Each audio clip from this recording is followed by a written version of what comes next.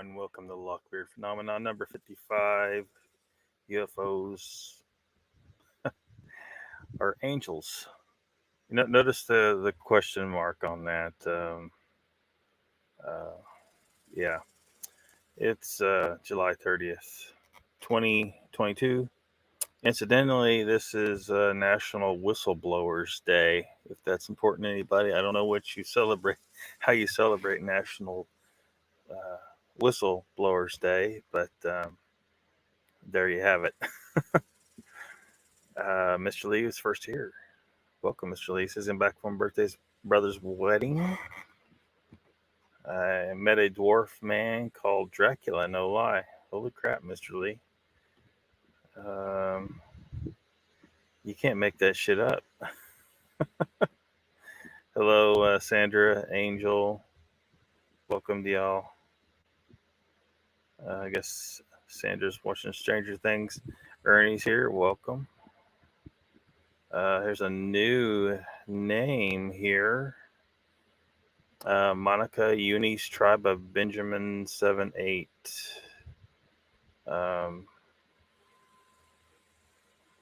I'm sure there's some meaning behind a lot of that name, but that's a lot to decipher. Probably a whole show there trying to decipher that name. Monica, welcome. And she says, if I can assume she, aliens are not angels, they are jinn, she says. Avatars and the demonic jinn called shayateen are dementors. Sounds like some Harry Potter stuff right there. Funny, interesting. It's interesting because one of the things I was going to mention today involves a story. Of course, it's not from Harry Potter, but same difference to me. Although some heads will probably explode when I say Lord of the Rings, Harry Potter, same difference. It's both mystical, magical, fantasy, right? Where someone mentioned the dragon creature that was that called Nazgul? I can't remember. And there's I think it's one of the Witch Kings actually that rides it, but kind of the mentor like kind of entity. Anyway, that was mentioned in a story told by a guy who's a guide in the Superstition Mountains, which is not far from the Mogollon Rim, where our group was at, right? Well, I say our. I wasn't there. Most of y'all weren't there, but there are people, right? Anyway, he said what he saw. He I can't remember the exact story. There was an interview with him on like a paranormal show. I can't remember which. Wasn't like a live stream, but it was anyway. He's a guide there and shows a lot of respect for the place. And he said that there was something that attacked him. He sensed it, was able to I guess he's martial arts trained. I forget what he calls it when you do the roll to get out of the way. And he pulled his knife. And he said whatever it had was wearing kind of like some kind of cloth, and it floated in the air. And he's like, it was the strangest thing he's ever seen. But yeah. I think that I'm pretty sure that was actually located in the Superstition Mountains, but it's interesting. If it's true, Sandra says, "Oh yes, we're going to take my time. Going to take my time, which I have a lot of." I am going to try to catch up in chat. I don't know how far behind I am. Rex Hand is here. Welcome. Donald's here. Welcome. Yep. We might as well, Donald.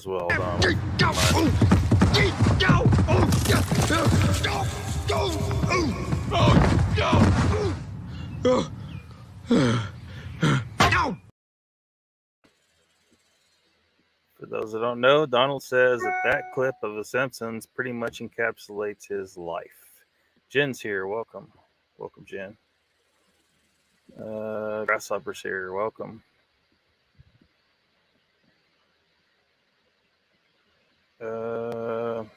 Scrolling. Bear with me. Life is a trackway, says, was up. was it's getting along in time now. Them young pups probably don't even know what that's all about.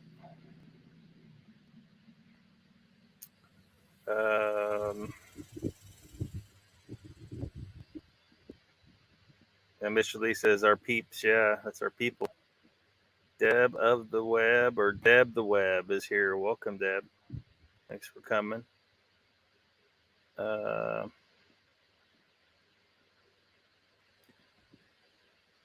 Life says, I prefer Peeps stale, the candy ones. What?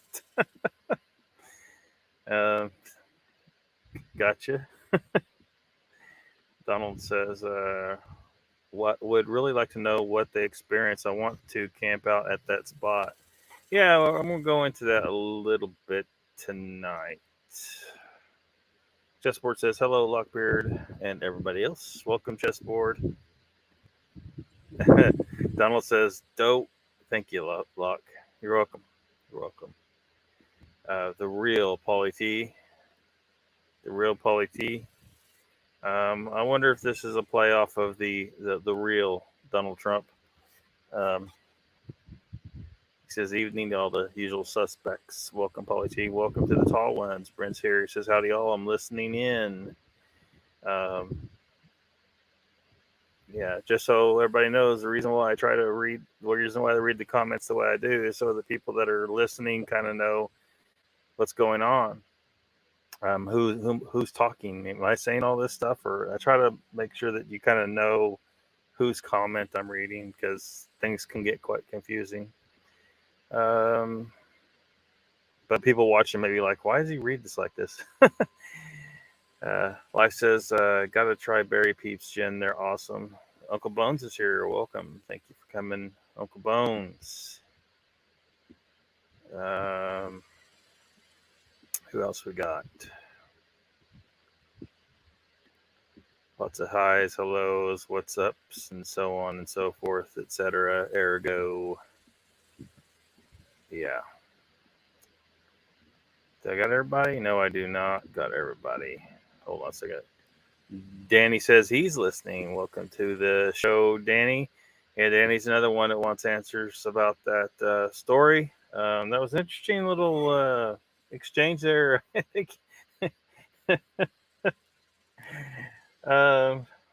But, knowing you, like the way it may have come across to Mogs, it may have read a little stronger than you had intended.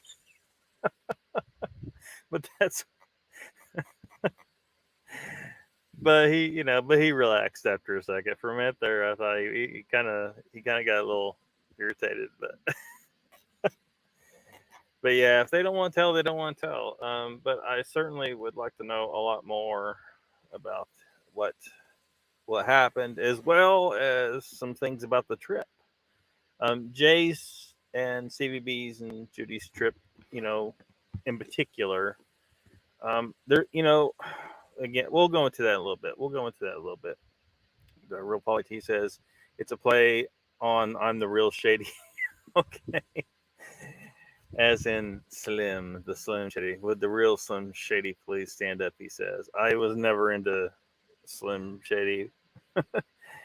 Life says my son constantly brings home unusual candies to drink, so fortunately and unfortunately we get to try off the wall candies. Awesome. He's getting to where I need to just avoid that stuff more and more. It just affects me more and more. Like so many things do. Like aspartame, like I told you guys. I had I stopped the aspartame. I hadn't had any. Then I had two Red Bulls, just regular size Red Bulls, one day, and it just messed me up. It's like I don't know if I just got so saturated because of the different stuff. Because trying to eat sugar free, you end up eating artificial sweeteners a lot, and aspartame's one of them. And aspartame is just evil. Like it's so scary what happens. Like I swear, it's like my blood flow in my head is gone or something. I don't know. So I'm really trying to avoid it like the plague. But sugar's, just as bad for other reasons. If I eat any kind of carbs, really, I have these ups and these downs, and I just can't. My energy level's all jacked up. My thought, like I can't think sometimes. If your blood sugar gets really low, well, your brain, anyway. So I can't, like, there's so much shit I can't eat. There's so much shit I can't eat. So, um, and it's hard. It's hard to, because all the time trying to avoid stuff, and and then what do you get? When it can be difficult at times. Deb says hello, everyone, and Lockbeard always watching on my TV. Just wanted to say hi, Deb Bryan. Is that Deb the Web? Did you change your name, or is that a different Deb? But either way, welcome, and thanks for watching.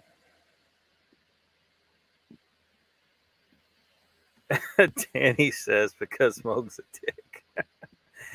Oh, come on, Danny.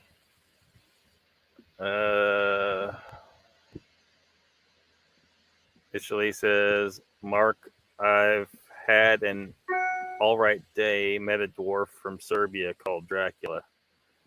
You should have taken him out to your pub, Mr. Lee.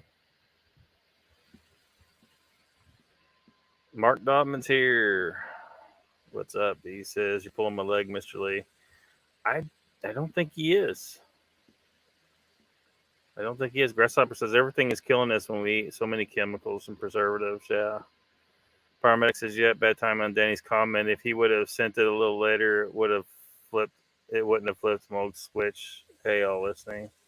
Yeah, I mean, it sounds like it was kind of a stressful situation. Well, I mean, for one, Mogs, obviously, and Nikki and the rest were obviously very upset when they couldn't find them. They were lost in, the Arizona wilderness, for fuck's sake.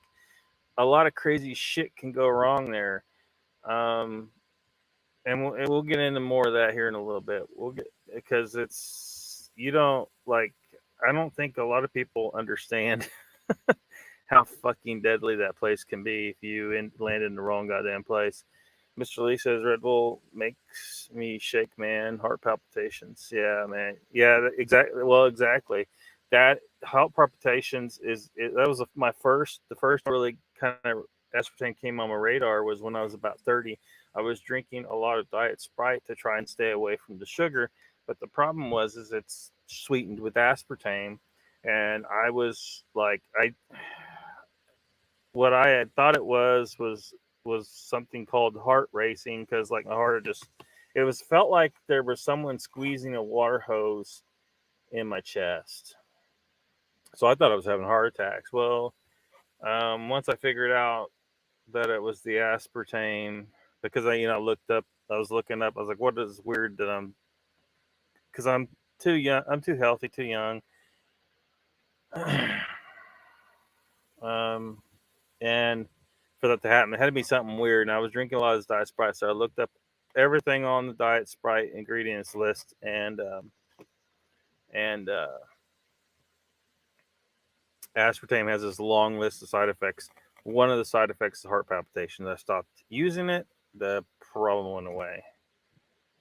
But it always, because they still sweeten stuff with aspartame. They shouldn't. They need to get rid of the damn shit. Why the FDA allows it to exist when it's this big of a problem, Same here. Anxiety to the 10th degree, Mr. Lee. Yeah. I don't even want to talk about that. I would have liked to go to the rim. I don't know. Paramedic says, Mr. Lee, did he suck the blood out of anything? He couldn't reach very high, I'm guessing. Dang.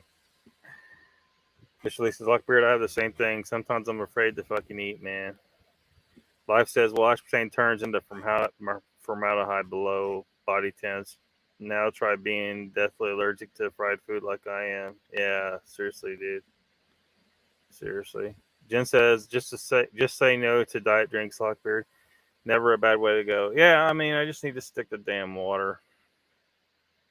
Because even because monsters aren't sweetened with aspartame, they're sweetened with artificial sweetener called sucralose, which has a whole bunch of problems. It's caused me issues in the past that landed me at the doctors and procedures, and the doctors not figuring it out. The dentist thing, I think I've gone over that before. Kill goddamn mass, and it turns out that it's really just something I was consuming too excessively, a chemical called sucralose. So when I backed off of it, the problems went away. Danny says, I just believe when someone has an encounter or experience, they should tell as soon as possible why the event is fresh in their mind. So we investigators get more details. Don't wait a freaking year. I mean, I hear you, Danny. Everybody's sitting on the edge of their seats and about this situation. And but remember that this group of people, they're part of this whole community, right? So they know that, and they're sitting down and really having a discussion amongst people they can trust who aren't, because they're not sitting down with it isn't like when you had like a Bigfoot encounter and then you go and try and tell family and they're all laughing at you. They might try to act serious, but they're really laughing at you. They don't believe you, and they're no help for you, and you can't truly talk things through with someone who doesn't fucking believe you. And it sounds like that whatever happened to them out there really messed them up. So I guess they need to process it, but they're talking it out. The only thing I would say, because I'm already seeing it where, and I could be wrong, where too much is being read into some stuff. I don't want to be too. I don't know if I should go too hard on this just yet. The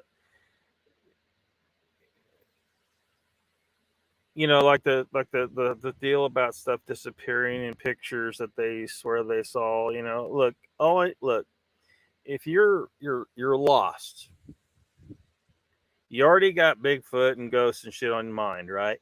And you're lost. You're in a fucking Arizona desert in the mountains, and there's shit going down around you, and the mind can start playing tricks on you. So they may think they saw stuff that should be in the pictures. I don't know. I don't want to really. I'm not trying to attack anything or. I just would say just keep in mind that you still could be mistaken. You still could be mistaken about stuff, about what actually occurred, and yeah. But I'm sure they'll tell. They know they got to tell, right? They got to. Eventually, they got to tell because of everybody here. I think Moggs looked more like a Richard than a bandana more like a Richard with the bandana than a Dick. What? Visually says paramedic, not very high. My sister took pictures of us. He is the coolest guy, man. Down by the water, coffee. I'm down just water and coffee, says live. Grasshopper says Steve and Jay will talk when they're ready. We need to leave them alone. Mark says, was he over there for the games, Mr. Lee? Jen says, exactly, Grasshopper. It's not our timetable. Not on our timetable. Chessport says, Grasshopper, don't forget Judy also. Yeah. Jen can table me anytime, says Grasshopper. I realized that after I typed it. says Chess. Yeah, don't forget Jay. So yeah, there was 3 people there, right? Mr. Lee says, Mark, no, he's in my new sister-in-law's sister's husband's. What the? Rex says that sounds like another name for saccharin. It might be. I don't know. I don't think it is, but it might be. Sucralose. Mr. Lee's getting a toy. Find it difficult to discuss my encounters with paranormal. It's difficult to explain to. Yeah, being an asshole is my job, says Danny. You know. Jesper says, no, it did not, man. Or Mr. Lee says that. Postal lost it. What? Brian and Chewy go hiking. He says, late to the party, but I'm here. Hello, folks. Hey, Lockbeard. Welcome, Brian Chewy. Saw you jumped on the live show the other night. Told some stuff. Paramedic says 3 witnesses, though. Yeah, I mean, that's good, you know.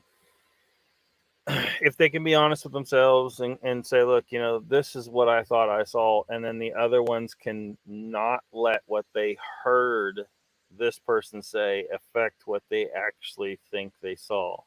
You know what I mean? And that's why, you know, police separate people. You know, don't let everyone sit there and, you know, tell the story together. It's almost like, you know, like, I guess Mogs or somebody there could have, you know, might have thought of.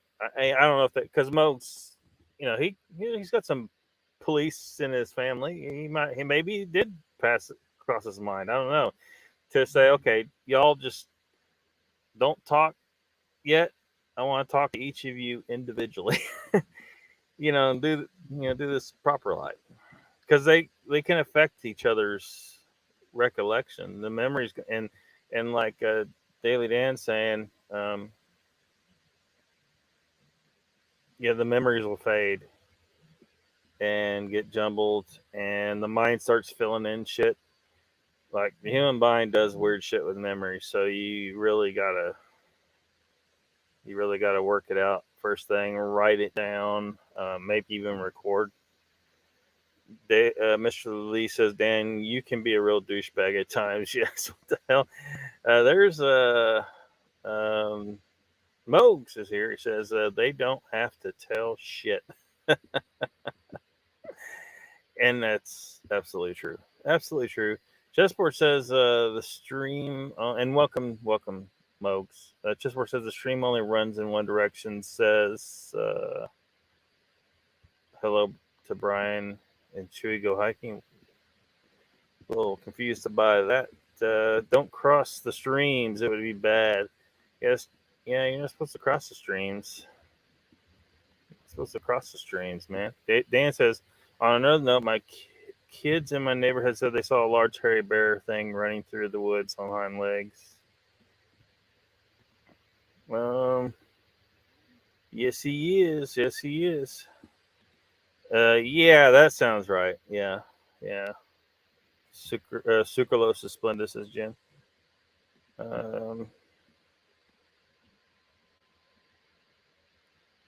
Mr. Moog says, think, question mark, I know what I saw. Is that what CVB says? Danny says, I investigated what they said, found the craziest hair sample I ever seen that smells like raw sewage. Video up now on here, the Daily Dan blog. Am I actually caught up in the chat? What I got down here? Oh, I got here's a ghost. I don't know. This is a ghost. See if you got, okay, this it's a barber shop, obviously. I don't know. This looks like it could be faked. I don't know. But you see the blue shroud there on that chair, and then above it there's a head like with a hair on it, with a wig or something on it. So watch those items. Watch those items. Let's see if I can get this to play.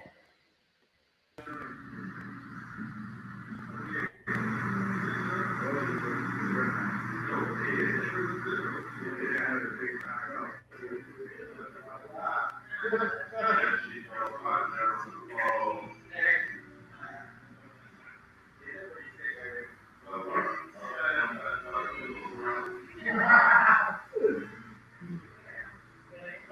shit, oh hell, dude, no. Hell no. Did you just oh shit, oh hell no. That's crazy shit going on up in here. Okay, guys, that shit right there just blue. Just, oh, what the?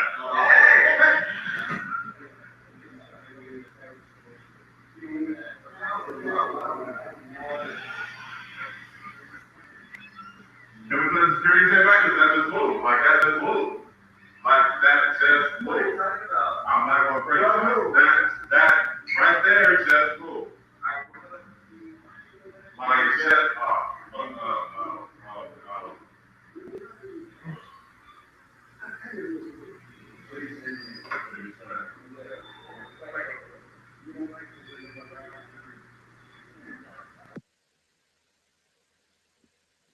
that just moved. I'm not gonna break that. And the head moves right about. Can we put the security tape back? Cause that just moved. Like that just moved. Yeah. Like that just moved. I'm not gonna break. I don't know. I think that one could be faked. Could be real though. Could be real. It's old. It's not new or anything, but it's just one I hadn't seen before. I don't know if you guys have seen it. And Mr. Lee says, Dan, I will not be watching it. Just saying. What?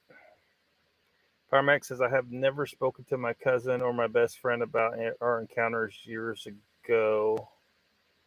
It would be interesting to record that for you all, but I don't want to put them through it. Cousin no longer hunts. Bleep moved, yeah. Pickles reporting on me. Serbian pickles. Danny says, Mr. Lee, I could care less what you do. Really, it's true. Donald says it's fake. Donald says it's fake. Dan, you do though.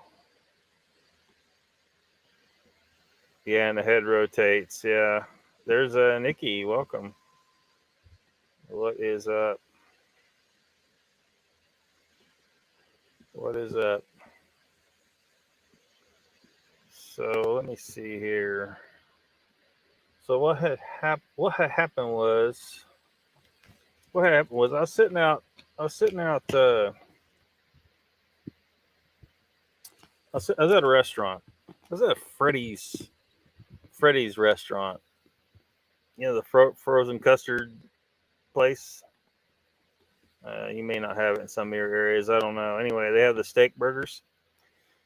And I got me, a stack of patties with cheese on it. I was sitting, here, but in the parking lot there, eating my burger patties. And this guy walks up to me. This is one thing. People need to stop walking up to me. Whatever you want, I don't give a fuck. Do not walk up to me. Do I have a sign on this motherfucker saying bother me, bug me? I wonder if I should have a weapon always ready and just every time someone walks up on me, just pull it out. I'm sick of motherfuckers walking up on me. I don't care what you want. I don't care. Get the fuck away from me. No, I'm not going to give you a light. I don't smoke. I got lighters, but I'm not going to give you a fucking light. I'm not, because next time they see me, they're going to be, oh, I know this guy's got a light. Now get the fuck out of here. And then he's talking about how I'm not, just because I'm in a public place doesn't necessarily mean I'm looking to interact with goddamn public. This guy walks up and hands me this shit.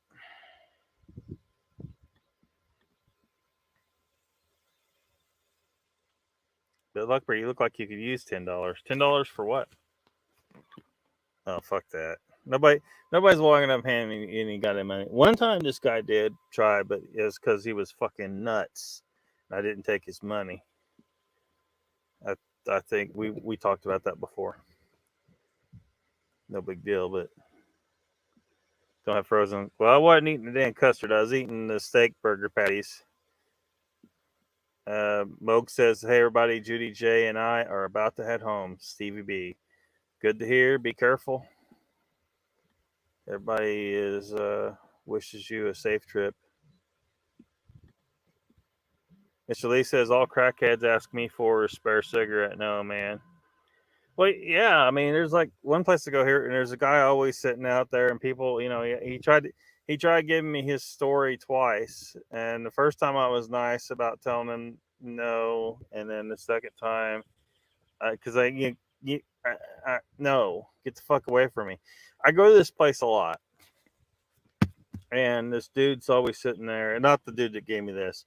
This dude is he's not always there, but he's hangs out there for like an hour or so. I don't know if it's a gas station. I don't know if they can't kick him off, but I know some people complain about him. But I see him, he's always going into the Powerball machine. He's like, if people, if you don't know that person yourself personally and know for a fact their situation, do not give them money, because they waste it on drugs and alcohol. I've seen so many cases of this. And in this case, like, I see the guy smoking, but I also see him at that Powerball machine all the goddamn time. These people are giving him change thinking they're feeding this poor guy. No, he's going to he's wasting on gambling. Don't give people that you don't know money. If there are people who know him who can help him, right? There's people that may need help that you can help. There's people that know him. You got to ask where the fuck is his family? Where the fuck is his friends? Why aren't they helping him? Maybe you shouldn't help him. There's a lot of cases you hear about with these people that they're acting like they're poor, but they're really not. They go home to a nice big house, they make a ton of money. So wife says I was just kidding. Yeah. Oh, I could use $10, but I'm just saying I don't like people. Look, I can interact with you guys pretty comfortably because there's a goddamn internet between us. There's an electronic storm of fucking clusterfuck interwebs between us. But Stevie, which route are you taking back, I-40 or 44? Says Paramedic. Safe trip, says Brian Chewy. Be careful, says Rex. Jen says, give everyone a hug from me, Stevie. Nikki says, safe travels, my friends. Be safe. Blessing, says Chessboard. Rex says, wherever I go, I'm carrying Second Amendment. Yeah. Moog says, Pyro, don't know yet. Flash flood warnings have us waiting a bit before we leave. Emma Johnson's here. Welcome to the chat, Emma. Moog says, thank you, Chessboard. Catch up in the chat gets away from me sometimes. So this guy hands me this flyer. It's religious. It should even, or it's not reversed. Good. Don't look reversed on my end anyway. Anyway, which I didn't say anything to him. I just took it and went on. But let's look at this. Millions of people have reported sightings of UFOs, which are also called flying saucers. There isn't any need to deny that UFOs exist because they do exist. This is what that says starting out.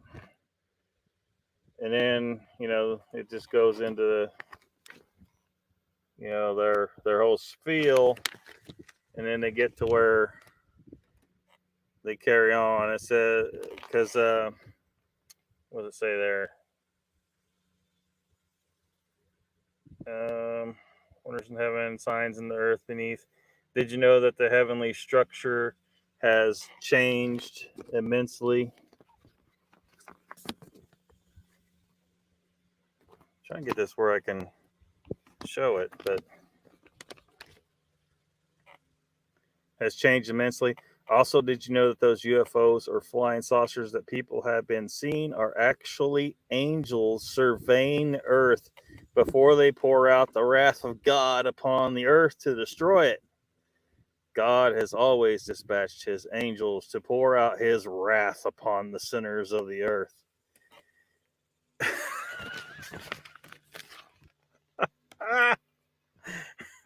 Holy shit, dude. Mr. Lee says homeless peeps make a lot of money in London, more than me in a day. Just saying, man. Yeah. They're cleaning up, and you know, we talked about that before. You know, like the ones in where place I used to live. Like I knew, like they were going down, they were taking people's money, going down to the dollar store, buying Dollar General brand mouthwash and drinking the shit out of mouthwash because there were mouthwash bottles all over the alley. They go back in the alley, drink mouthwash. Nobody has breath that fucking bad. There are mouthwash bottles all over the goddamn place. Danny says, having a nightmare of thunderstorms day here all day. The good thing is it dropped the temperature from 101 to around 74. Yeah, we've had a kind of a similar thing because the temperatures were getting up to 105, 106. And today it got up to, I think, 83, 84. I think it got to 86. But it was like 82 or 83 right now. There's some clouds. There's a little bit of wind. There's spotty rainabouts, but I don't know if we're going to get any more today, but we're supposed to. So I'll take it. The computer's definitely happier. This damn thing does not like the heat. Uncle Bones says to Moog, safe travel. Love you guys and girls. Moog says to everybody, thank you for the well wishes. We love you all. That's from Stevie B, it looks like. Donald says, be safe, Stevie, Judy, and the knucklehead. Danny says, Stevie, you all be careful and have a safe trip. Mr. Lee says, mouthwash. Oh my God, that's a new one. Cough mixture here and poppers, petrol, blah. Yeah. Chessboard says, Lockbird, there is alcohol mouthwash. Soldiers used to drink medicine called GI gin. Yeah. It's sad. I mean, but you just can't. You can't. And even if their family and friends won't help them, I mean, there's churches or organizations or government options. If they're not getting what they need from all that, then because I mean, look, you can't starve. They're not letting them starve. At the end of the day, they're most likely using this money. Not always. I'm just saying, you don't know. And a lot of the time, you're just throwing your money to drugs, alcohol. In the case of this dude, apparently a gambling addiction. I mean, I'm not there for very long. I may stop in there once a day. I may be there for 5-10 minutes. And I've seen this guy at that damn lottery machine over and over and over again. That means he's at that damn thing a lot.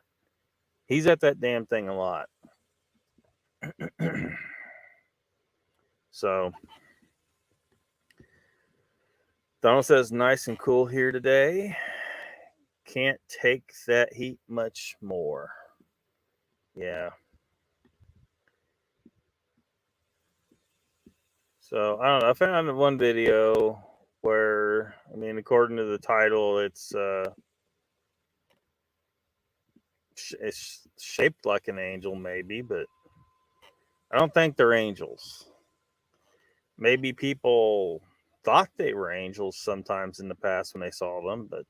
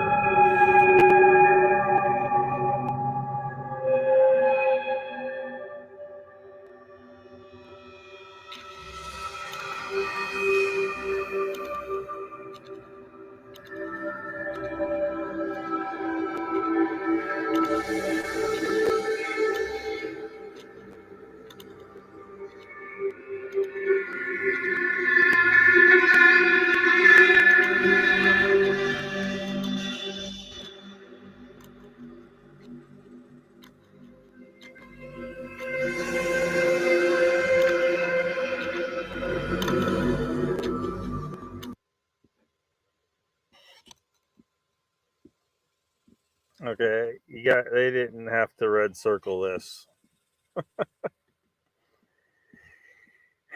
But they did. Donald says, nice and cool here today. Can't take that much more. I read that already.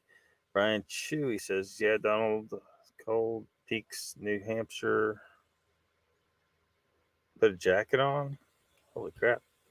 Life says, people get addicted in different ways. Scratchers get me holding up the gas stations while people are trying to get to work.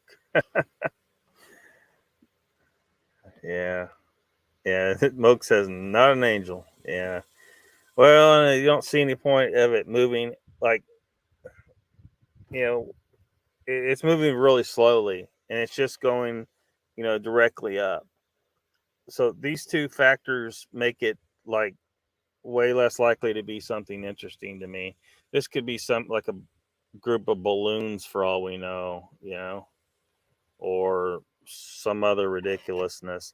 Now, if it exhibits insane speed and insane change in trajectory at high speed, or it moves in any direction other than straight up and down or following the wind, then we're starting to talk about things more interesting. But this is not really Chicago Mothman. Swamp gas, says Grasshopper. Danny says drone. Mylar balloons, says Donald. Yeah. Anyway, I can't find a lot of, in the way if anything that looks like an angel. So why do you think why these people, who are these people? They're Tony Alamo Christian Ministries. You guys should really just leave the UFOs out of your stuff. It isn't helping. I guess I should have read through. I mean, I didn't want to spend too much time reading a bunch of this, but holy crap.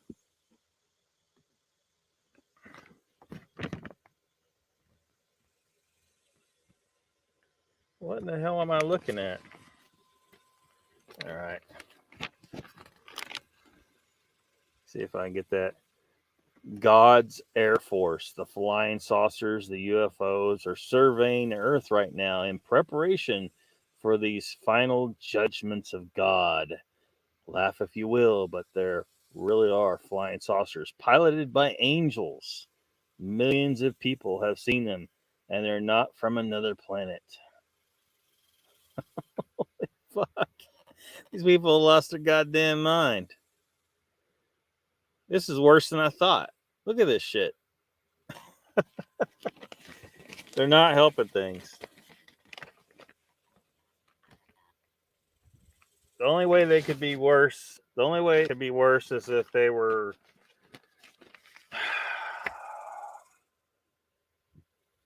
what was the name of that church? The church that had the website up, it was like 20 years ago, something like that. I think it was Westboro Baptist Church, where this gay guy had gotten killed, and they put on their website a picture of this poor guy with flames around the picture, and then it had where you could click to hear his screams from hell. Yeah. Yeah, you guys probably heard of them, the Westboro Baptist Church, man. Goddamn evil ass shit that is right there. What is Mylar balloons? Mr. Lee, you may be in bigger trouble with your girlfriend than we thought.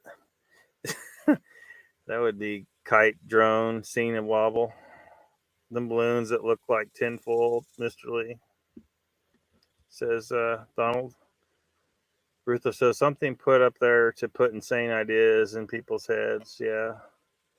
Danny says I saw a video where these goofs had a drone with a witch riding a broom flying around freaking people out.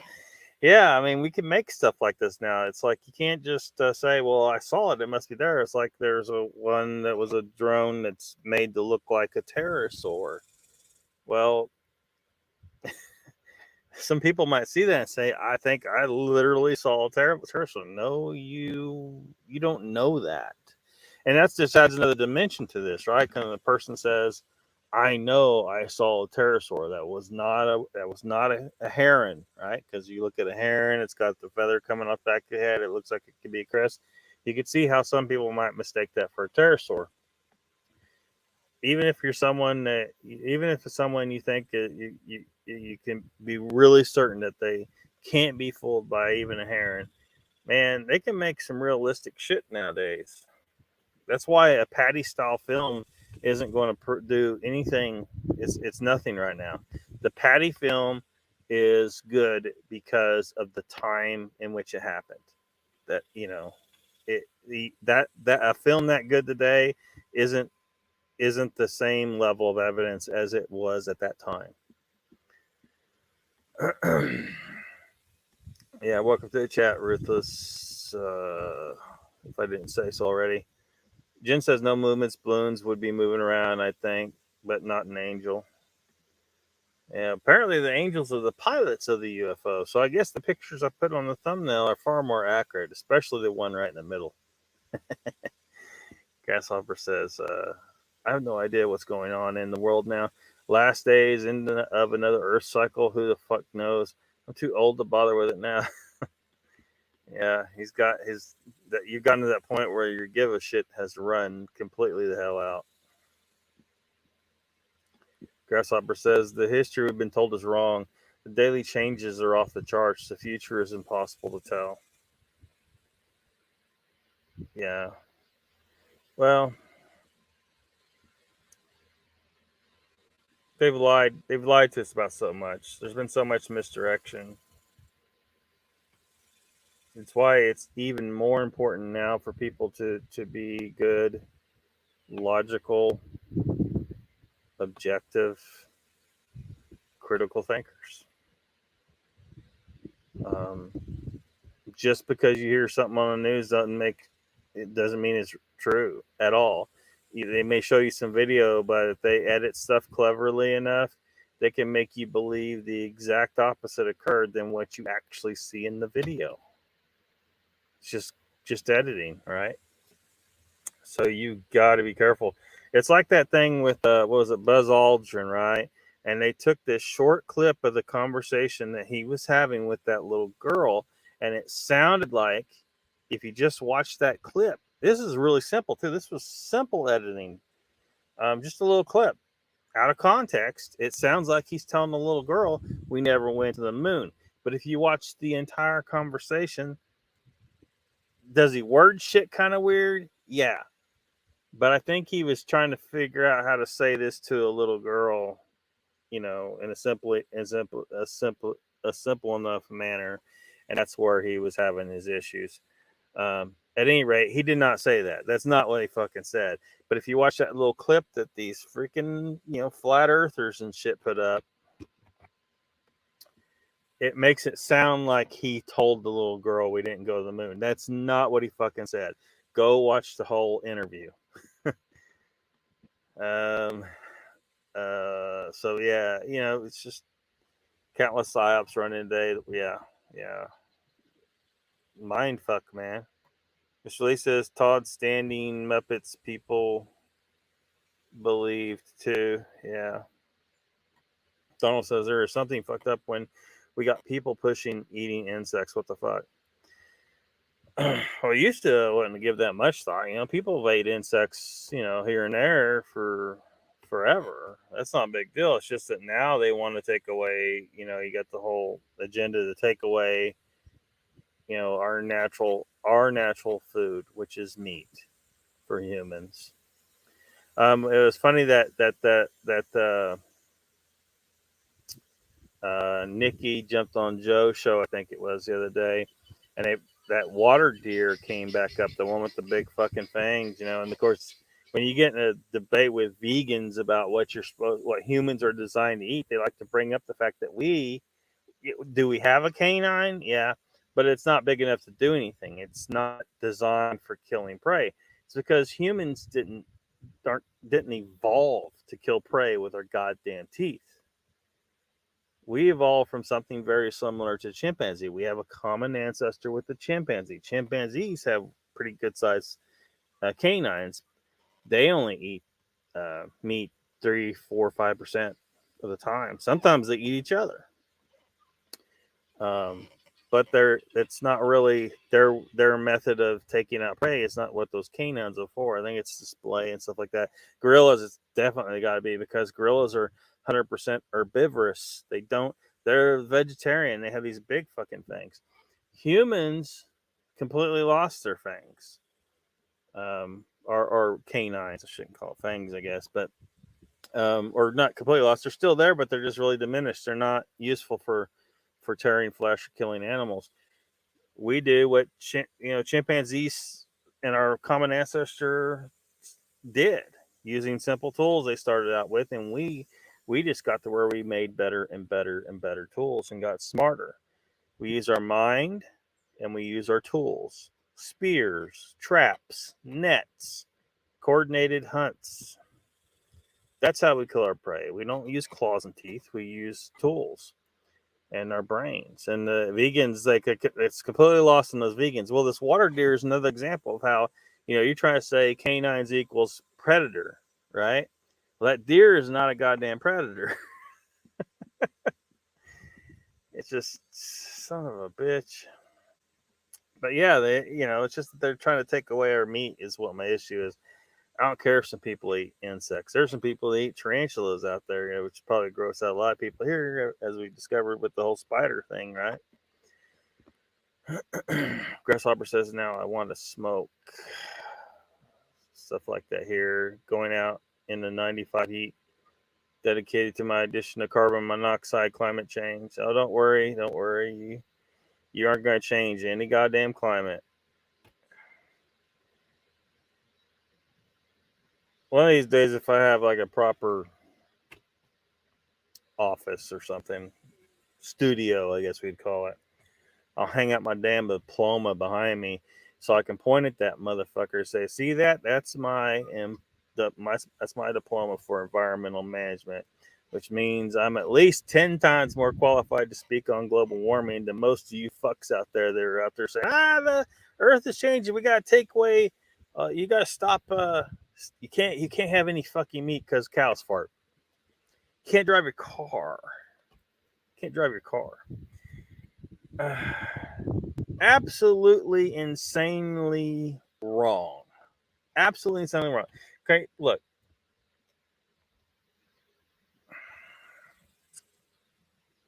Got to come up with a really short version. Like, all right, you see rock layers, right? In a hillside somewhere in the mountains, it's starting to erode away. The mountains wear away. Occasionally, as those rock layers are eroded into, occasionally there will be oil or coal, released naturally by erosion. There was no need for man to do it. And sometimes a fire might come through from lightning or something and catch some of that shit on fire. You'll have things like the tar pits, all those animals fell in. It's a natural thing. Nature made oil and coal. It will be released by nature at some point. It's just in such long time spans that humans hardly ever run across it. Now, here we are. We're running into it, but instead of it just being kind of wasted energy, which it isn't always wasted, like oil, there are microbes that actually eat crude oil. It is food for something.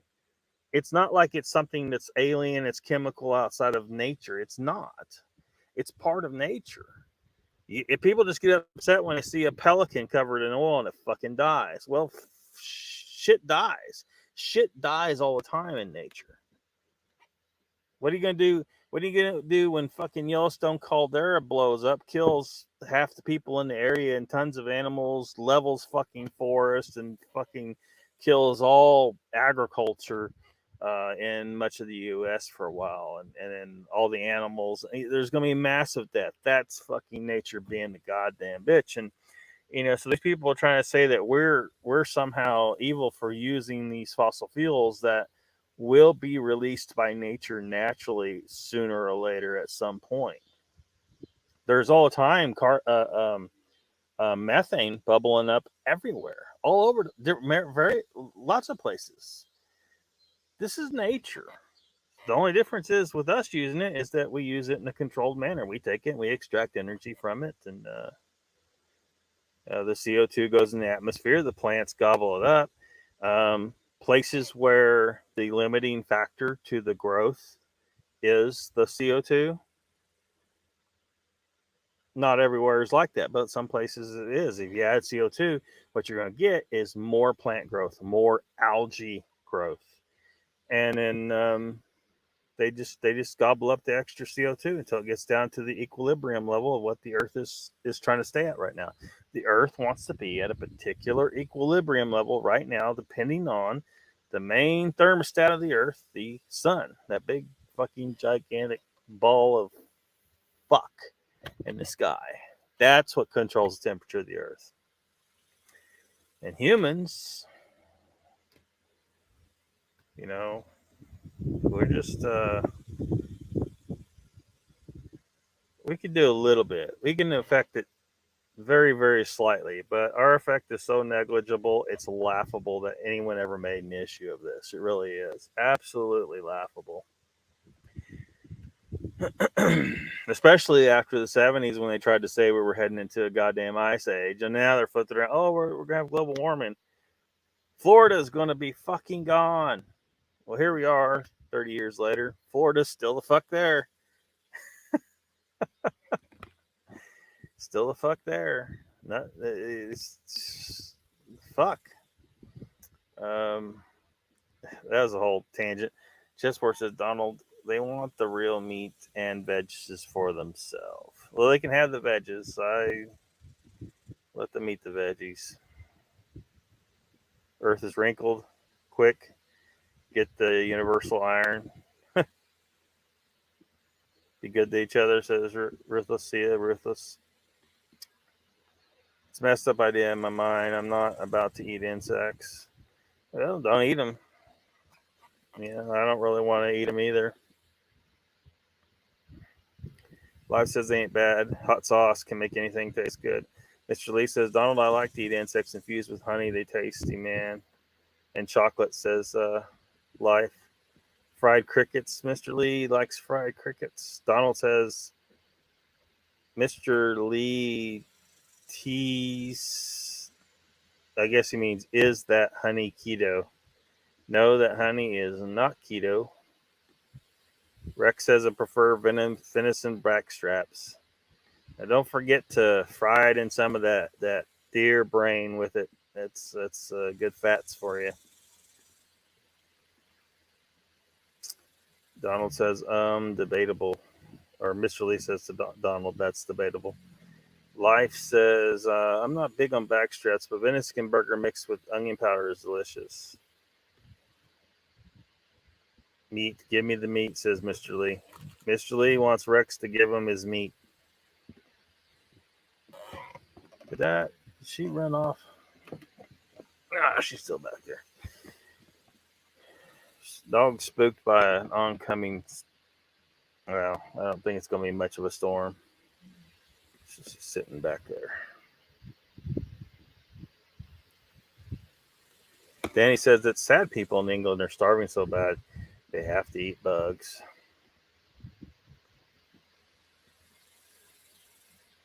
Yeah, there's people that eat tarantulas, man. It's Mirror 104 to 106 here, says Papa Craig. Welcome to the chat, Papa Craig. Chessport says, Donald, same scenario. Best Buy will not give you a gift certificate over $600, all in the name to stop money laundering. Everybody's saying hellos and whatnots. Papa says, Mr. Lee, that's what Nana said. That you're hot. Mr. Lee said Papa Craig is hot. And that's what Nana says. Says Papa Craig. Life says, after Yellowstone blows up, enjoy the quiet, maybe? Yeah, enjoy the quiet. Just be eating a lot of people jerky, probably. Donald says, chessboard, yes, we can even buy them prepaid credit cards here in Vermont because of the potential, or you can't even buy them because of the potential of money laundering. Mr. Lee says, Nana, great minds think alike. Papa Craig says, we are in more danger from a volcano or asteroid than man-made carbon dioxide. Yeah. I mean, really, reality, look, people just got to remember, the Earth is in any system is in a state of equilibrium. The Earth is in a state of equilibrium. The Earth is, well, it's part of the system of the sun, right? It's within, in a way, the atmosphere of the sun. It's affected by the sun drastically. The temperature, the fluctuations of the sun is what controls the temperature of the Earth. What we need to do is stop trying to say, oh, humans are causing this shit and we need to make all these inconveniences and cost all this money for people and destroy small businesses and tax people and destroy, certain food industries and generally take power away from people and give it to government, in the name of global warming. We need to stop doing all that shit and work towards being better prepared to adapt to changes. I think one of those adaptations is become more mobile. Humans were mobile for hundreds of thousands of years, and only in the last 10 to 15,000 years did we really start becoming this sedentary thing that we've become. Everyone, travel trailers, RVs, that kind of thing, and then that way, because like if you have these people have these big fucking beach houses, right? Get blown away by a hurricane every so often, and they just rebuild and blah blah blah. No, just get the fuck out. Just always be ready to get the fuck out. There's fires coming across. Well, either build a house that won't fucking burn, or don't even have a house there. You have a piece of land and you live in your RV. Why do you have to have a big, there's people that have these big fucking houses and they don't really need them. I mean, I've seen them. Like there's this one rich couple comes to mind right now. They never had kids. They got a big fucking house. Do you really need all that? If you've got kids, maybe, and if you expect a lot of guests, maybe, I don't know, but at least build a house where it won't fucking burn or it won't blow away. Work towards that. And of course, the government isn't helping people with that. Like new construction, if they would just say, look, I don't know what they could do. It seems to me that a lot of these measures really doesn't cost more. And in the long run, it'll save you a ton of money. And that's a whole nother subject to go into, but save you a ton of money. Chessport says, Donald Fuller, I read this morning Wally World is going to start selling used items. No. I barely want to touch anything in Wally World because, there's some nasty characters in there. Mr. Lee says, how old are humans exactly? That's a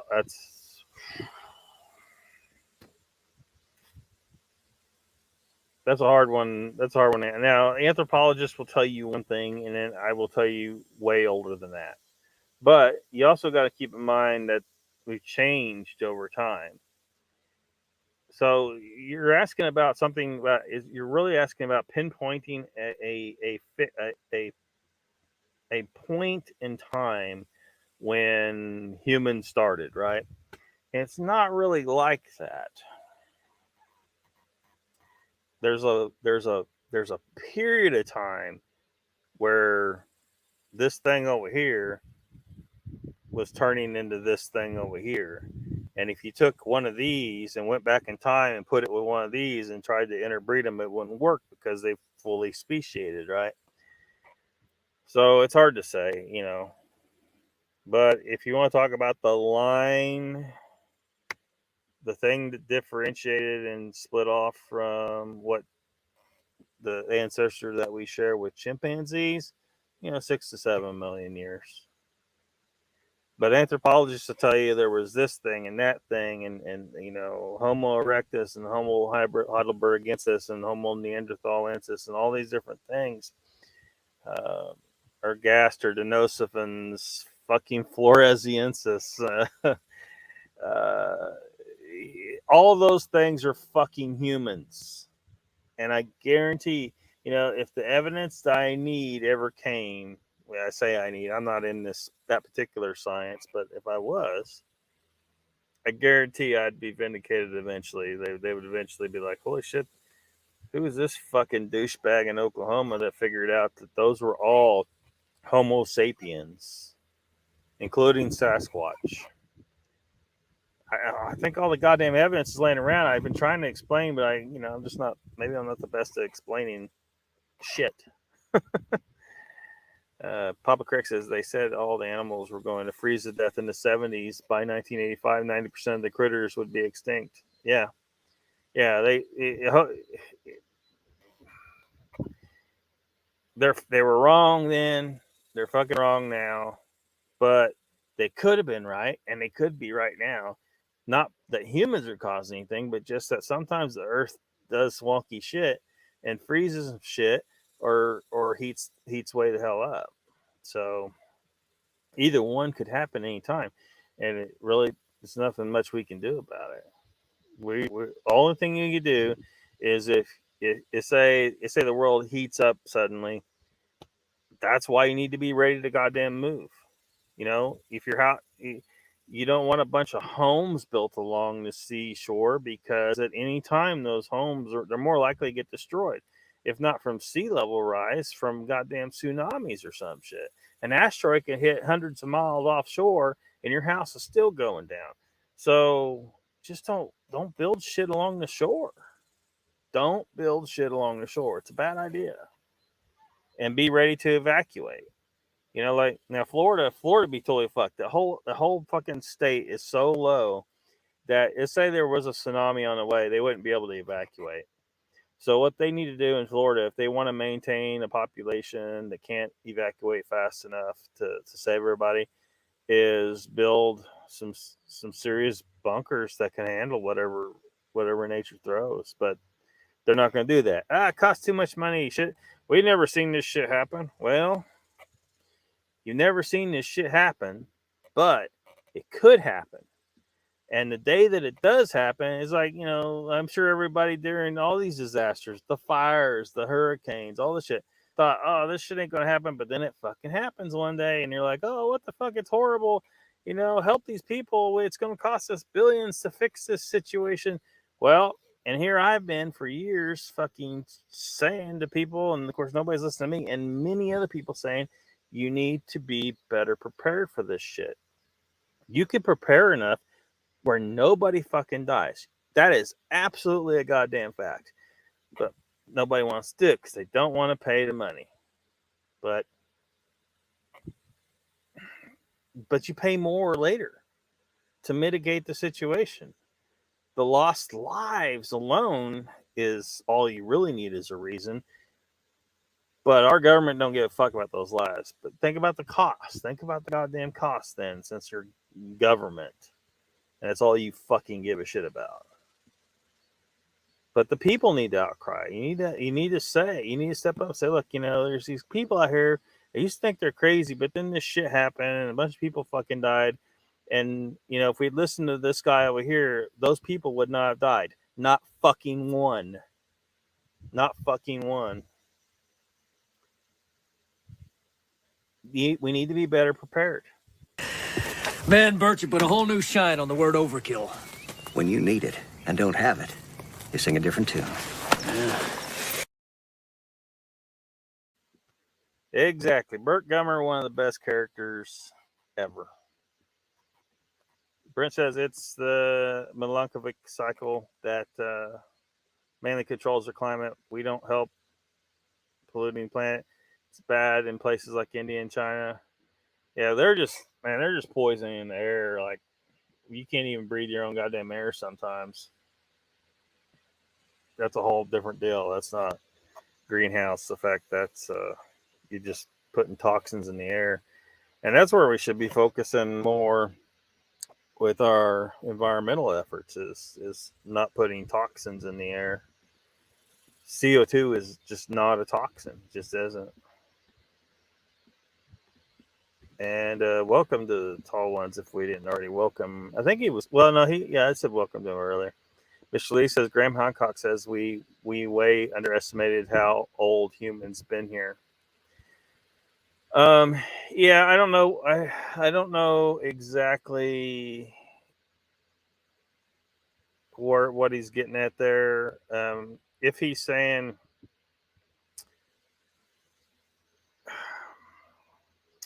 depends on what he means by that. You know, some people say that and next thing you know, they're talking about humans came from another planet. Humans did not come from another planet.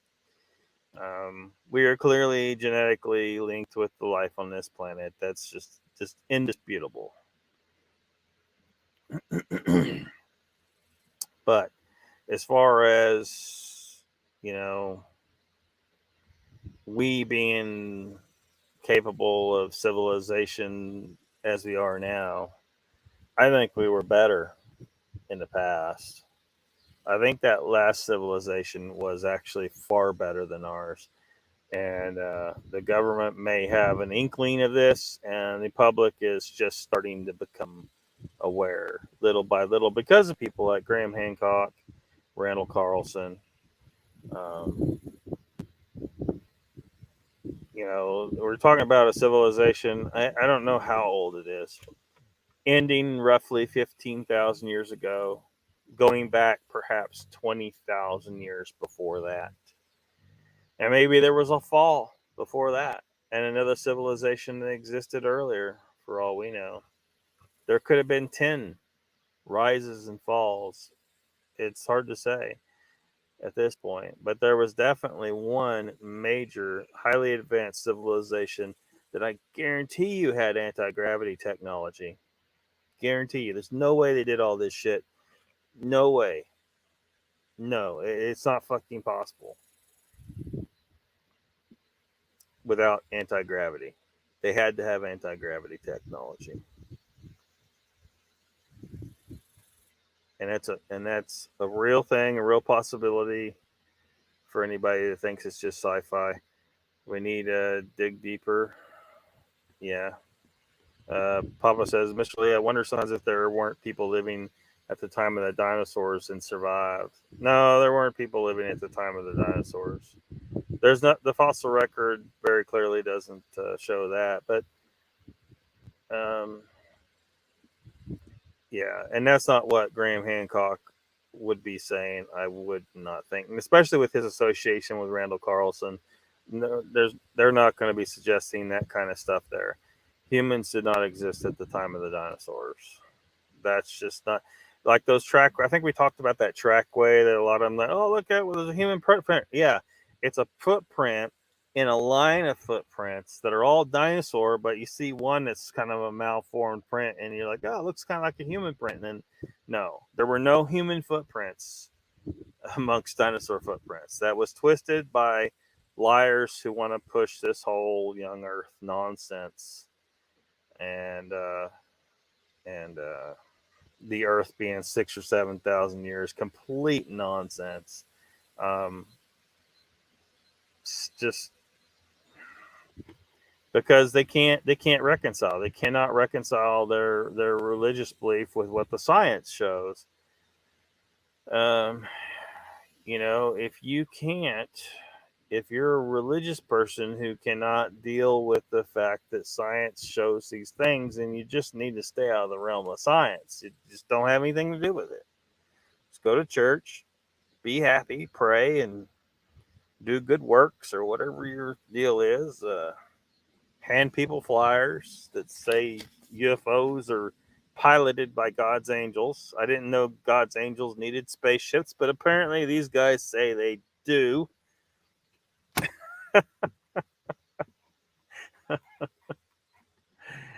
Oh shit! Uh, don't doubt it. Now, Mr. Lee, you really got to doubt that the humans didn't live alongside dinosaurs. Now, if pterosaurs really did survive the extinction, then you might be able to argue something along that. Except pterosaurs weren't dinosaurs; they lived at the same time as dinosaurs. But if you want to talk about maybe, something like a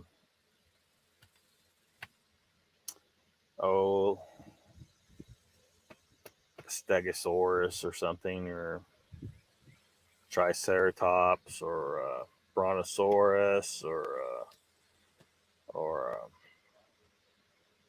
it'd be hard. It'd really be hard to miss a Tyrannosaurus, but maybe some small raptors of some kind.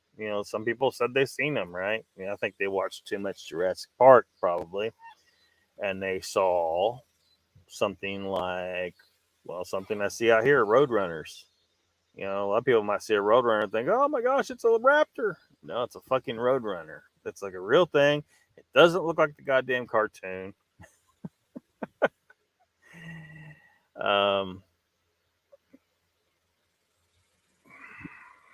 but yeah, the only way humans lived alongside those kind of dinosaurs is if one of them survived the extinction event, and that these stories that they are out here is real. So Papa says, "Hey, Papa Craig," or Tallwin says, "Hey, Papa Craig." Donald says, "Trudeau won't want us going north for tolerable temps." Prick. Yeah, it'd be like that. What's that movie? The Day After Tomorrow. Oh, that was so ridiculous. Holy shit. Nikki says, "I absolutely love my big fucking house." Haha. Yeah, I know, but I'm just saying. Uh,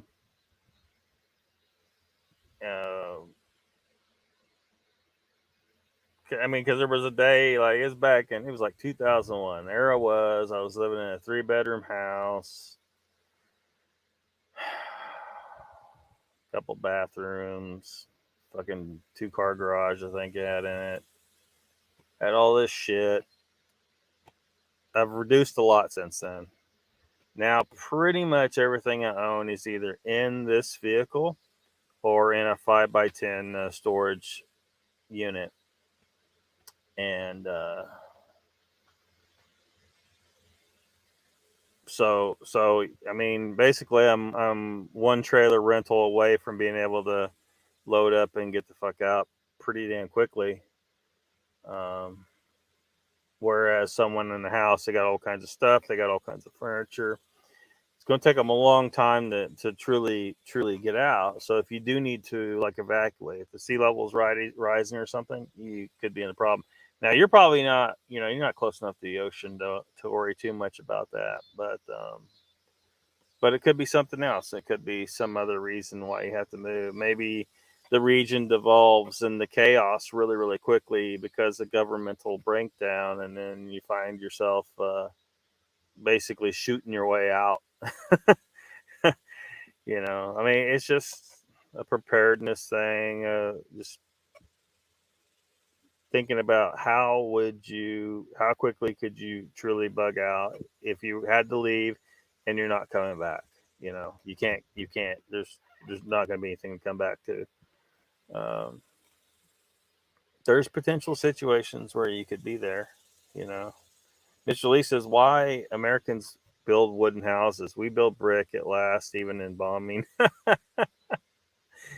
Yeah, Yeah, that's one of my complaints. Is we do wood and so much stuff. We build these stick houses, and you're basically building a bonfire. And it's like that, and it's like I need to find that. I don't know. Did I ever find that picture for you guys where it was out west and the fires came through and this row after row you could see in this picture row after row houses had burned down, but there was one house in the middle of all of the destruction that was standing and perfectly fine, and it was a stucco house with tile roof because the fire couldn't burn it. I bet if we went back and found out where that neighborhood was, we'd find out everybody went back and built burnable houses back instead of like looking at the house and thinking, if we all built our houses like that guy, maybe the fucking neighborhood wouldn't burn down next time.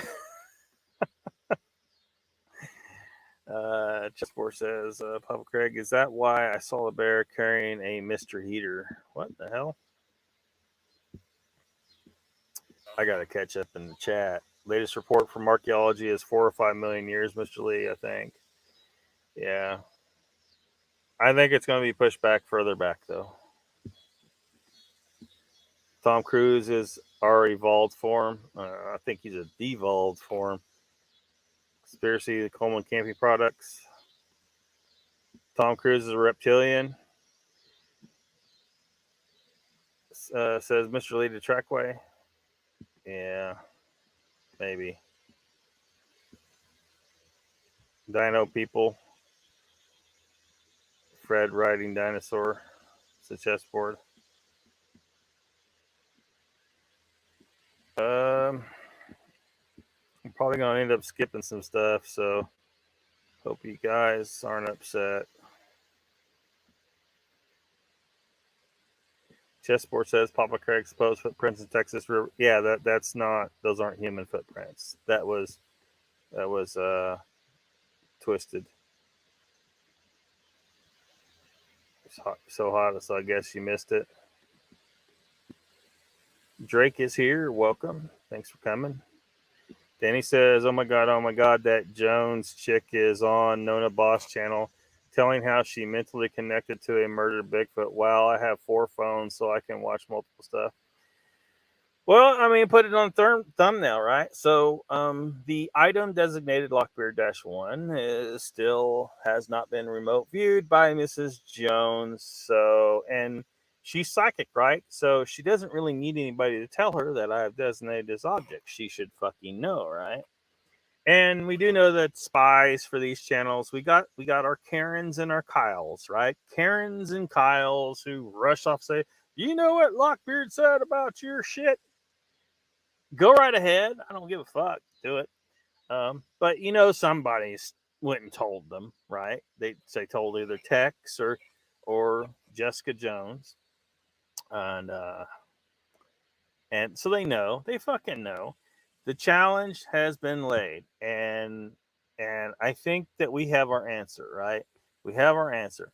If she is able to remote view, because she's talking about this shit like it's all a goddamn fact. Like she said, I couldn't help myself. I had to watch, right? I watched it on high speed so I could get through it fast, but because it's fucking ridiculous. But basically, she said that she saw and that did happen, and that this guy was forced to go dig up the bones and give it to the authorities and blah blah blah, this ridiculous shit, and people are eating this shit up and believing it. Look, everyone who's watching Jessica Jones, why don't you tell her, say, look, Lockbeard has offered you a chance to prove that you can actually remote view. If you won't prove that you can actually remote view, then all this shit you're telling us is bullshit. You made it all the fuck up. You're just sitting here making shit up. She went and researched the story and just basically told people what they wanted to fucking hear. Some variation of the story that seemed to reasonably fit. That's all she fucking does. until she proves otherwise. Hey, if she proves otherwise, if she remote views the object, all you got to do, Jessica, is tell me what it is and maybe some descriptors of the object. Because you can get in the mind of a Bigfoot that's dead, right? You went back in time with your mental powers and talked to a Bigfoot that was murdered by this guy. You got people believing this shit, Jessica Jones. Surely you can remote view an object, a simple object. You don't got to connect with it mentally. I guess you could and ask it, you know, how's life? But she's not gonna fucking do it. She's not gonna fucking. She can't goddamn do it, right? So everyone is like, "Oh my gosh, you're an asshole." No, dude, she's fucking lying until she proves, and she's got a convenient excuse of why she can't prove it. So whatever, what the fuck ever. I mean, you know, I'm not. You know, I'll say, hey, I guess I was wrong. Sorry, but looked like a tasty teenage boy. Looked like a tasty teenage boy. there you go. There you go. So I don't know, man. I wish it was true, but I haven't been able to get anyone to remote view shit for real. Nope. Donald says, I'm a county over from what they consider the most resilient from global warming, global climate change. Archie Bunker. Jones is a fruitcake. Danny says, Donald. Papa says, I think the tall ones has nailed it. The miss. I'm scrolling back, but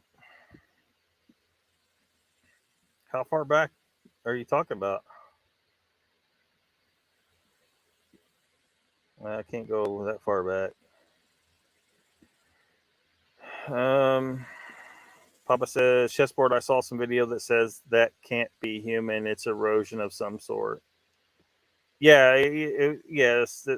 It's because the footprints in the, you got, left, right, right. And one of the footprints looks human, but the rest of them are dinosaurs. So that's a defective footprint. Somehow it's, been, maybe the mud can't, because when you're walking through mud, does it always look just like your foot, right? Doesn't always look just like your foot. Sometimes the footprints are messed up. You slide or something, or you twist your foot. Cheese Freaks here. Welcome. Drake says, how the hell did they make every block of granite fit the wall perfectly?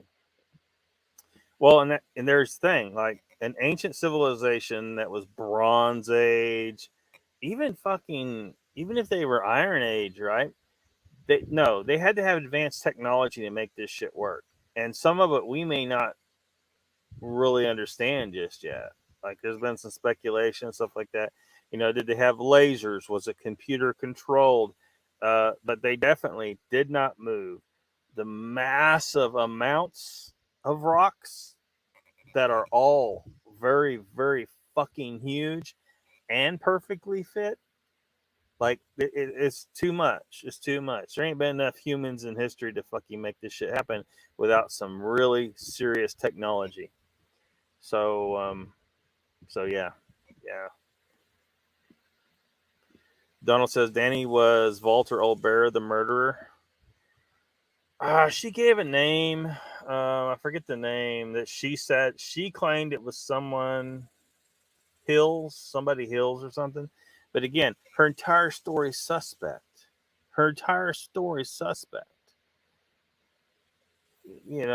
We can't believe shit she says. Danny says, I only listened to 5 minutes, all I could take tonight, trying to listen to the Beard of Knowledge and watching pay-per-view wrestling. Oh, shit. So I need to start whacking people with that fucking chair.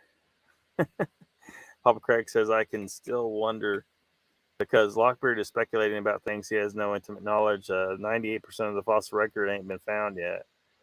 Well, look, 98% is a very specific number.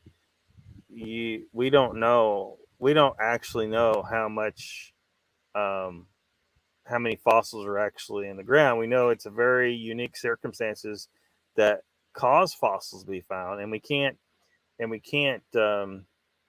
we cannot expect to find fossils of every creature, because some creatures, their entire species existence is in habitats that are not conducive to fossil formation. So you would you would not expect to find a fossil of that species at all.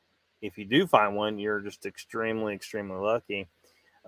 But you got enough fossils that you can see very clearly the progression of everything. Because people say, like, for example, people were trying to say, well, humans did. We, they tried to use the excuse that there was, like, I can't remember. I think they said a 200,000 or eight. It was some number, right? It doesn't matter what the fucking number was. They said it was like, oh, there's an 800,000 year gap between us and the ancestor they claim is us. And then somebody found a fossil that was somewhere in between. And then they were like, oh, but there's a 400,000 year gap. And then someone found a fossil that was somewhere in between. And they're like, oh, but there's a 200,000 year fossil. Stop it. You got to stop it. Because every time someone tries to say that, there's another fossil found somewhere in between. So where do they go? They go to trying to discredit isotopic age dating, right?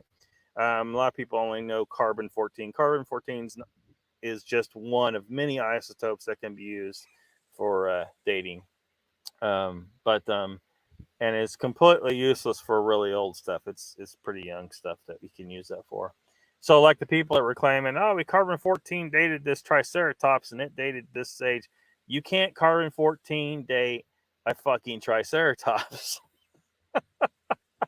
It's too damn old. It's too damn old. You got to use other isotopes. But so even without that, you can look at the genetic relationships between creatures. So when we look at humans and chimpanzees, we can see very clear.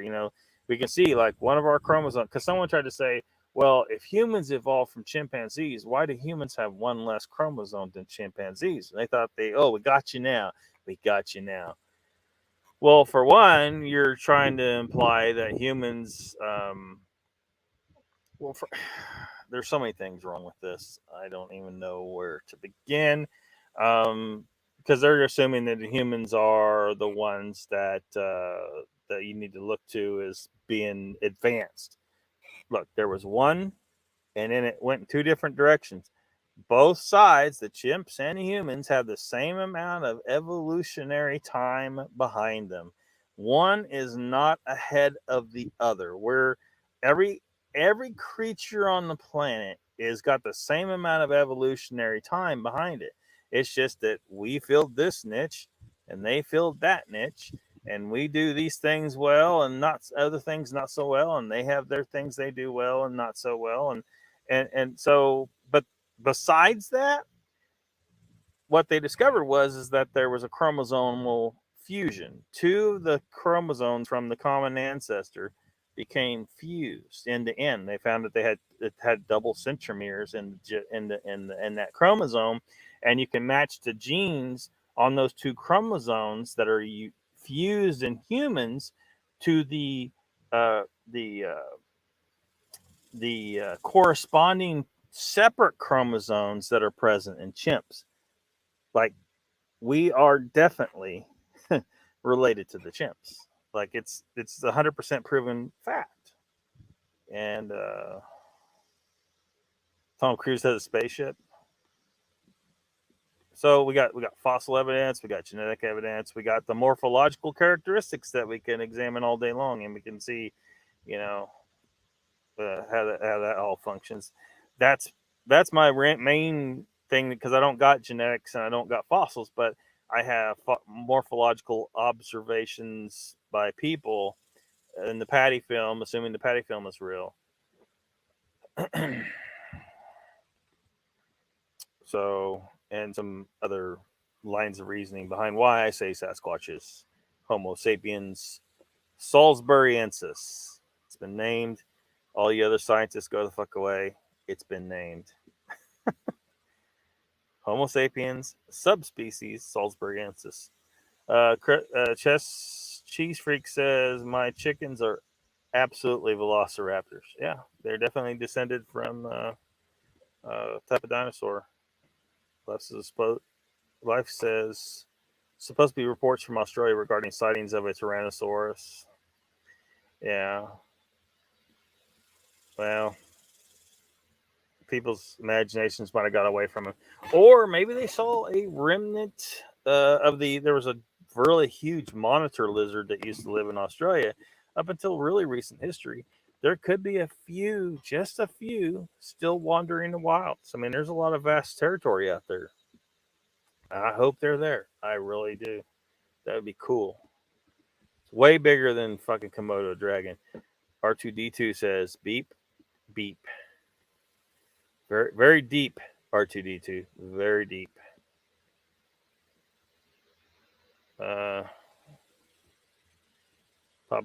Chessboard says Papa Craig true. The sands are revealing shit science said did not exist. Such as Danny says Tom Cruise probably took Lee up on the spaceship and gave him the alien probe. You think he did? Jesus Christ! Oh, can we try the big silver one again? That was actual footage of Mr. Lee on the spaceship. Never had one, no lie. She said Mr. Lee was probed by Tom Cruise. Papa Craig says we used to have what looked like an unlimited amount of trees, Mr. Lee, and lumber was cheap and easy, not so much for brick. Pretty far up.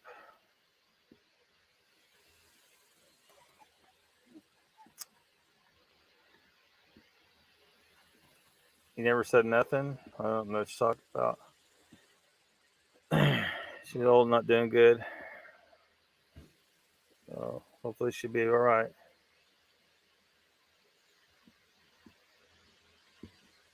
Don't get involved in the drama. Don't remote view me, says Grasshopper. I don't look good naked anymore.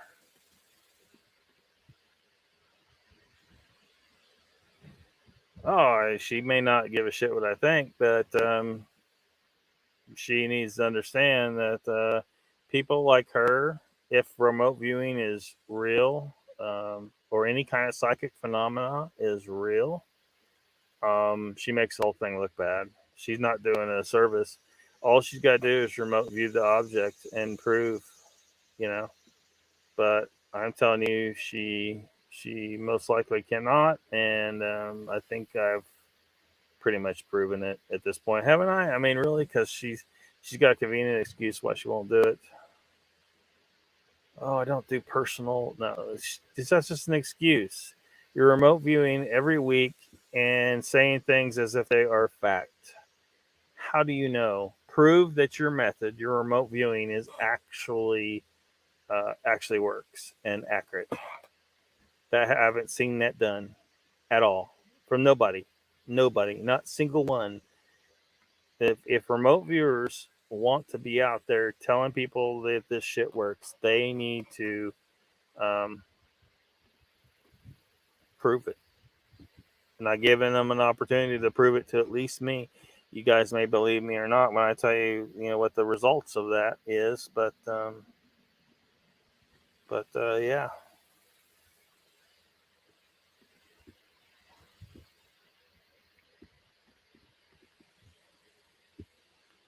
We'll try. I'm gonna be doing a lot of skipping here. Dinosaur trackway with a shapeshifter.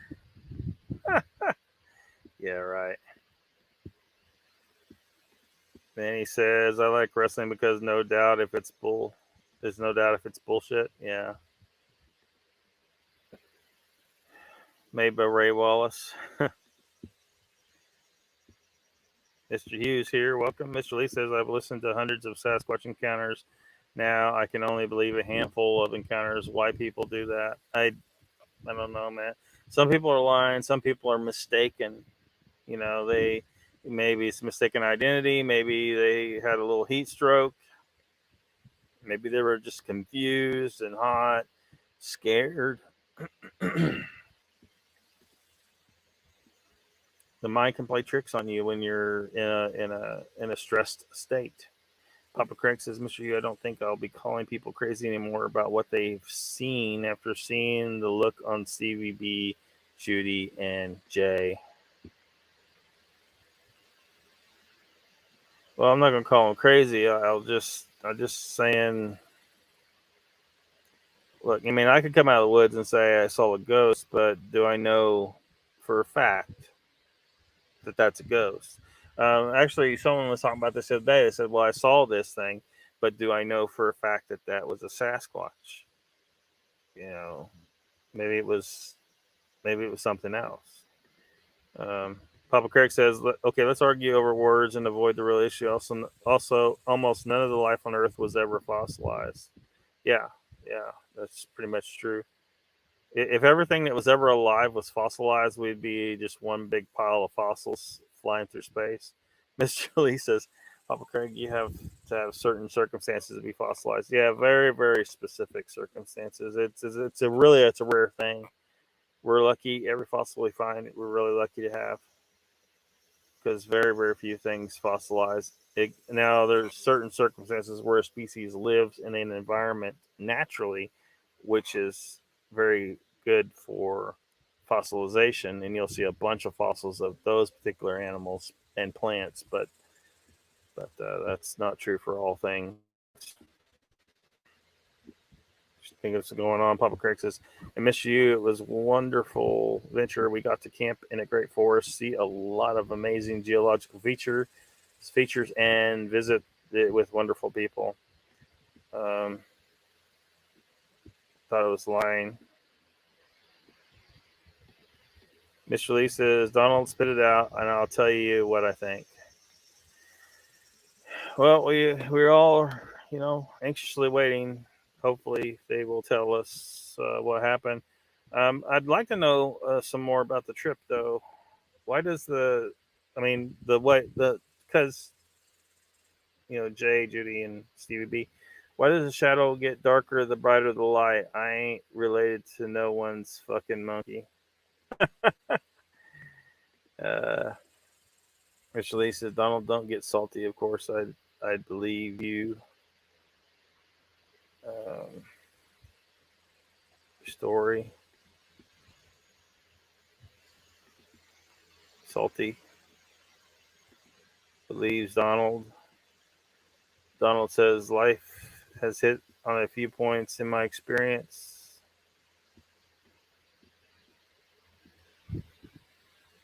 Life says, yeah, Donald, you was talking about a dream last week. I had one as well. The memory of it kept bothering me while I was scouting last night. Mr. Lee says, Donald, I have experienced poltergeist. I don't expect anyone to believe me. I told people, they said I was crazy. It did happen, though. Rex says, the world is a vampire. Papa Craig says, chessboard, I've only noticed that the shadows get darker with elevation, less air or to diffuse the light. Yeah, but for most cases, though, it's just an optical illusion. It just seems like it, but there's a lot of factors to go into it.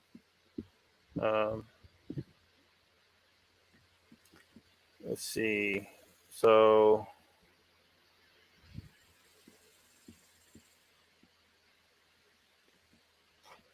okay. So yeah, caught up. Yeah.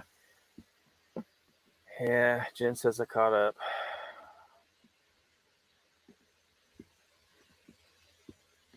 So I'm wondering. Let me get this playing. See if anybody can recognize.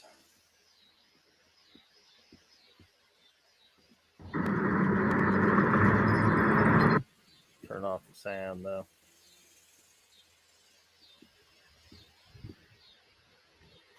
Or to give a visual for people, this is someone driving down the road, down that road, that very important road. Oh, it says it right there. Forest Road 300, Mogollon Rim Road.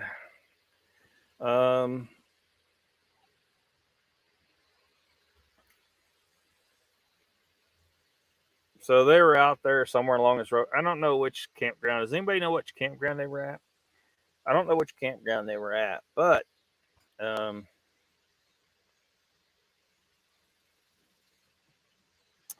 um, anyway. So what I was wondering is because okay, so Jay missed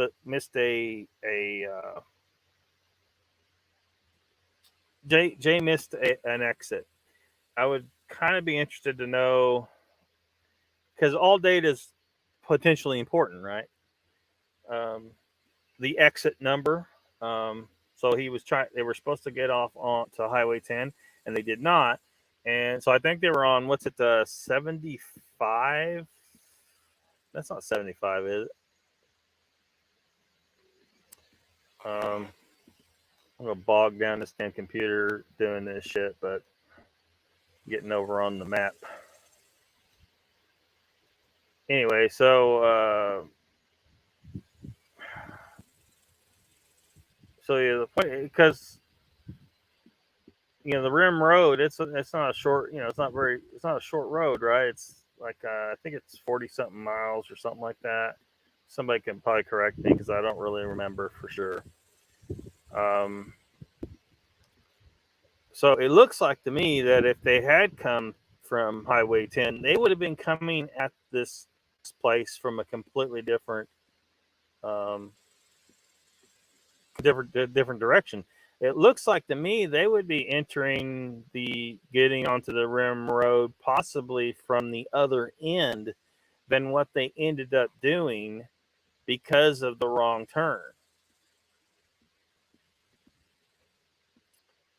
So, because they would have, I mean, if they were getting on Highway 10, I'm assuming they were going to take Highway 10 across, the lower states, through Texas, through San Antonio, Houston, and all that. Mobile. Anyway, so but yeah, they were on. It was Highway 75. I'm just guessing. It could have been on some other road, but I'm guessing it would be on Highway 75. And Moog said, "Well, you'll end up in Atlanta." So I don't know about that, but I'm thinking that they missed the exit by Lake City, and then again, if they were here, they could probably tell me exactly, what happened, because they said, I think Jay said that he ended up on Highway 40. So did they go up through Birmingham, Alabama, and hit Memphis, and then come across? Because you go from 40 from Memphis through Arkansas, through Fort Smith. You'd pass. Actually, if they were on 40, they passed within 25 miles of my location right now. Roughly about 25 miles from where I'm at, they passed. So they would have gone through Oklahoma City and Albuquerque. Bugs Bunny was always going through Albuquerque, wasn't he? And so they would have, that would have brought him in, to the north, of the Mogollon Rim instead of coming up from the south. And so they ended up on a completely different journey, starting all the way back at that missed turn. I'm wondering where did this story truly start? Did it start when they got stuck on that road, or was the entire sequence of events part of the same thing that should be considered as one thing, right? Starting with that missed exit, failing to get on Highway 10 in Florida.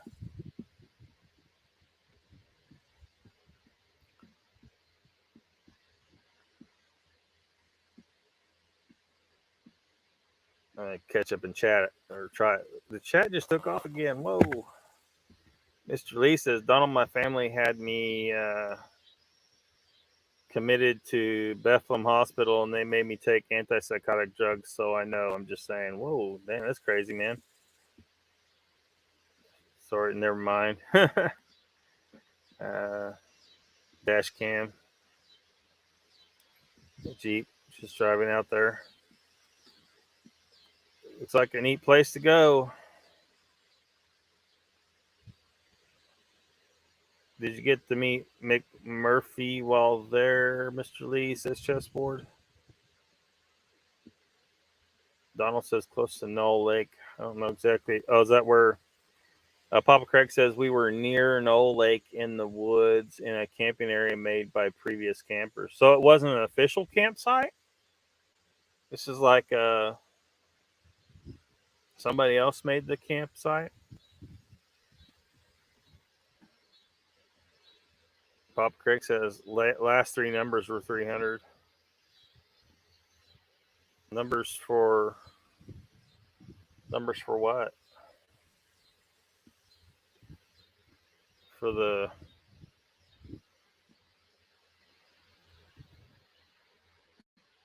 sound now. Mr. Lee says Chessboard, no, he was too busy chasing that beaver. What the hell? Life says, yeah, I want one for driving insurance, security, and sightings. Yeah. If I wasn't always running out of room on the phone, I could always put it up there, but I don't do it. Typically. I don't even have the thing suction cupped up there right now.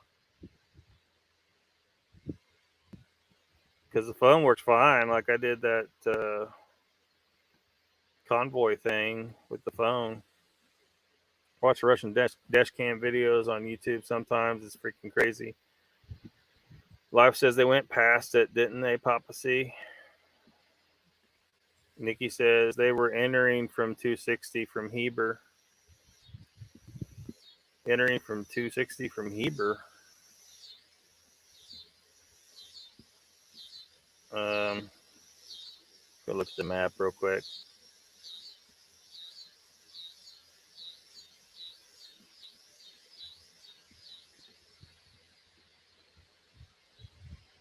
It's moving real slow.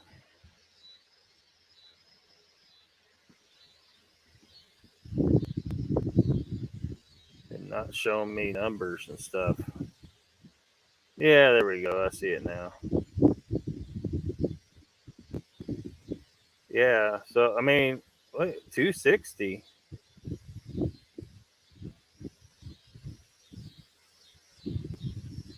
That comes from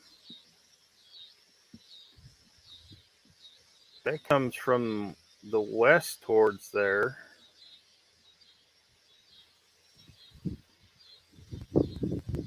How would they end up over there? Okay, I see it comes down here. Okay, I see now. Hold on, I see now. So they still would have come in on that south end. Well, the road runs kind of in a northwest to southeast direction. So they still would have entered on the same. They still, even if they, either way, if they went the original planned route, they still came in at the south east end there of the road. Is that a, so they did not get thrown off of their original approach to the rim, is what I'm saying, if I'm understanding correctly. I don't see Heber though. Where's this Heber at? I don't see.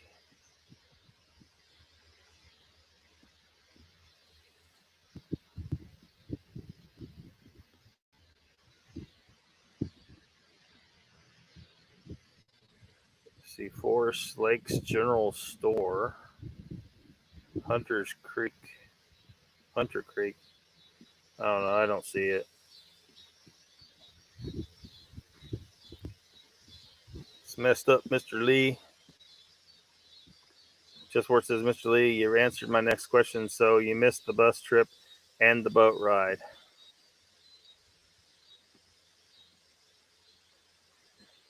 Papa Craig says they turned around on the Knoll Lake Road and went back down to Rim Road and turned up another ridge.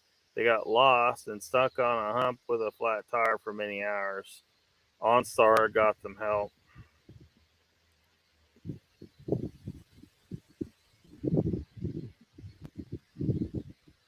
Turned around on Knoll Lake Road.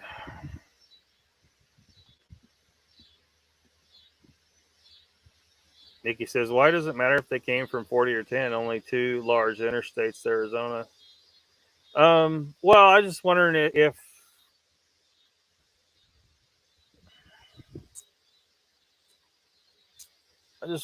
there might be if the alteration in course.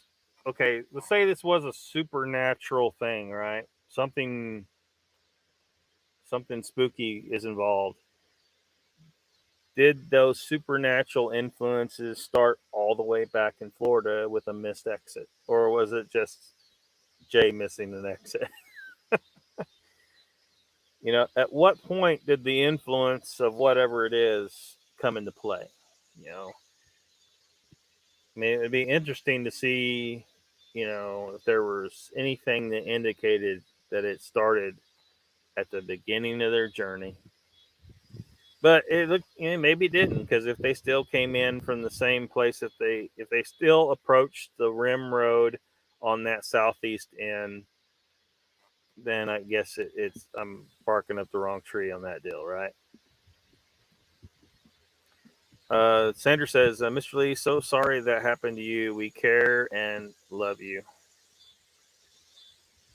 Papa Craig says, it started when they drove by you, Lockbeard, Twilight Zone music.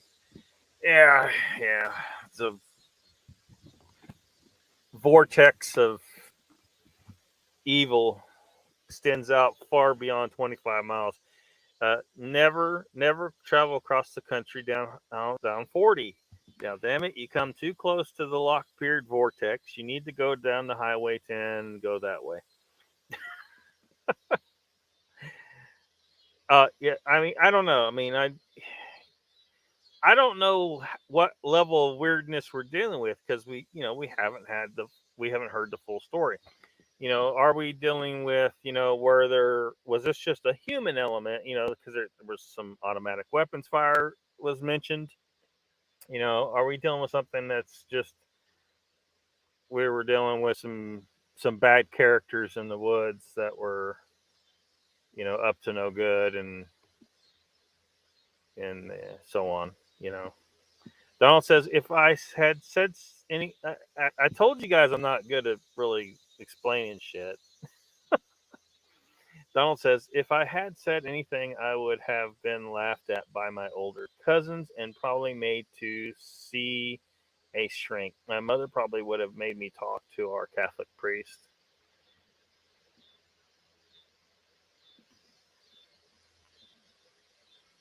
Doomed from the beginning scenario. Yeah, I mean, you know what I mean? Like, what if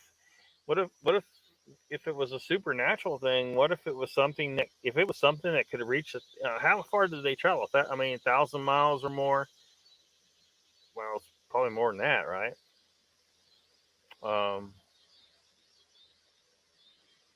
And set them on the wrong course from the beginning. But if they still came in from the same point, if they were still going to enter the Rim Road from the same point, then it doesn't sound like it really altered them. They still came the same. Once they got in Arizona, they were still traveling the same route they would have been, right? But Chessport says, Papa Craig's been stranded in a vehicle for 12 hours is traumatic in itself without anything else. Yeah, and that's kind of what I was saying. I don't want to, I'm not on the attack. I'm not saying anybody's full of shit. I'm just saying it was a stressful scenario. You're stuck out in this unfamiliar wilderness, 1,000 miles from home. A fucking dry ass place. You already have in your mind things of the supernatural nature or paranormal nature. You know, how far would your brain go to, you know, because your brain can play tricks on you. I mean, I think everybody's experienced those kind of things before. Now, but you got three people though. You got three people, and if they all can truly say, and they're certain about what they saw, the same thing. Because again, we're really just speculating all the shit right now, right? Because we don't fucking know. We don't know what they saw. So until we hear that, we're gonna be, you know, we just don't know. And but you know, I mean, surely they all understand, like, this community of people, like, we're gonna be speculating, we're gonna be wondering, we're gonna be asking questions. Our curiosity has been piqued. And we all understand if you don't want to say, if you don't want to talk, but we hope that you will. We hope that you will. Miss Lee says, Sandra, thank you. It took me a long time to trust people after that. Donald says, and we all know what our Catholic diocese did to young boys in private. Yeah. Rex says, I think a megalodon has a better chance of being in existence. Oh, yeah. Yeah. They could be out there. Nikki says the rim road is 300 and that takes you to the exit for the lake. However, a ton of little forest roads stem off of it. Sanders says, Harry, to Nikki, yes, that is true.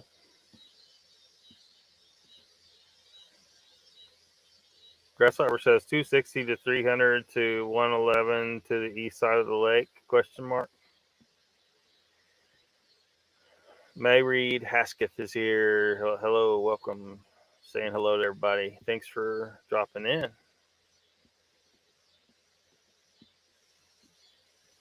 Oh, this chat's just not.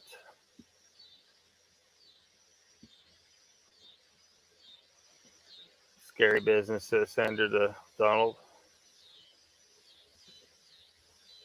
Nikki says yes, the same entry point.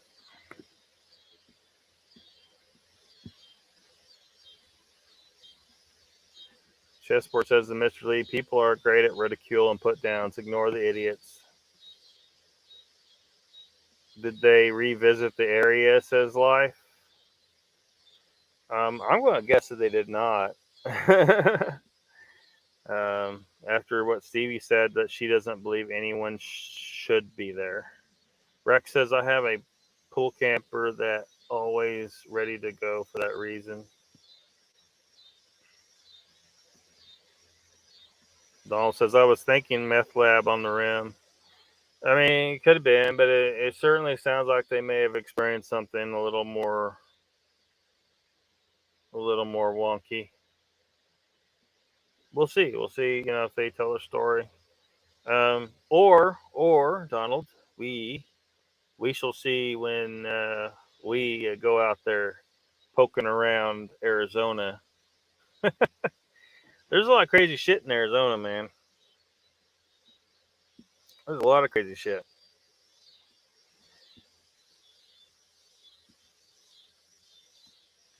Like, I mean, the rim is kind of between Superstition Mountains and Bradshaw Ranch. Don't know how far. And get kind of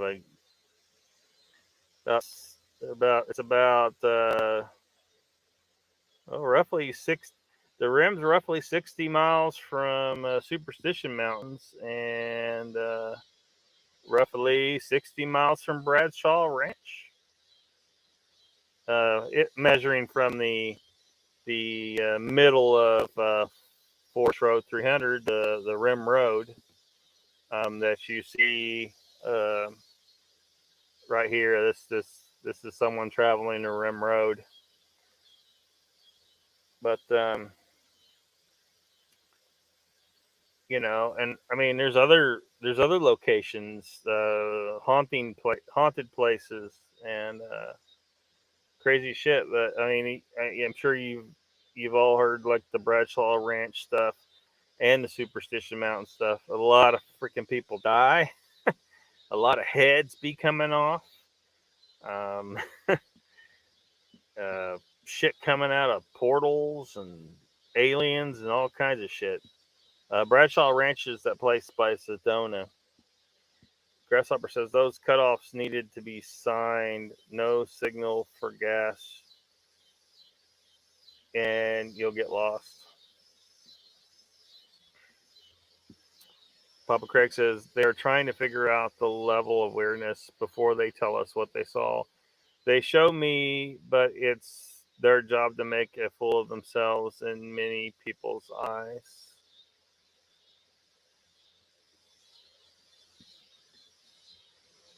Mr. Lee says, that looks so cool there. Oh my God. Yeah, Mr. Lee, you liking that rim road?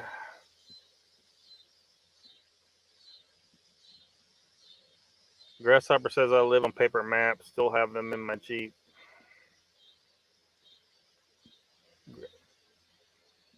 Grasshopper says, none of our business really. Daily Dan says, everyone depends too much on their technology, GPS, cell phones, and such. I always carry the big road atlas in the car just in case. Yeah. Yeah. That's for navigating human roads. Like, you would think that everyone always kind of knows what directions which, and so as long as you know what direction you need to go, you'll just walk out in that direction, just not even thinking about it. You know, east, west, north, south. It's the way I've always been. But the problem is navigating the human element, the roads that, you know, where they go and what's in the way, and all that stuff. But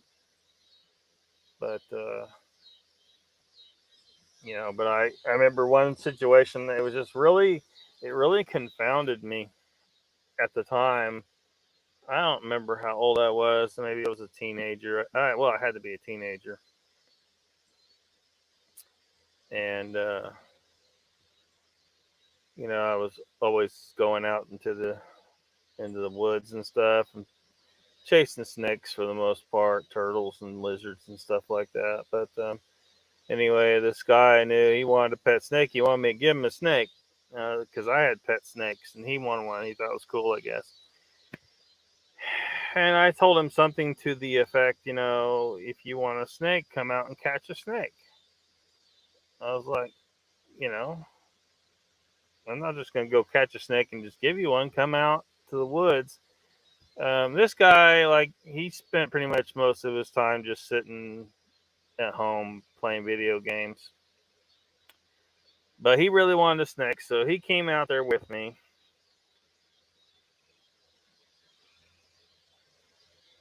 We weren't far from a road. we weren't we weren't in a deep wilderness. Um, I don't know. Maybe we was out there 30 minutes, 45 minutes. It was a long ass time ago. I don't remember. We weren't out there very long. I was in the habit of going out there, no food, no water. I could be out there 6-8 hours. It's not a fucking thing.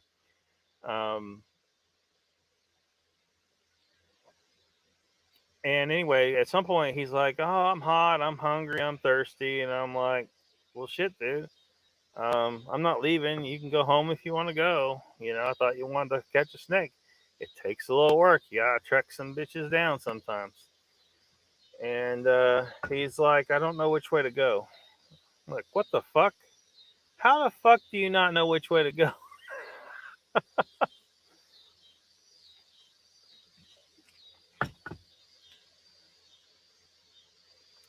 I mean, I could say check with the sun, something. I'm like, or I don't know. You remember which direction we walked from? It was just instinctual for me generally, no matter where I went. I just kind of knew where I was at. It's like my mind just kind of has a map in it, as far as wandering around in the wild. But son of a bitch, I was like, look, the fence is like 50 yards that way. The road is just on the other side of the fucking fence. If you can't find your way home from there, you got bigger problems. And uh,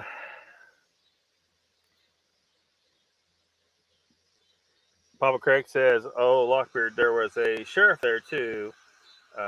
He was the scaredy cat." Yeah, and the I was kind of wondering, was it like a sheriff's deputy? I was kind of wondering if we could get a visual on this guy. Like I found a picture of the sheriff of Coconino County.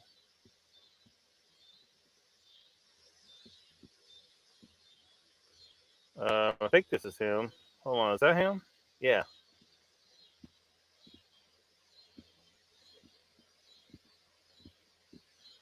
I will totally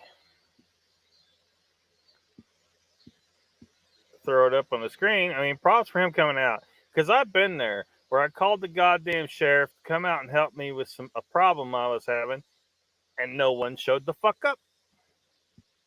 You think when you call the cops, you think they're coming. No, they aren't always coming. Sometimes they're like, fuck off.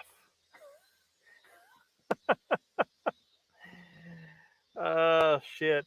Like they don't always come. They don't always come. I'll pop up that sheriff's picture here in a little bit. Remote view the lottery number. Yeah, no shit. No shit. Barney Fife. Well, I wouldn't. I'm not gonna make fun of the guy because he came out there. He came out and found them people, and he did his job. He fixed their fucking tire. The sheriff was only allowed one bullet. What? Me and Lockbeard, Donald, me and Lockbeard, we are going to search for answers or what? Yeah, Mr. Lee. If you could come to the United States and we'll put together a mission. We're going to go into the Arizona wilderness. Be nice to put together a proper, because I was trying to do that like last year sometime, and I just didn't fall together for whatever reason. I should just made that shit happen. Because what my plan was to go to Arizona, check out the places I can get to, go into Superstition Mountains, stuff like that. But also, there's some haunted places and stuff. But also hit the gold fields and look for some fucking gold, and then go up there to the Lee's Ferry area and then do some trout fishing there, because they pay you like $25 per a trout, a brown trout. If you catch a brown trout, you got $25 right there in your fucking hands. They really want to get rid of those fucking brown trout because they like the rainbow trout. There's a bounty on the brown trout, a serious bounty. They got to be over 6 inches, I think it is, or maybe 8 inches. But and you still get to eat the bitch. You just got to turn in the head and guts. That's all you got to turn in is the head and the guts. Papa Craig says Trackway. He was the only one on Stark to get to go up there. He said no one goes up there to that place anymore. No tire tracks, no camps, but people were shooting where we could hear. Donald says I'm game to find this spot and camp right there. Yeah. I mean, to me, it depends on, look, here's the issue. If we're dealing with a human element, I ain't dealing with no automatic weapons fire. You know what I mean? If it's paranormal in nature, that shit doesn't worry me at all. None of it does.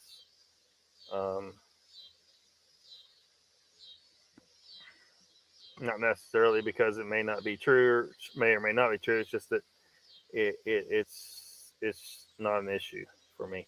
But humans, man, unpredictable. They got fucking guns and shit, and I can't dodge bullets. I'm mostly not bulletproof, so maybe that's what they heard. Maybe that's what they heard.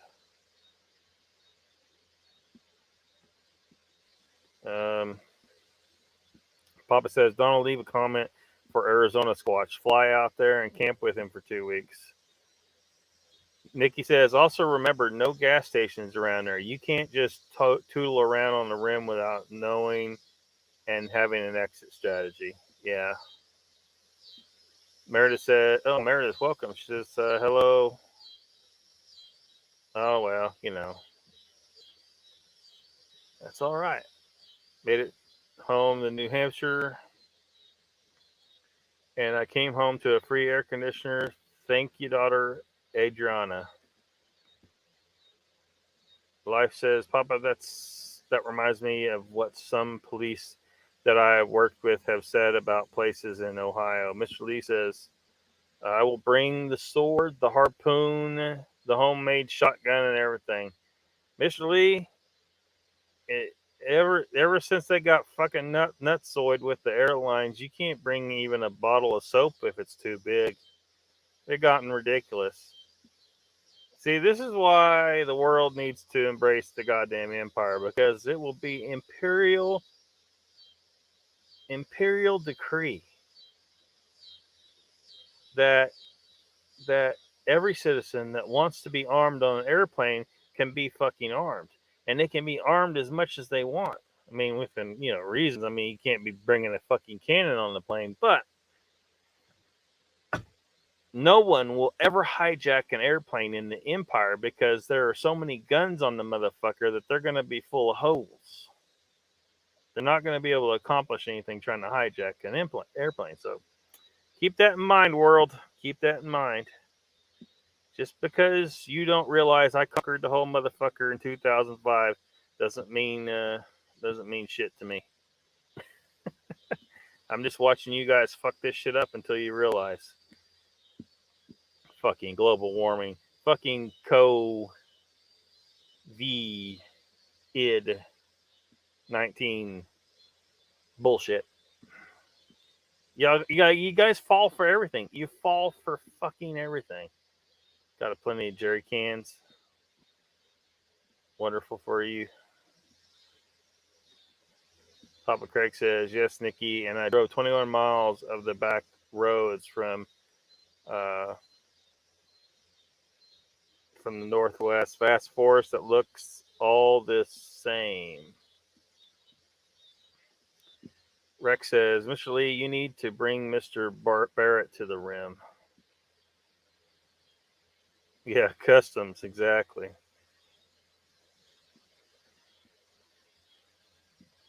How far behind did I get in chat again? Holy shit. Oh, cap guns. Memorize the route I was taking and much around it. Yeah, everybody should do that. When you're going to a place like that, you really need to go over the maps very carefully. Like, make sure you kind of know you have it in here. You got to kind of have it in here. Spent a lot of time off-road and would have a vehicle capable of driving the whole rim. Yeah.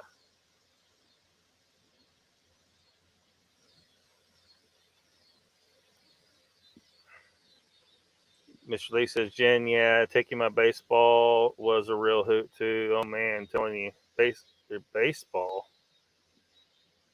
They had a problem with a baseball. What are you gonna do? Throw it through a window?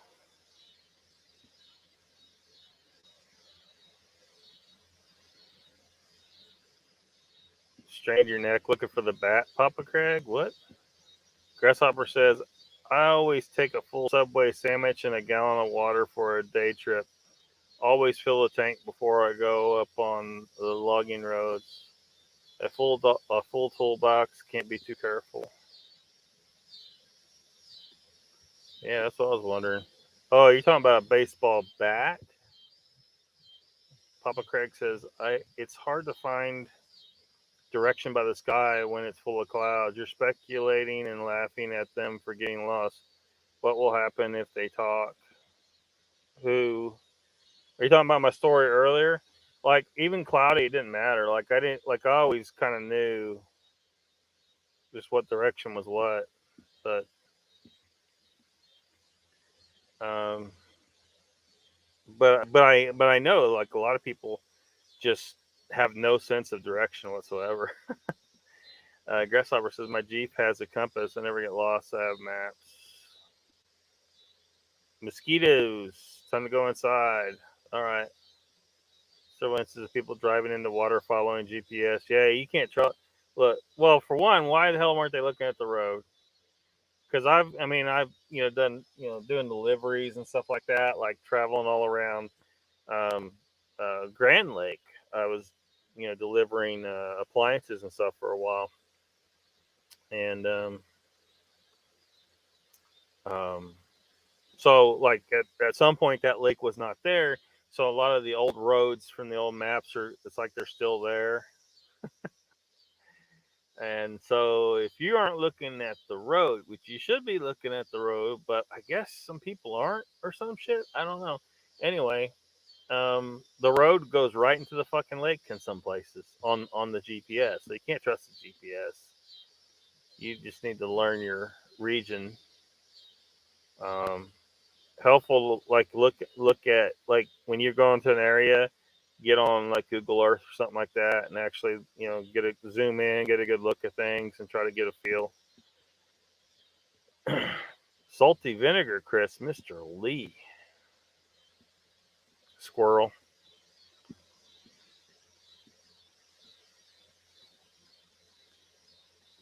He won't see it. Donald says, I'm not seeing anyone laughing at them for getting lost. Shit happens, and GPS sucks to rely on. MatQuest is another piece of shit that I feel should be responsible for the guy dying in Death Valley. Yeah. Yeah. This is a situation where getting lost was seriously going to fucking be a real possibility. With roads that don't have signs, completely unfamiliar territory, the type of terrain completely different than what they're used to.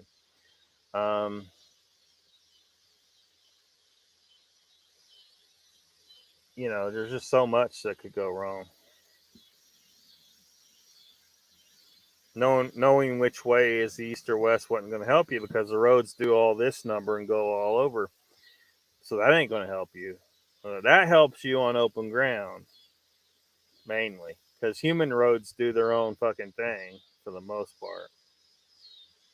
But, Mr. Lee says, Papa Curry, have a claw hammer next to the bed. How's that going to help you if someone comes in with a gun, though? Donald, improve your observation skills.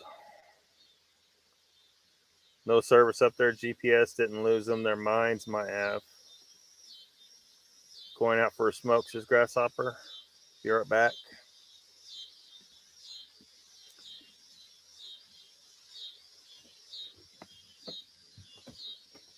Rex says, I don't know about remote viewing. People can talk themselves into anything. Satellite phone. Mr. Lee says, Donald, you can be sensitive at times. If we going on road trip with me and Lockbeard, you better man up, dude. What the fuck? Sun's getting real low here. Mirror 99 now, says Papa Craig. Donald says, no, I'd rather be my own man and not getting primed by stories from Arizona Squatch. Well, again, we're dealing with a situation where someone says they see them all the time. Well,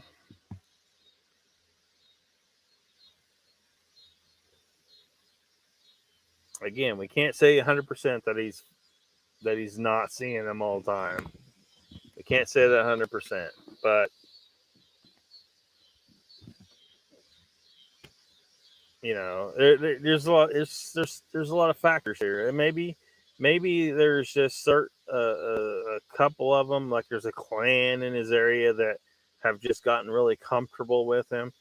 That's possible, but for the most part, when someone says they see him all the time, you eventually find a chink in their armor, the flaw in their story, and you find out that they were just making it all up.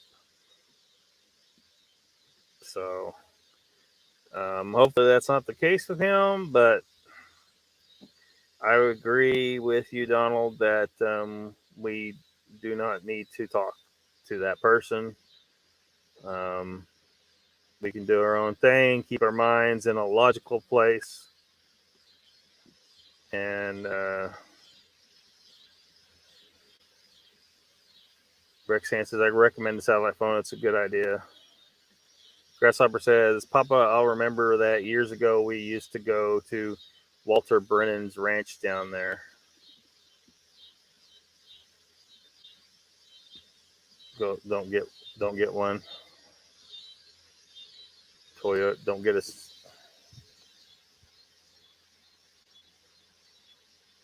Using my 4x4 converted van with 10-ply all-terrains when I go out there. I think I don't got all-terrains on here, but I think these are 10-ply tires.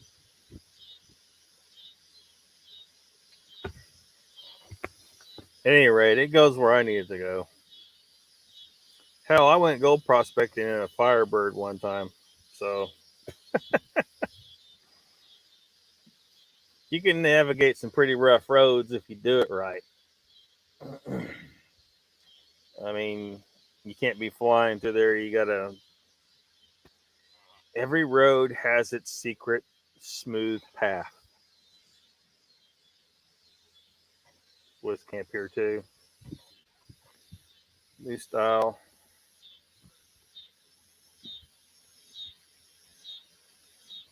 They have the roundup there, the town. Not sure what your Papa Craig says they had food. They didn't have something to shoot in 30 millimeters.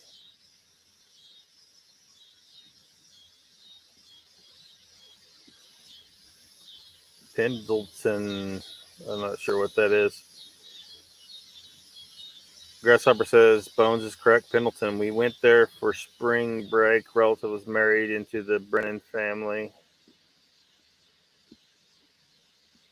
Papa Craig says new style trackway. Are you talking about what he rented? They got metal in their tire and stuck. Yeah, Mogs was saying it was a fucking Allen wrench. Uncle Bone says left you a comment and on 3 beautiful dances. Getting lost is scary shit. Yes, says Mr. Lee. Yeah. We'll see in a minute, Grasshopper. Uncle Bone says, well, look, I've been passing that vid around today. I've been passing that vid around today. Papa Craig says, Joseph, Oregon, Grasshopper, they have Chief Joseph Day. Enterprise has a rodeo too. Dan says, anything is possible.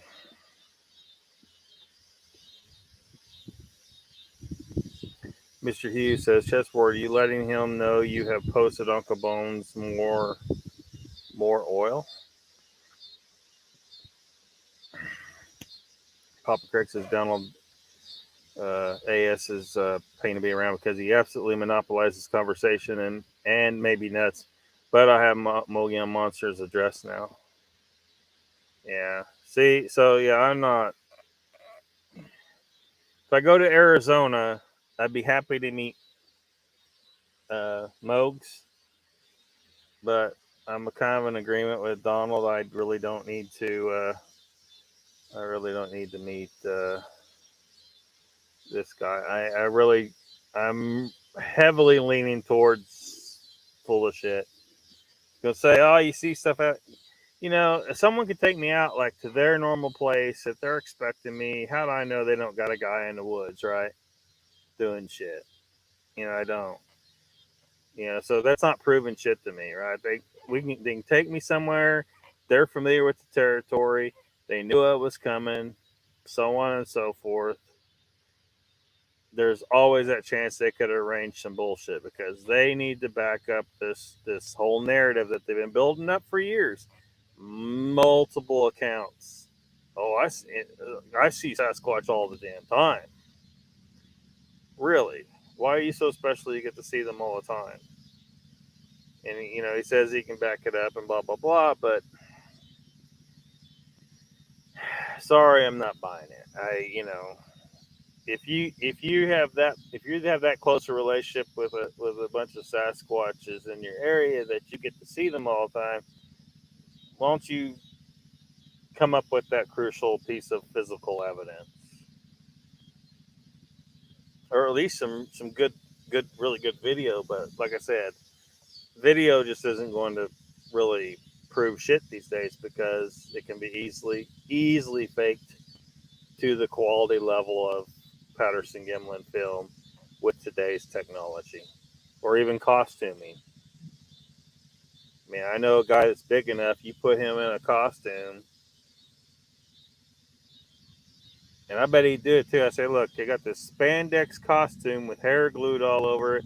What I need you to do is get butt ass naked, put this sumbitch on, and run through that creek bed, and we're gonna film your ass. He'd be like, all right, let's do this. Dude's like 400 and something pounds, 6'8".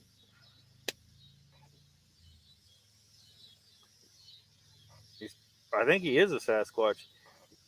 Iowax, welcome, says, this just you driving through the woods in your truck? No, this is somebody else driving through along the Rim Road, Mogollon Rim Road. I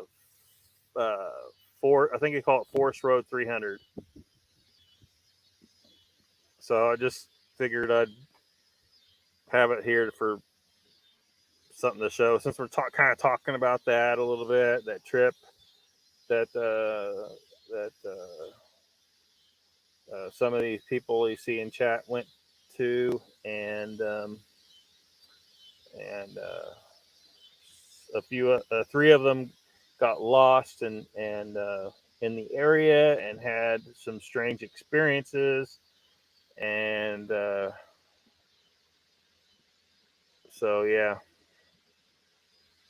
Anyway, I thought it'd be good visual for people to kind of see where they went. They went down this road, and camped somewhere along there. Iowok says I can make a UFO with supplies from Walmart. Oh yeah, so easy to fake stuff anymore. Mogs is still hanging around. Welcome back, Mogs, if you coming back. Bet the video looks familiar. Sounds like you're real familiar with that road right there. Donald says, Papa Craig, I had plans on meeting up with Mogs at some point, but he will probably be back east by the time I head out there. Oh, that's right. He's gonna leave Arizona behind.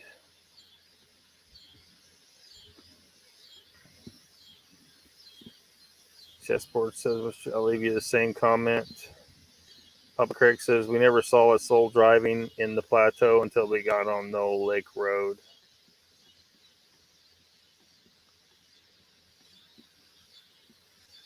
Donald says, life, not much to Whitehall. It's a pretty small town. Mr. Lee says, butt ass naked. Yes. Well, you'd have to do it that way. To be realistic enough, you put on a spandex suit, it'll hug the skin, and it's well enough that it would full thermal. You could totally full thermal with that. Just with hair glued on it or attached somehow to the spandex. No problem.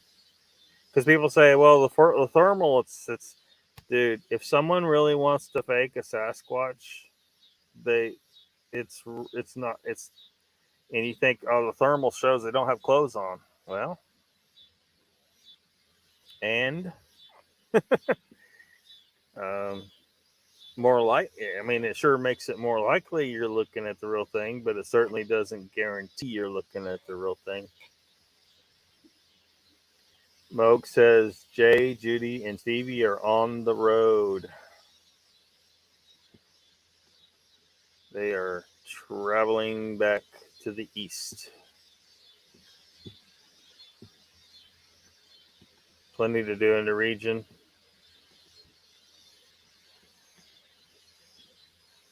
Papa says, go out into the middle of the forest above the Mogollon Rim. Make yourself vulnerable. Flatten a tire and get hopelessly stuck. See what happens at sunset. Yeah, you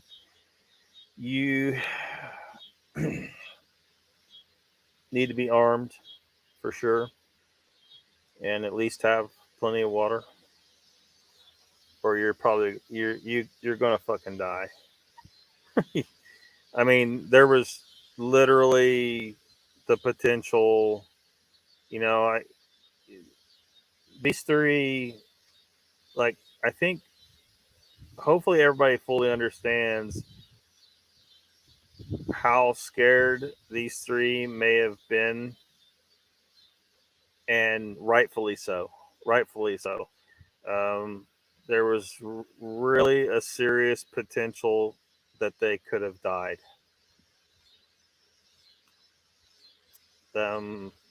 Luckily they had OnStar, but some shit can go wrong. Like, if they had run across the wrong people out there, humans, the sheriff would have been picking up bodies. So people need to, understand this wasn't like getting a flat tire down the street there. Trip back. Yeah, smooth trip back. Thanks for taking care of him, Moog, says Chessboard. Dan says, hey, Mogs, great videos with the condors and all. There is Western New York Bigfoot Investigation Group. Joe is in the house, says howdy, Lucky Poo, and howdy, chat. Nikki says, oh, Mogs, I would be sad for them leaving. Yeah.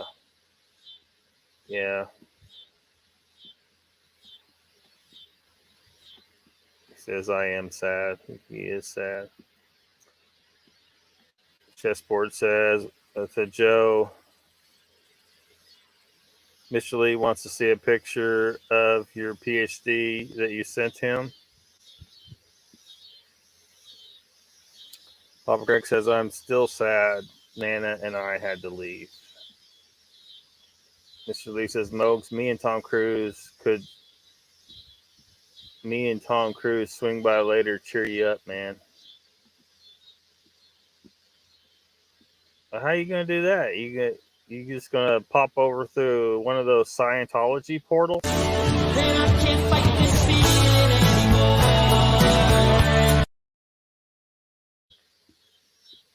You and Tom Cruise right there, your main man.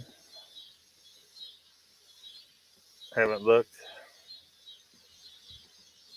Talking about the PhD. And then Papa Craig says, no, Muggs and Nikki, I would have found them.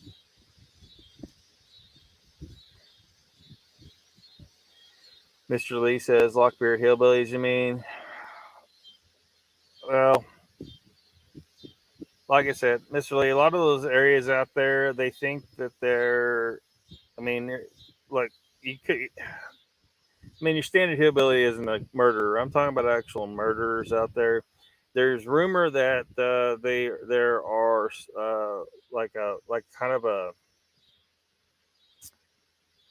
I'm not going to say this correctly, like a kind of a secret order or secret society, a Native American group that protects certain places they don't want people to find out there, caves and shit, like in the superstitions and stuff.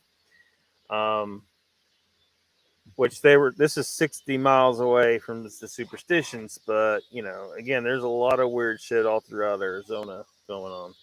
But anyway, that they kill people, like people, heads get chopped off and people disappear. It's just, you don't want to get lost in some of these areas of Arizona. Then of course there's traffickers, human traffickers, drug traffickers. They don't want to. They don't want to be discovered either.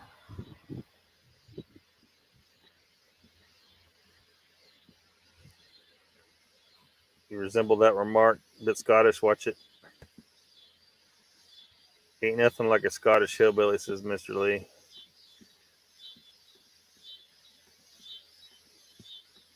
Papa Craig says, Mr. Lee, we must have been loyal to King William the Scottish. You ain't lived till you worn a bib kilt. Yeah, at least 60 miles. Well, I was measuring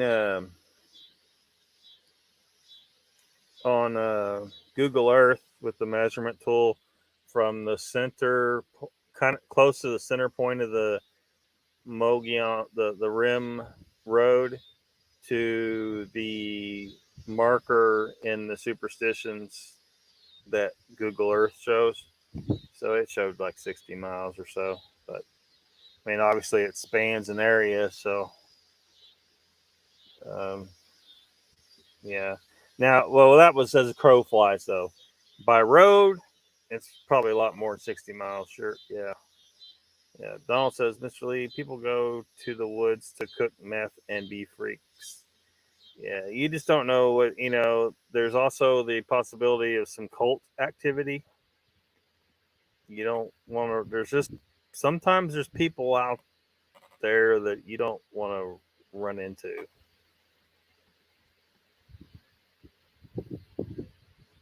They do that here too, says to Mr. Lee to Donald. Chessboard says press the like button and get Lockbeard out of the forest. Yeah. Well, yeah. Bump up the channel.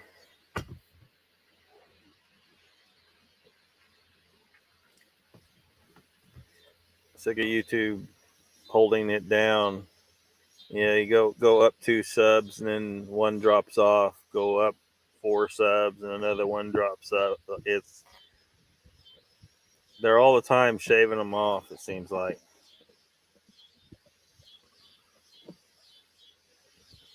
So, they don't want you to, they don't want me to get above 1,000 subscribers, right? Because I got all these little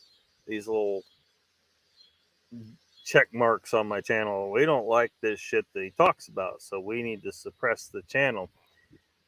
Because if you get 1,000 subscribers, you get monetized now, right? They don't want me to be monetized. Clearly, they don't want me to be monetized. So, Papa Craig says Donald, in Arizona and Oregon, tweakers don't go very far into the woods to hide. Half the year up on the rim would have 10 foot of snow.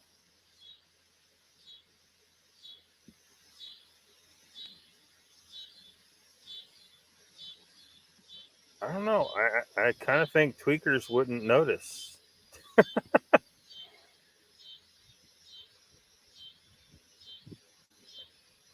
kind of think they wouldn't notice.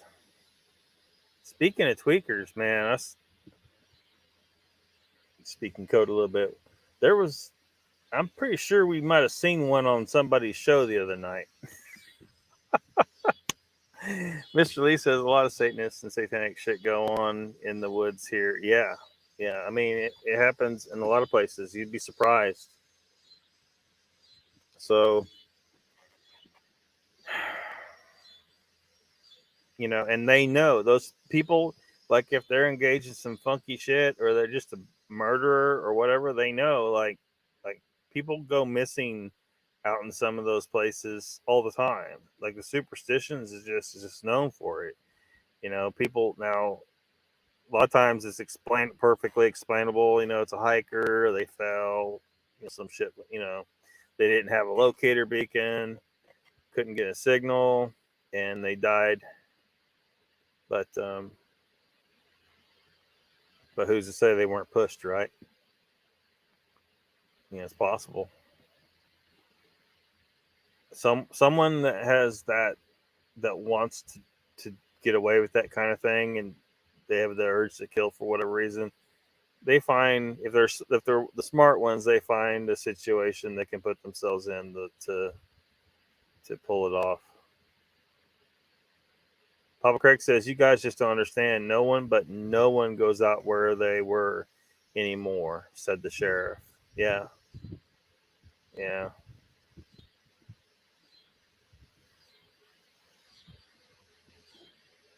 So you're thinking not even human traffickers or someone who isn't necessarily, because there won't be tire tracks if it's someone that's on foot and they're not going on the road, right? They're staying in the woods. Possibility, or either the idea, the rumor of the Indians and stuff, small groups of Indians that still lay low out there. Chessboard says, Papa Craig, my papa always said you can only go halfway into the woods. The other half you're going out. Yeah, that's what sucks these days, though. Like, the wilderness isn't as vast as I would like it to be. You walk in, and sooner or later you're going to hit a fence or a road or something. I don't want that. I want to be able to walk out and be like, months before I find any sign of another human. We don't really have that much anymore in the world.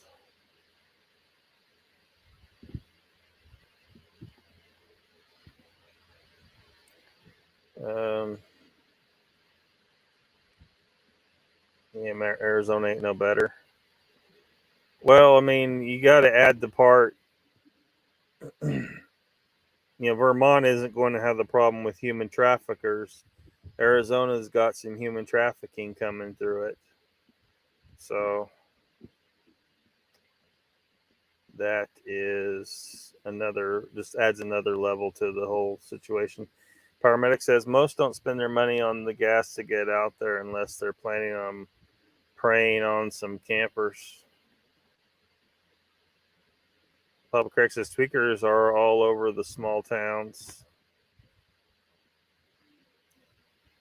They spend their nights peeking out their curtains. Yeah. Papa Craig says nobody's there, Lockbird. You must see. It's awesome, just like here. Donald Fuller says, Papa Craig, you would have thought they would have noticed this trail hasn't been used in a while.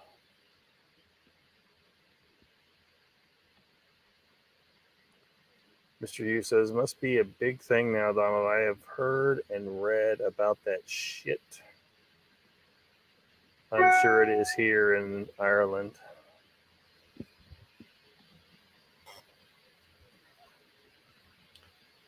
Dan says, I saw that movie too, Last of the Dog Man, about a hidden tribe of Native Americans. Yeah, it would be so easy for it to be true. If someone really wanted to, even though the wilderness isn't as vast as I would like it to be, it would still be easy for them to hide out there. They can see just as plainly as any Sasquatch can see where the human road is, and they know to avoid it or to be mindful when around it, because they might run across other humans. So human tribes would be able to do the same thing. Papa Craig says, Donald, they did and kept going. I know the thinking, just a little further and then just a little further, and then they got stuck. Yeah. Yeah. Because you think you're getting there, but you're not. Mr. Lee says, Dan, you getting on my nerves. Mr. Lee, why you pick on Dan? Moog says, they did, Donald. They got stuck turning around to go the other way.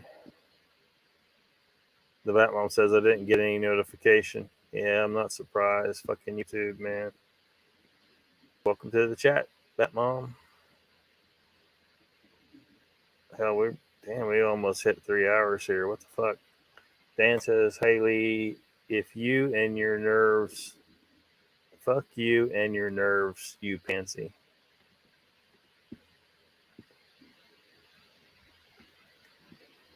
And Mr. Lee, as always, says, Batmom, you missed everything.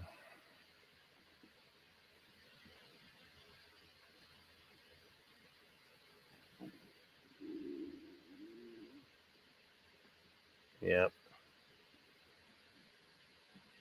Trying to click on something.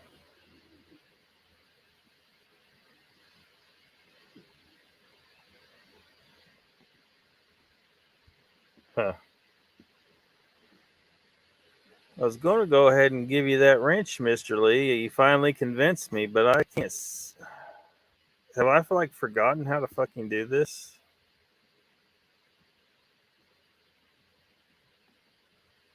How the fuck did I do that? Put a star on it, I guess. What does that star do? Fuck, I don't know.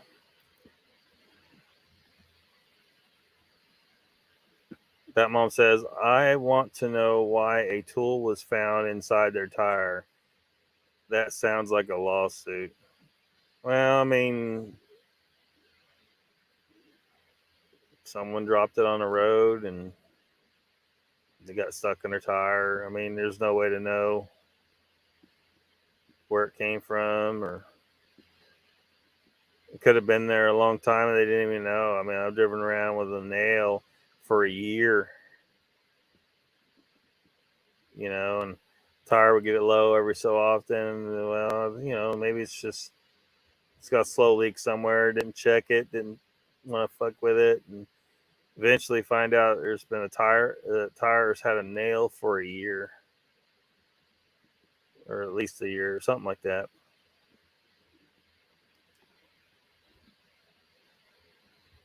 Batmom says, Papa, I can smell you guys out. Rex says they ran over an Allen wrench a lot of times around the gun ranges. They lose them. Yeah.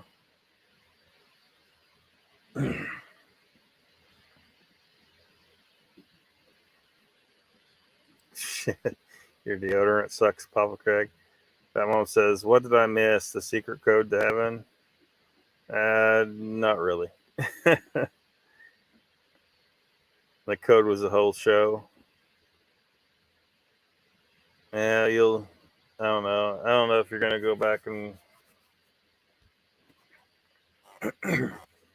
watch it. But it's all started because somebody walked up to me in the parking lot and handed me this. And basically it says, according to the Tony Alamo Christian Ministries, UFOs are piloted by God's angels.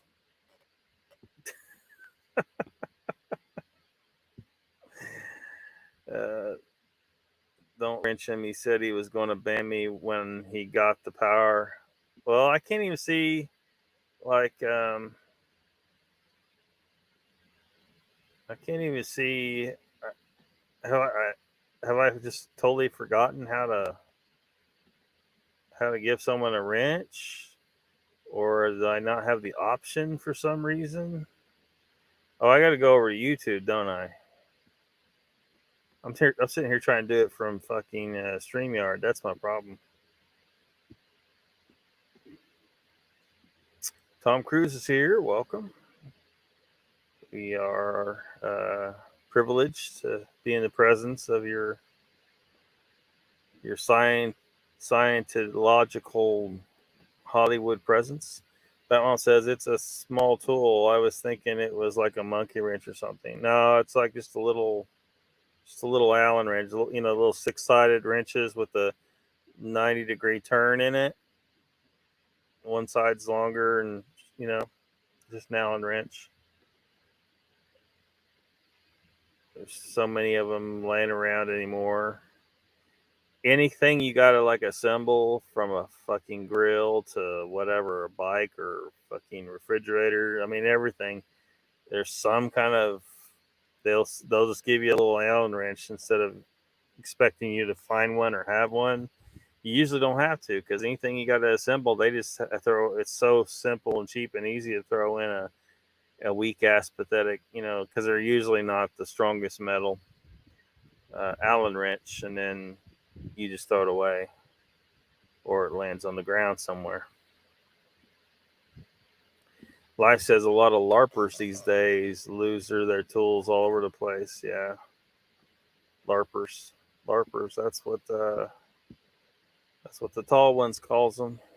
Papa Craig says those 4-wheelers and mountain buggies that they have up there probably dropped the Allen wrench doing repairs. None of those tracks on the road, they went up. Mr. Lee says, "Oh fuck, Tom Cruise is here." That one says, "That's what my mom would tell me when I wouldn't go to church." Kind of shaped like an eye. What? See monkey wrench anymore?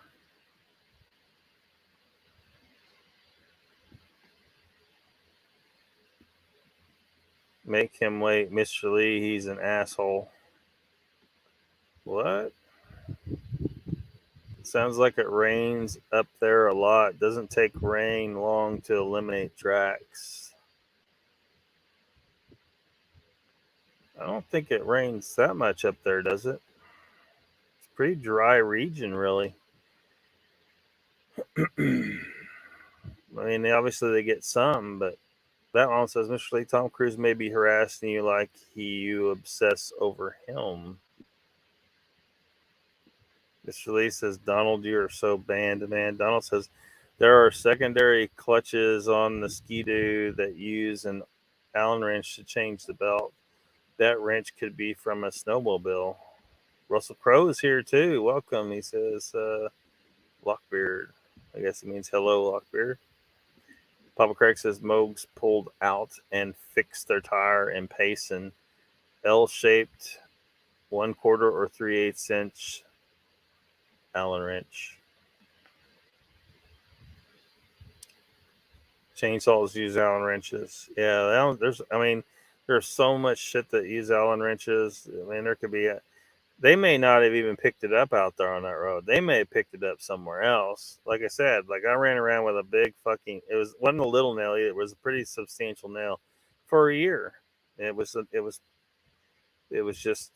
in there, and it was holding the air fairly well most of the time. It was just occasionally it would go down. I was like, well, what the fuck? I just topped off the air. It wouldn't go completely flat, so I just topped it off. That mom says, I know, stupid name. It should be called a L twister and hell twister. Any other issues to think about? Pressurized cabin. Saddle Tramp says, hi everyone, new to this channel. Welcome, Saddle Tramp. Thanks for dropping in.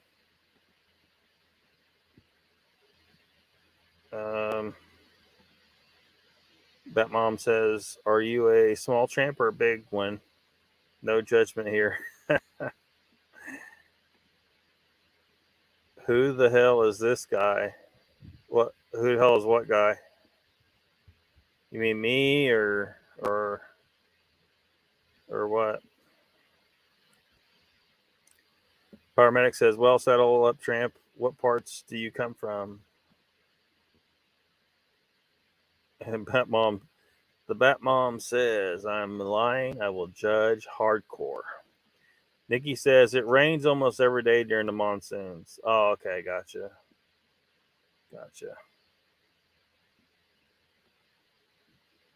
Bell Twister, good name. This is Uncle Bones. Hugh Jackman's here too. He says, hello, Lockbeard. Welcome, Hugh Jackman. That mom says, Sal Tramps, there's many guys here. You got to be more specific. Joe says, Tom Cruise, Russell Crowe. If Hugh Jackman shows up in this chat, I will lose my shit. Yeah, he's here. Joe. About 4 comments above this comment you have right here.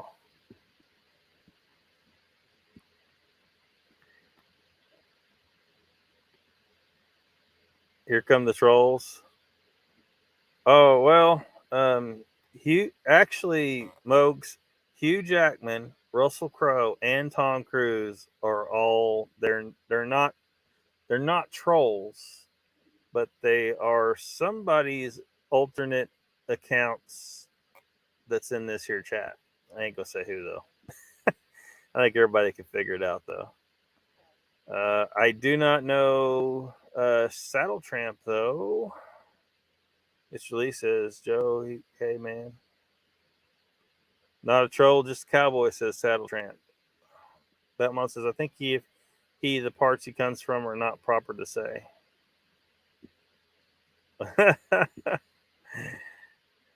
Yeah, Joe. Somebody in the chat here has some alter egos. It's not me. Batman says Joe's getting ready to lose some shits. Just for you, Joe, says Jen. Mr. Lee says they're good friends of mine. Yeah, they're good friends of Mr. Lee. So he says, how long, like this? So it's like if this is accurate and he's driving at a normal speed on the rim road, it took him about an hour and 23 minutes to drive the rim road. Does that sound, I'm going to speed it up a little bit, get us through it. Does that sound accurate to those that have been there or familiar with it? Donald says, I could see that Mr. Lee being a saddle tramp.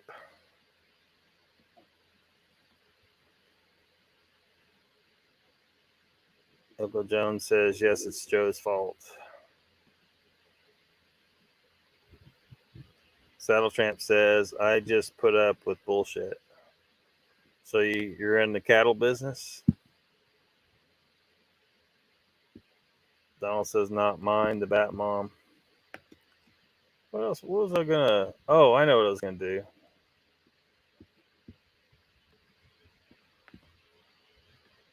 I'll go ahead and take... There's only like about 5 minutes left of the drive, but go stop that.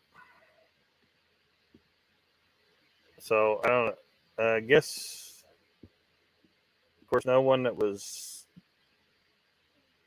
I don't know that... Is anyone here that actually met this sheriff? Is this him?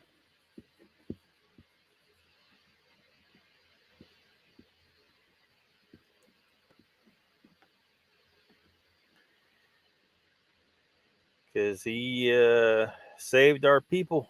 Saddle Tramp says, I just don't put up with BS. So I see you left out the don't up above. Gotcha. Papa Craig says it took us an hour to drive 21 miles from Highway 87. Batman says, Donald, you're my go-to guy to blame. Better get ready for a road trip with me and Lockbeard. Yeah, there's a lot of shit to do in Arizona. See some petrified forest action, all kinds of geology, man. It's a place for some geological observation. But also the paranormal stuff. Lots of haunted places.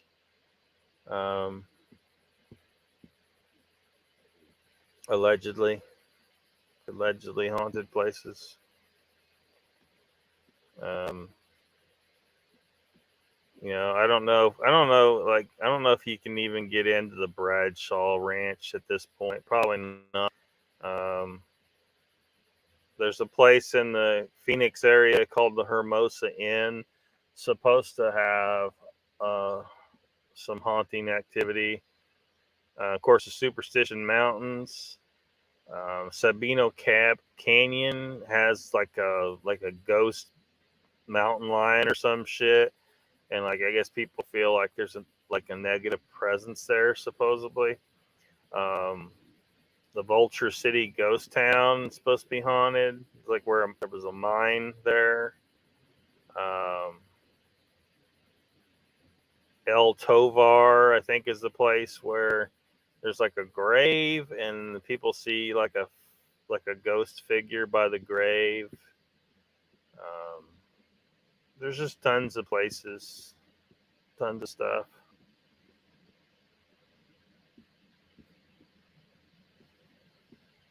Donald says, I don't blame you, Batmom. Batmom's got your number. I know, Batmom. I'm just wondering if this is the sheriff that came out and found them and got them out of there.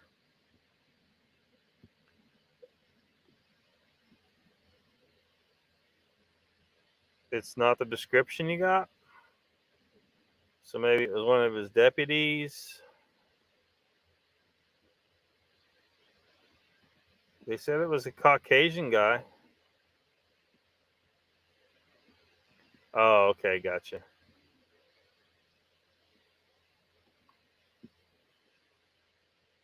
That mom says, yo, Donald, I have your number. What number? I'm sure, but I got it.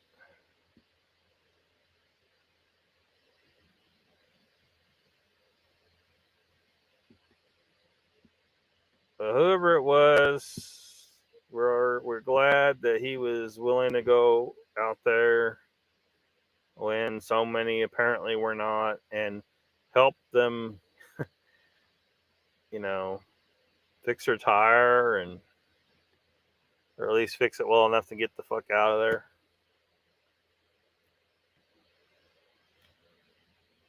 Well, isn't this place just a geological oddity?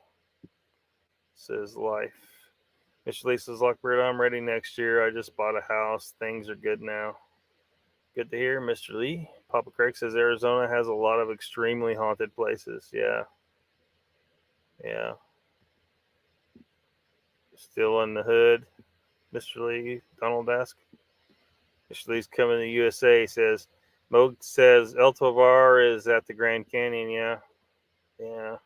I don't know if it, I guess it just used to be a hotel. The hotel.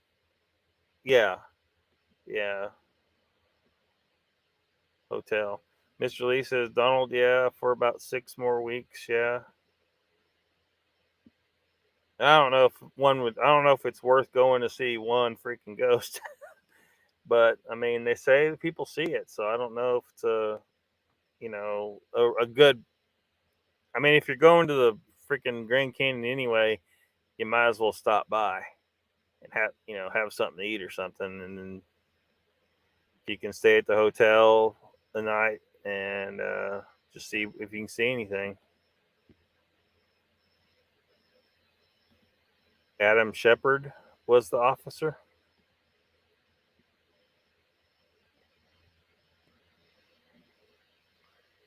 Well, he said description. I don't know how far that description goes. That's all I heard. Public Grace's oddity is an understatement. Trackway. Yeah, we all look alike. It is still a hotel. Uncle Bone says about home they all look the same. Open that up. Welcome to the Hotel Arizona. Joe says, I still don't believe in ghosts, but if I am one after I die, I am damn sure haunting the shit out of someone. Well, I don't know how to.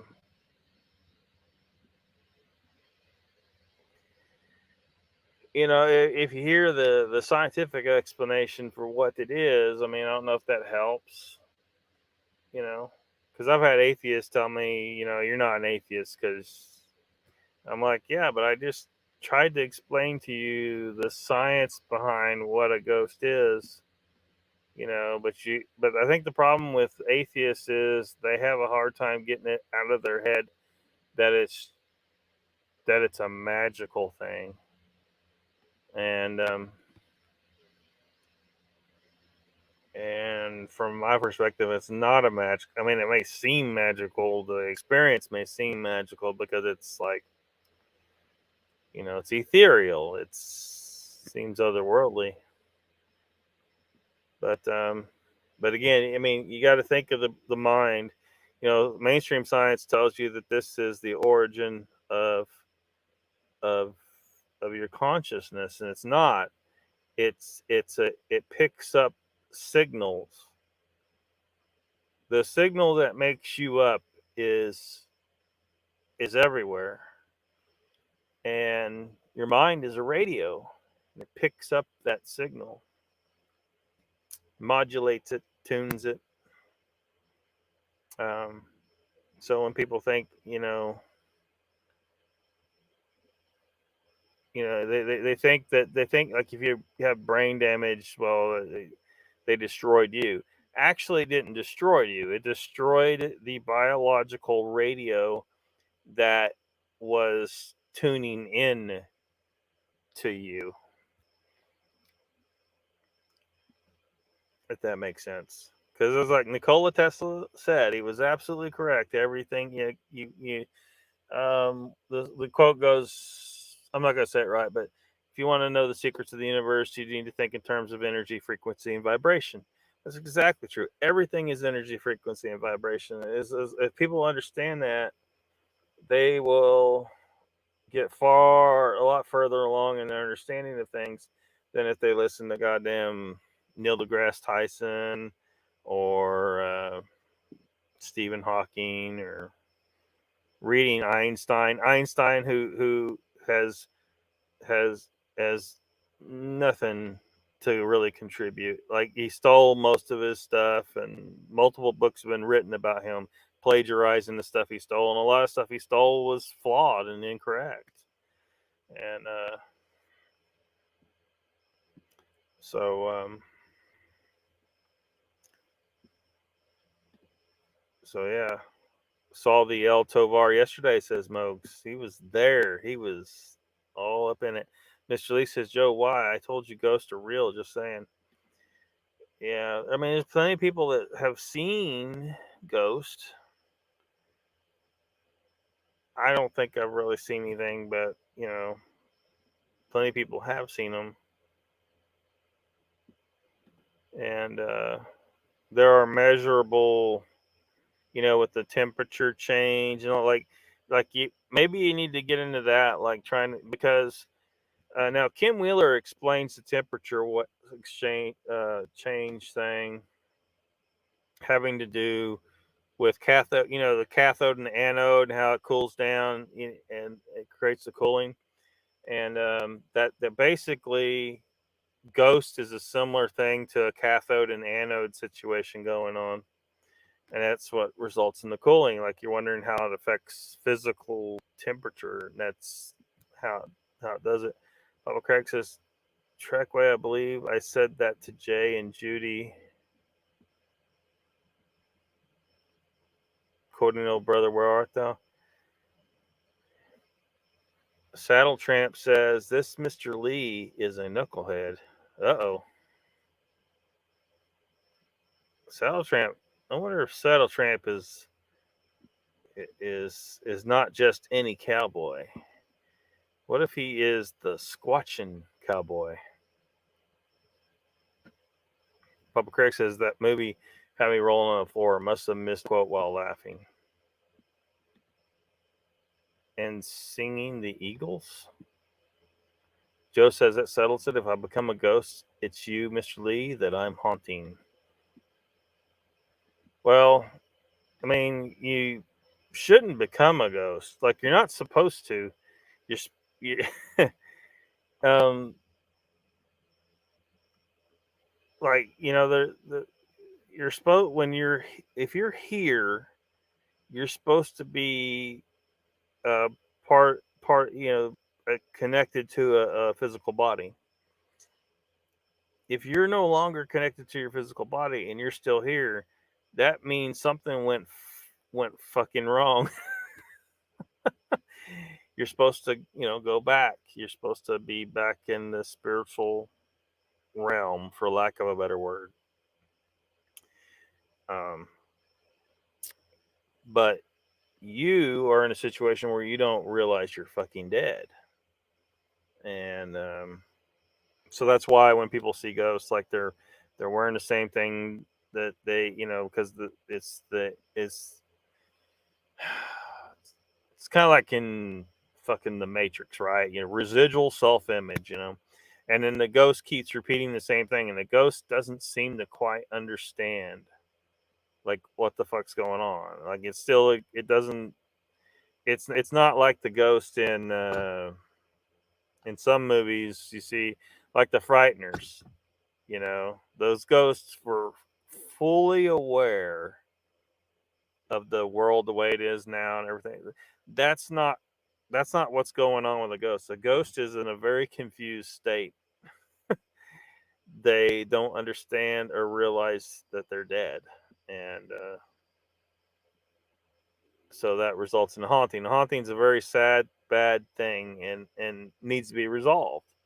I mean, we here we are. We think it's cool to witness these hauntings, but the reality is that we need to get good at ending hauntings when we discover them, because that person is suffering.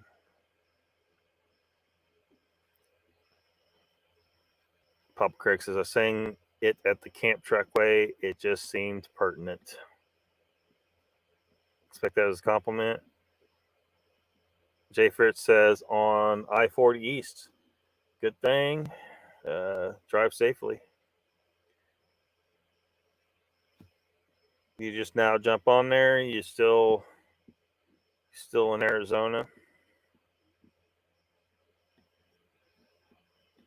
I assume, because I don't think you've had time to get to New Mexico.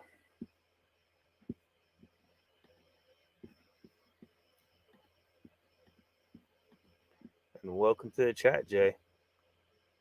Trackway says, Papa Craig, it's a scene where Clooney was looking for Dapper Dan hair pomade, then yells at the clerk, well, ain't this place a geological oddity? You'll be waiting, Mr. Lee. Well, hopefully Joe, when his physical body dies, he doesn't experience that confusion and end up being a haunting. Hauntings are kind of like fossils. Like, I always say, it's a fossilization is an extremely rare occurrence. We think that we see a lot of fossils. We think it's a lot of fossils. It's really not. It's extremely rare occurrence. It's just that the Earth's been around for over 4 billion years. It's had time to fossilize some shit and stack some shit up. But ghosts, it's the same thing. That they're not supposed to be stuck in a haunting situation. That's a mistake. Something's gone wrong. So it's very unlikely that Joe's going to be haunting you, Mr. Lee. Can't play the ukulele. Jay says, thank you again, Mogs, for your hospitality. Papa Craig says, hi Jay, steer clear of Lockbeard's place. You'll be hexed. It's too late. He's already on I-40. He will be passing within 25 miles of the Lockbeard vortex Who knows what could happen? Uncle Bone says to Joe, 3PO is a perfect choice to haunt. He just bought a house.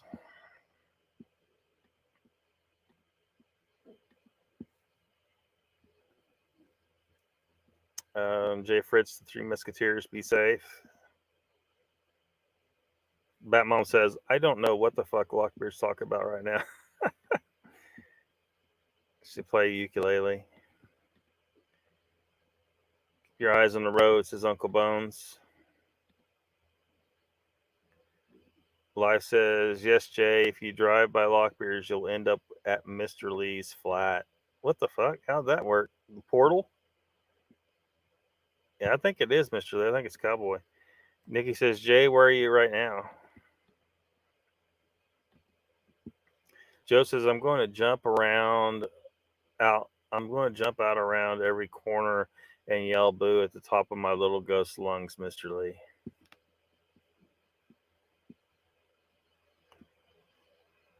Batmon says, I don't know if it's ghosts, demons, or something else, but I saw something.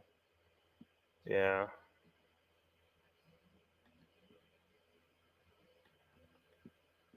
I'm not sure what I said. It was like, I'm about 5 minutes behind, so I don't know exactly what you're laughing at, Mr. Hugh. Saddle Tramp says, sorry, Mr. Lee, I don't kiss on the first date. Jay says he's 850 miles from Albuquerque, or Albuquerque. Chuckway says, hey there, Brother Jay. Great to see you. Be safe out there, buddy.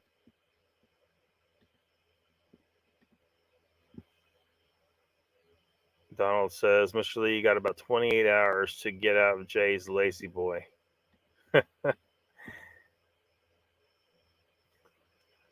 not what Miss April told you, Mr. Lee. Batman says, Jay, let us know if you get to see Albuquerque.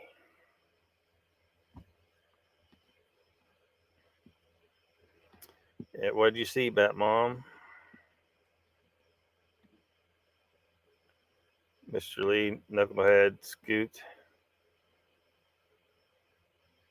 Chessport says, someone help me. Where is Albuquerque? Batmom says, I've seen weird shit since I was little.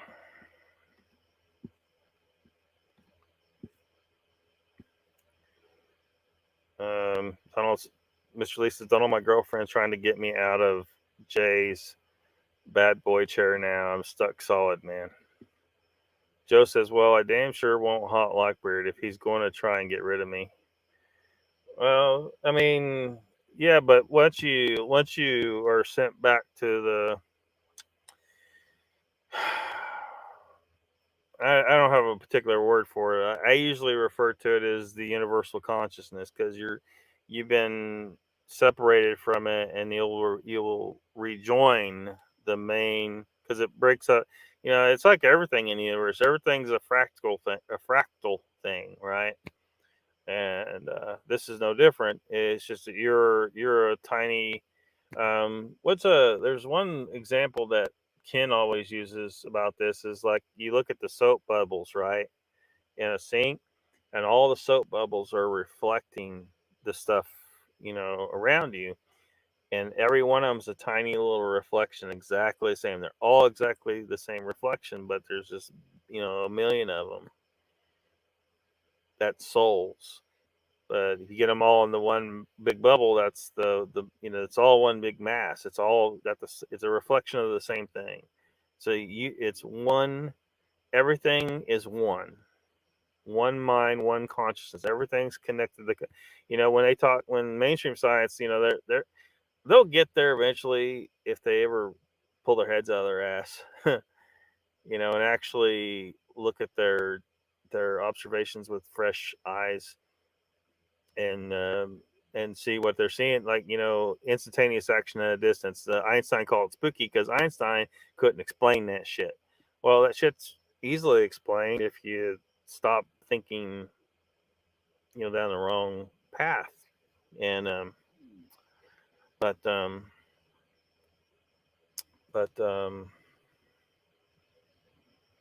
anyway, so you got to think about, imagine every point in existence is instantaneously interconnected, and information travels in between.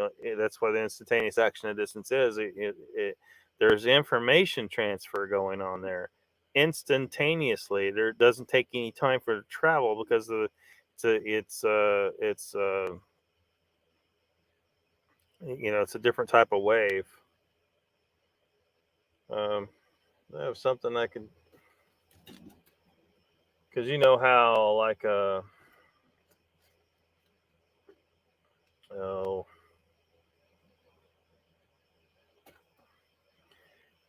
wave that travels like this, it takes time for it to travel. Different waves travel at different rates, but it takes time. Well, that's one type of wave, but the other type, where it just pulls. When you pull on one side of, say, imagine like a rope or something, it instantaneously pulls the entire length of the rope. That's what's going on. And so you got every point in the universe interconnected, instantaneously transferring information. You have a massive, unbelievably, inconceivably infinite neural network, the universal consciousness. One massive mind of just unspeakable proportions. And everything in the universe is connected to that. Just got a little bit to go. And, once your physical body's gone, you're going to want to reconnect to it. If you're you can't just, if you're stuck here as in a haunting situation, you have, it's, something's gone wrong. It's because you're confused. You don't know that your physical body's died, and you're clinging to this reality, which is a tiny part of existence. It's J. Albuquerque is only 324 miles from the Flagstaff. This is Nikki. Rick says, I would say it's probably marijuana growers. You already passed Albuquerque. Sorry, you're correct. I mean Jonesboro. See you later, Mr. U. Just gonna go experience poltergeists, different thing. Shadow people, different thing. Well, there could be a lot of different things, existing in those different layers of reality, things that you don't perceive, frequencies beyond your normal perceptions. Chessboard says, Jay Fritz, you, Stevie B, and Judy, stay safe. Blessing to the three of you. Batmom says, well, who says they are not Locky? I'm not sure what you're talking about. Should be near Flagstaff. The ladies say hi, says Jay. Hello to all three of you, Jay and the ladies. Batmom says, we don't know anything, it's stuff that man has told us that.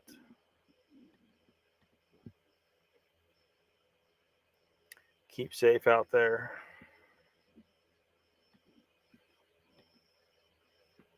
Missed everything.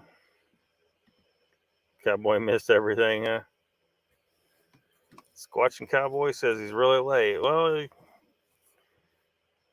supposed to be keeping this to 2 hours, but here we are, 3.5, so whatever.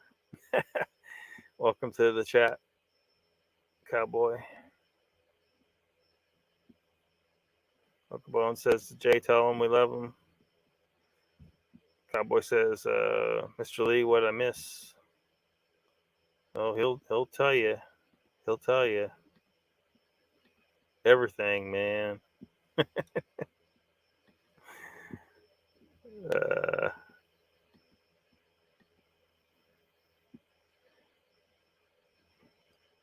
Papa Craig says, hi, Stevie B.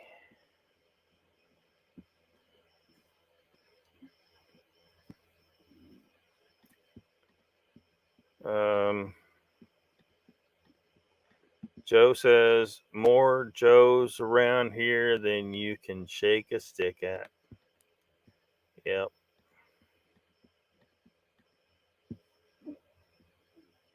Jen says, don't be a whiny big, New York Joe. Hard to type. I back seat, sorry. The lady shoved in the back, says Papa Craig. Mr. Lee says, Jen, that's funny.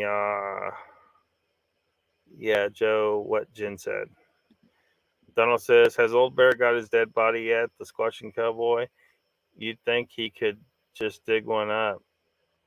Well, yeah, he shot 3 of them, right? According to him, he shot three Bigfoot. He just conveniently doesn't have any Bigfoot bodies. He shoots them all the time, apparently.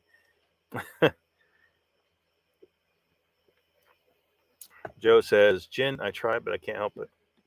Cowboy says, Joe, did you see the shout out I gave you on my latest video? Donald All 33. Is it 33 now, Mr. Lee? Has he killed a total of 33? Because what was that event called, the Squatch Out, where he claimed he shot 3? I thought it was 3. 3. Well, if it's up to 33 now, he's more than just doubling down on this ridiculously bullshit story that he has killed some Sasquatches.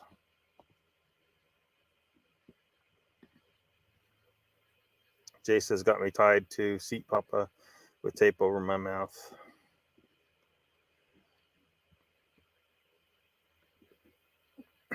Cowboy says, Donald, he said he forgot where he buried them. Let me tell you something.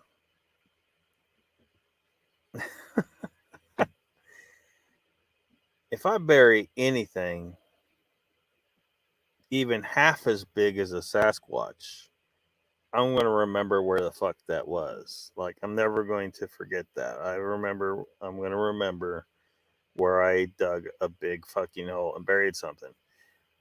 But especially a goddamn Sasquatch, something that freaking big for starters, and it's a Sasquatch, there is no way in hell you are ever forgetting where you buried a Sasquatch. So he is so full of shit. Old Bear's Den, you are so full of goddamn shit. Wherever you are out there, stop goddamn lying. If you really shot 3 Sasquatches and you're going to tell us you can't remember where you buried them, yeah, we're not buying it, dude. You're so full of shit. Uncle Bone says, Donald, that body should be fossilized by now. Papa Craig says, LOL, Jay, I can see that. Check it out, brother. Think you like it, Joe? Yeah, let you out of the trunk. Donald says, laughing my ass off, Mr. Lee, I'm telling you, Volt and Old Bear are Squatch killing machines. Mr. Lee says, Cowboy, we'll get Jessica Jones' remote view where he buried the Sasquatch. Yeah. Yeah. Oh, well, I mean, that may be a good idea. I bet she won't take on the case. She won't take on, because look, what was her out with these, right? She said that with the remote viewing of the Sasquatch, because this was the case where these guys shot a mother and child. According to them, they shot a mother and child. Now, fuck, that story could be true. I'm just saying her remote viewing looks to be bullshit to me. She's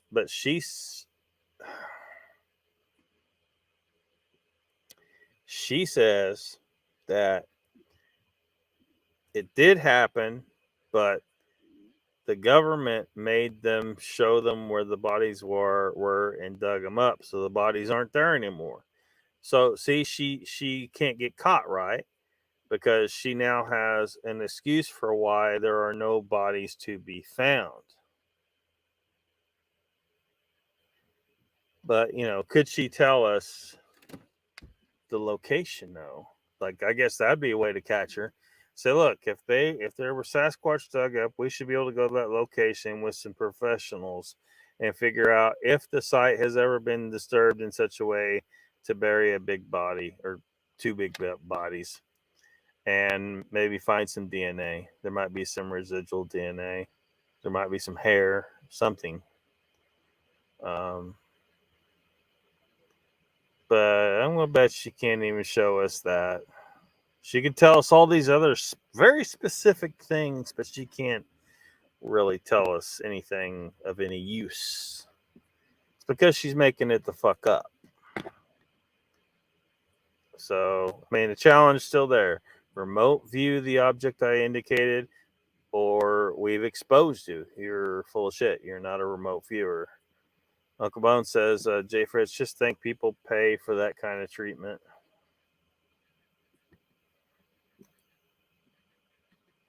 Yeah. But yeah, Mr. Lee, in this case, since Old Bear says he just don't remember where they're at, right? So I would think that if the government made him dig them up, he would tell us that, right? He hasn't said that. So that means that if Old Bear shot 3 Sasquatch and buried them, those Sasquatch are still there. And Jessica Jones, since she can remote view into the past and enter the mind of the Sasquatches, she can find where those bodies are, right? How much you want to bet she's going to come up with some bullshit for why those bodies aren't there? Maybe she remote views it, says, no, this didn't actually happen. Well, shit. Of course it didn't happen. Old Bear's full of shit. But she has an out. She'll always have an out. She will never, ever actually prove she can remote view shit. And there will always be an out. Like, she can't, everything is designed so you can't really prove that she didn't see it, right? Other than she can't produce any proof that she sees shit. You'd think eventually she would come up with something. Remote view for us, Jessica Jones, where someone has buried some gold or something. Tell us the coordinates. We can go out there and dig it up. But you know what? That still don't prove shit. Because you might be just so freaking. You might have a little gold somewhere, and you might bury it out there and say, "Oh no, this was buried by someone else." So it's got to be something better than that. It's got to be something you couldn't possibly fake. But if it's a massive enough treasure, where does she get that fucking treasure, right? And she ain't going to give it away to perform a remote viewing stunt. So it had to be a really big treasure, I guess. A really big stash. Somebody's really big stash. These remote viewers ought to be able to find this shit if they're legit.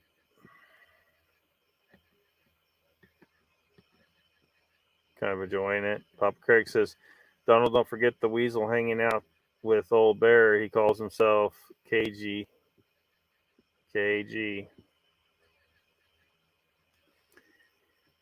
Trackway says, there is light and then there's dark. Then there are us that live in the gray hoping to reach the light, but dark has other plans. Willing to handle.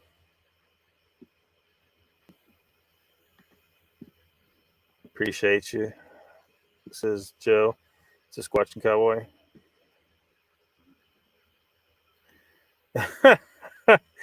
Cowboy says, I just can't see that fat SOB digging anything. Donald says, I could bury my turd and pinpoint it a year later. Have to believe old Barry. He's a man of God, a preacher, says Papa Craig. Yeah, I don't have to believe him at all. He's full of shit. Mr. Lee says, I told you, I said from the beginning, call Lockbeard for Sasquatch body removal. Yeah.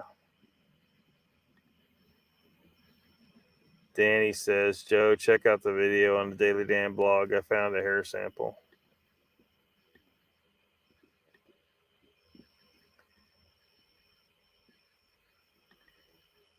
Joe says, cool, I will check it out, Danny.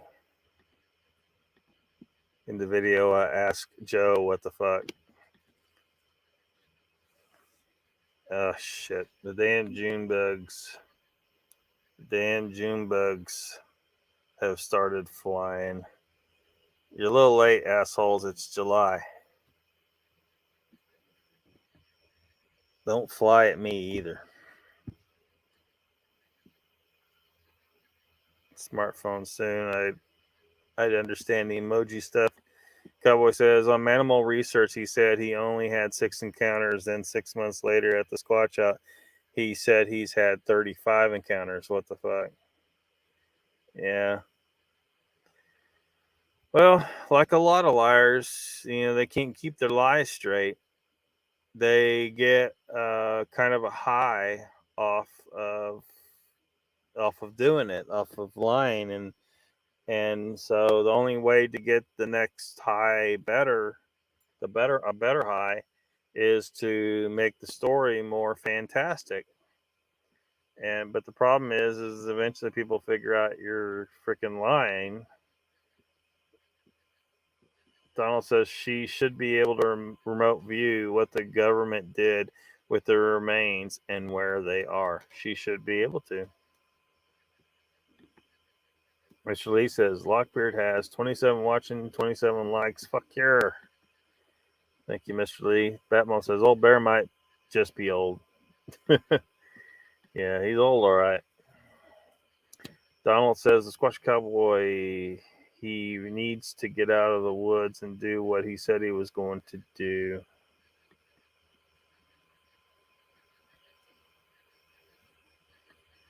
Jess Sport says, blessings all. My eyelids are leaking light. Bob Craig says, the Batmom. I told him if he wasn't 200 years old, I'd kick his wrinkled ass. Blessings to you too, Chessboard, says Papa Craig. Uncle Bone says, Chessboard, good night, my friend. Batmom says, yeah, we need to be respectful of our elders. Well, yeah, but I mean, how far does that go, Like, sometimes there's an elder who's just that much of an asshole. Where you're like, you know what? Fuck you. And sometimes there is.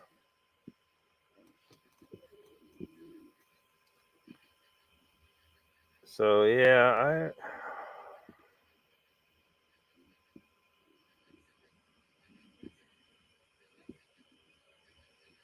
I don't see any pictures of any sheriff's deputies. It'd be nice to put a face to the story, illustrate the story a little bit.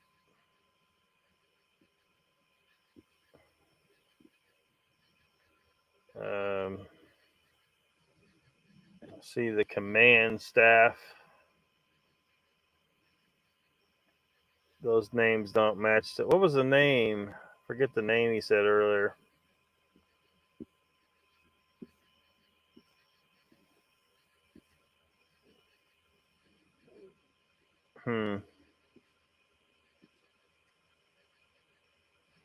They're not showing any pictures or anybody, so probably not going to be able to find it.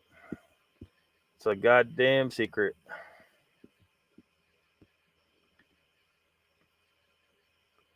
Papa Craig says, I'm way older than Old Bear. Jay says, old men can be fuck ups as well. Yeah. Yeah, occasionally you'll run into some old guy that's like such an asshole that you're like, you know what? Fuck off. You know, there's only so far people should have to put up with some bullshit, you know? I don't know. Mr. Lee says, Old Bear is probably only 30 years old. Yeah. Bellman says, actually, I've seen liars literally believe their own lies and repeat the lie so much that it's like muscle memory. Yeah. Mr. Lee says, Lockbeard, you see Bigfoot and on hugging up Meldrum? Hugging up Meldrum? I don't recall seeing that. Did Meldrum know he was a flat earther? That he's completely off his rocker and doesn't even realize, you know, that he's on a fucking globe that like does this weird thing where it turns, and because it turns every so often the sun rises up from behind the horizon and then it goes back down behind it over here because we turn and we're fucking round and shit, you know. I mean, I don't know how these fuckers believe this bullshit. How the fuck do you believe that? Because they say the sun's circling above. It's up here and it's circling above a one big flat Earth. And when you ask them, okay, so if it circles above a flat Earth, how come the sun disappears at night? Like if it's above the Earth over here, I mean, shouldn't I be able to see it from over here? And they're like, no, light doesn't travel that far. Light doesn't. Light like just stops somewhere, according to them. It don't travel that far. That's what they say. Like absolutely ridiculous fucking nutsoid shit.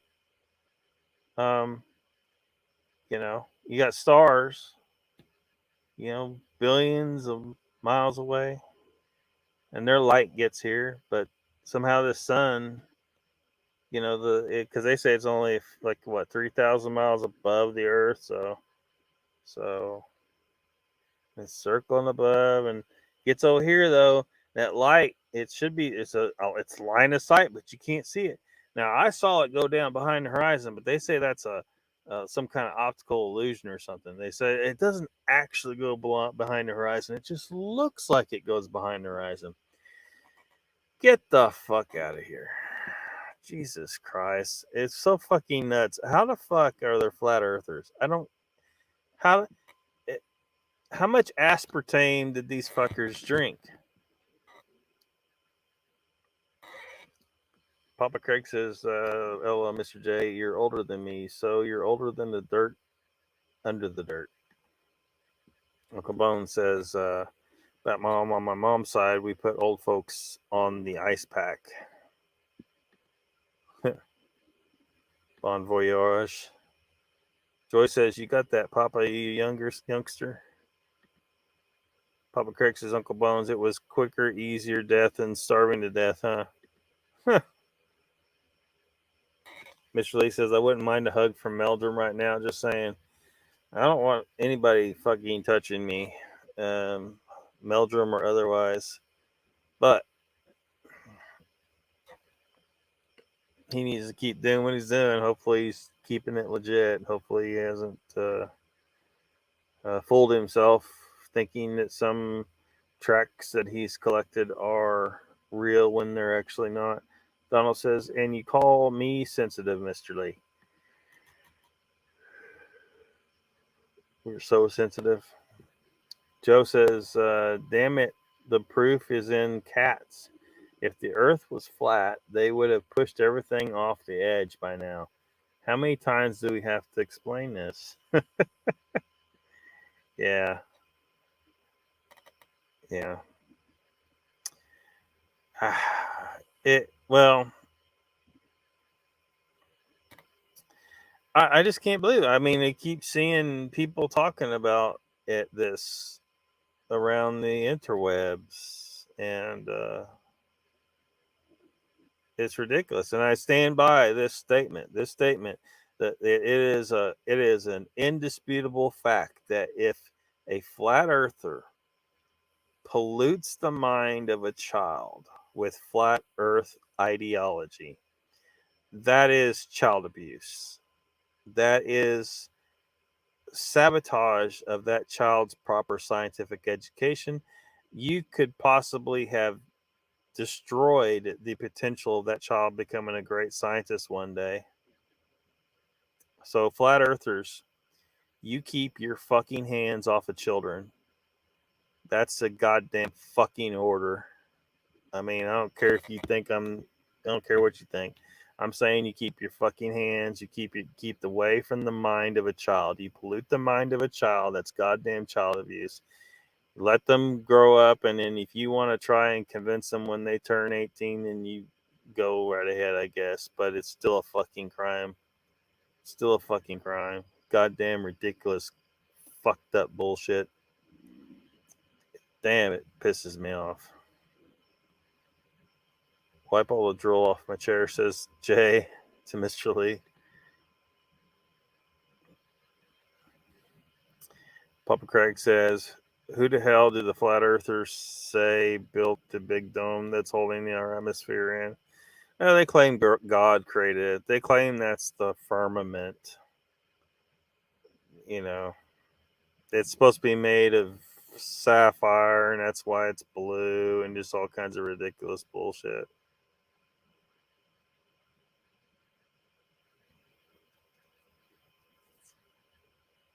I mean, it's just so damn ridiculous. It's just like when Pat was debating them. Hopefully, some of you guys went and watched Pat debate those flat earthers, and you know, their arguments don't make any sense. And then if they keep on changing, redirect to here, redirect to there, you know, don't focus on anything long enough to truly just, you know, show that it's bullshit. You know, that one flat earther who, when confronted with the hours of daylight at different places in the world, and of course Chile, the country of Chile was brought up.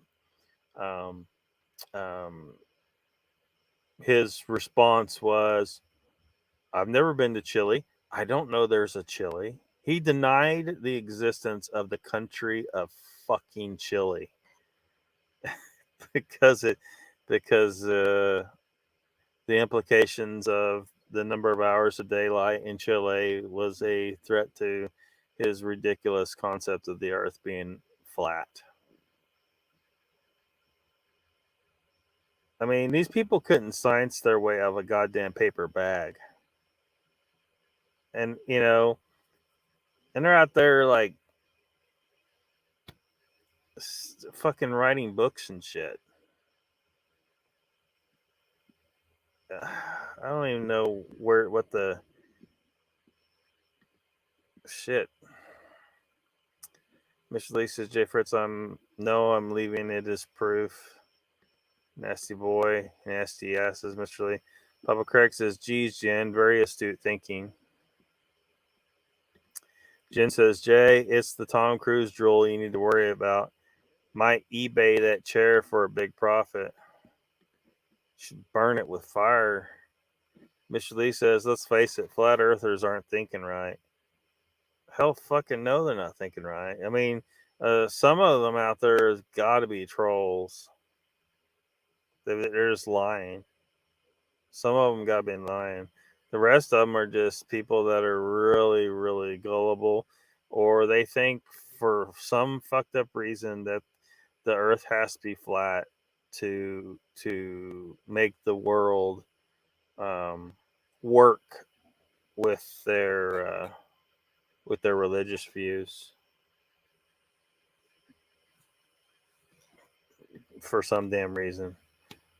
Uncle Bone says to Papa Craig, I don't know any, but heard stories. I never got to Gnome or Little Diomede.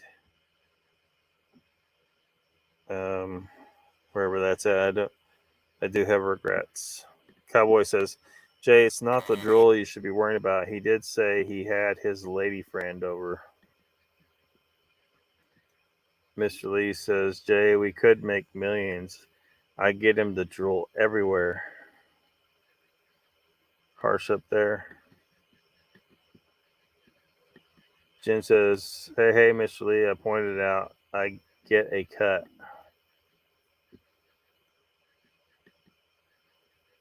Life as a Trackway says, are flat earthers for real, or are you just pulling my leg? Oh, dude, count yourself lucky that you haven't run across this ridiculous bullshit.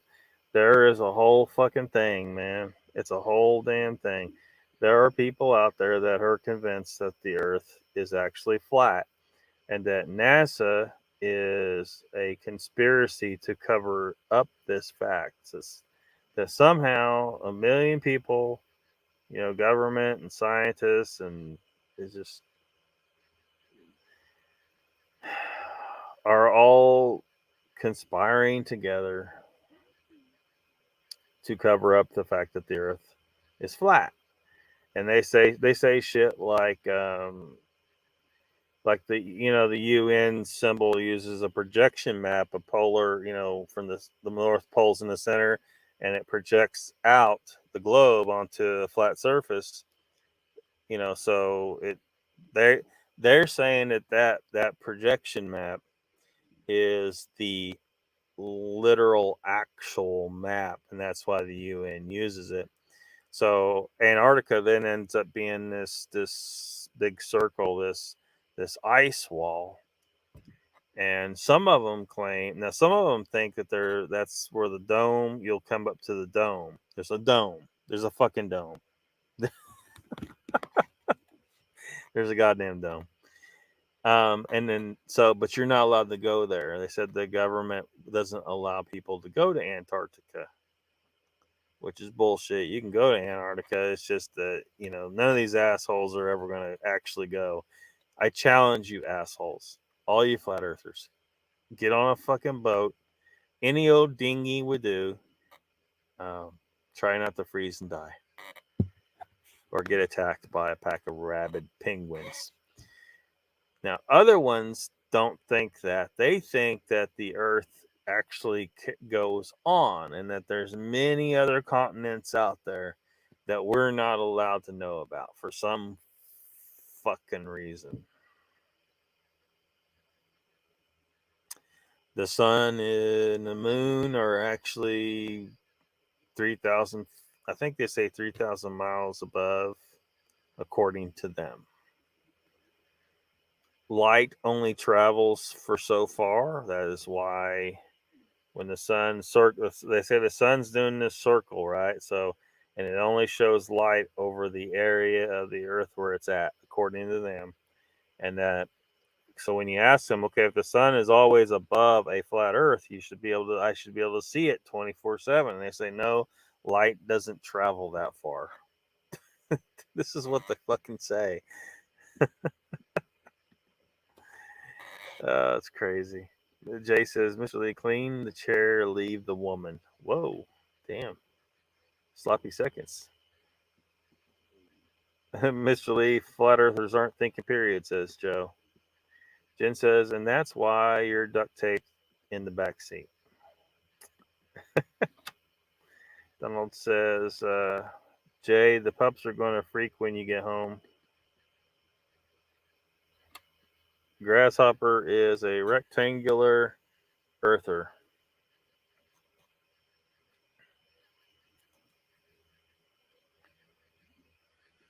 Yeah, these freaking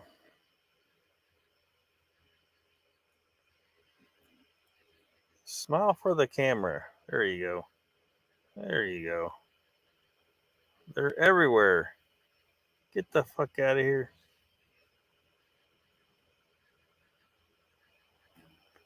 And he flew off.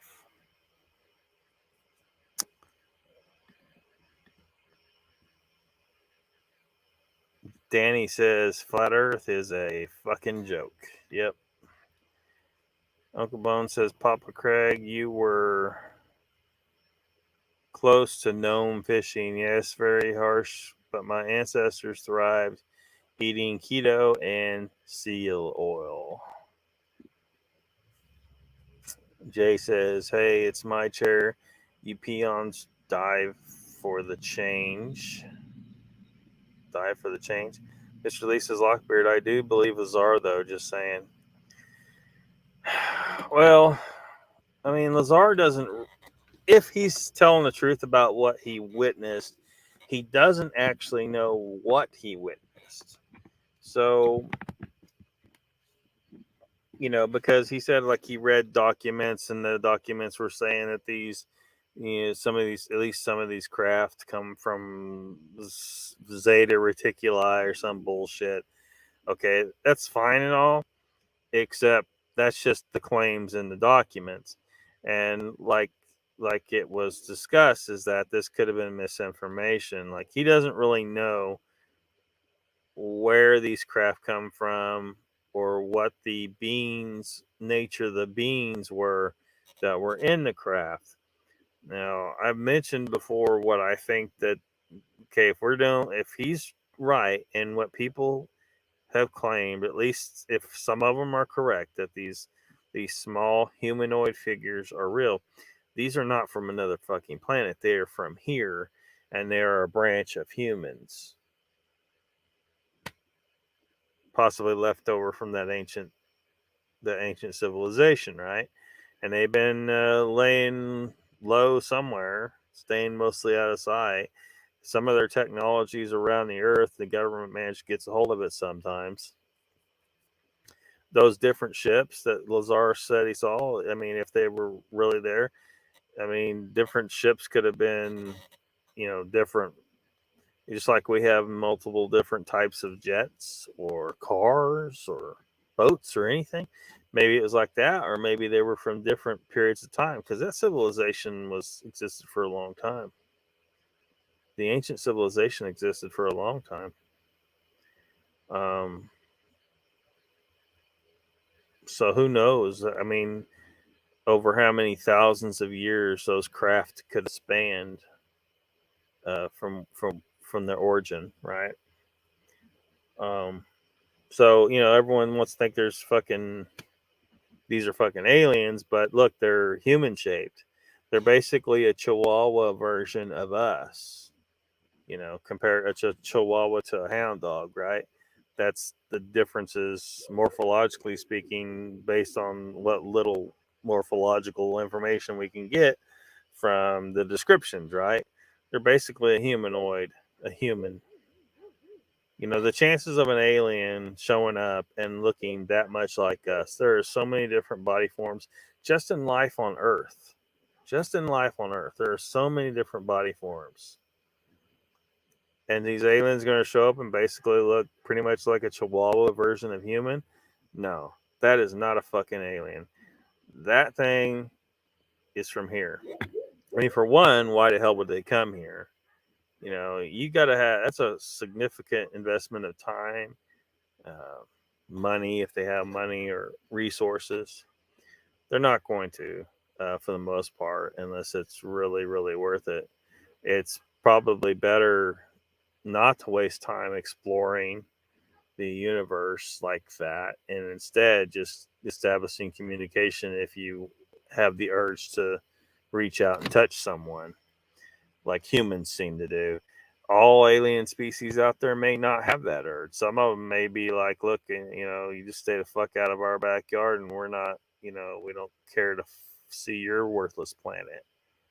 You know, we assume that all the aliens out there are going to be like that they're going to be curious about us and give two shits what we're like. They may not give a shit. Um,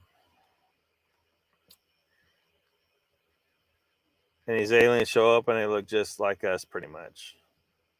In the grand scheme of things, we're in a world where we have things we have dolphins that are actually pretty intelligent. We have elephants that are pretty intelligent.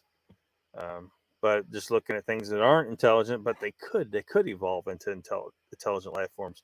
Squid, octopi, shrimp, worms,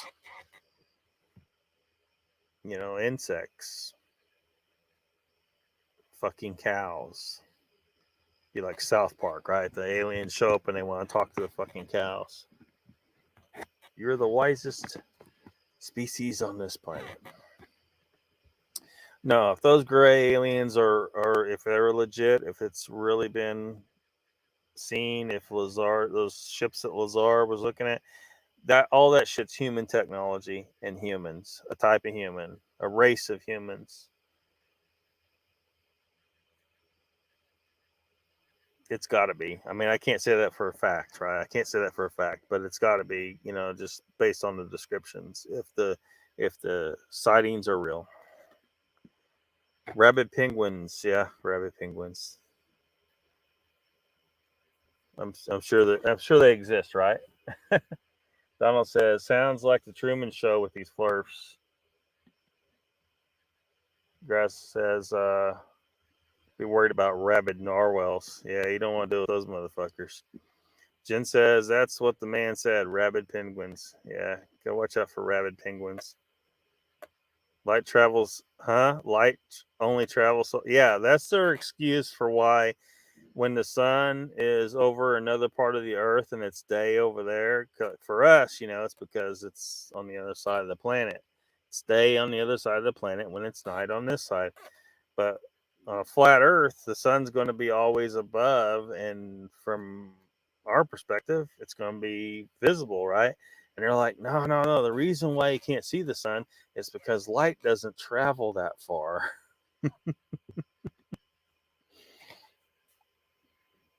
Trackway, these people are absolutely stupid.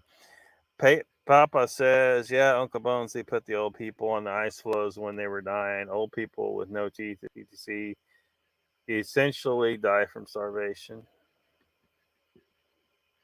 Donald says, June bugs were bouncing off my picture window earlier. Yeah, somebody needs to tell them little shit it's July.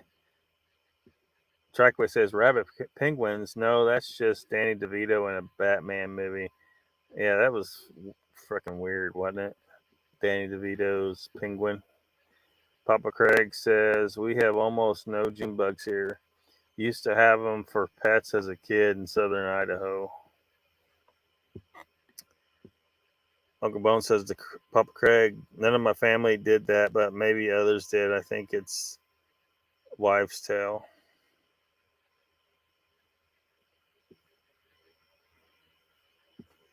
The ice flow thing.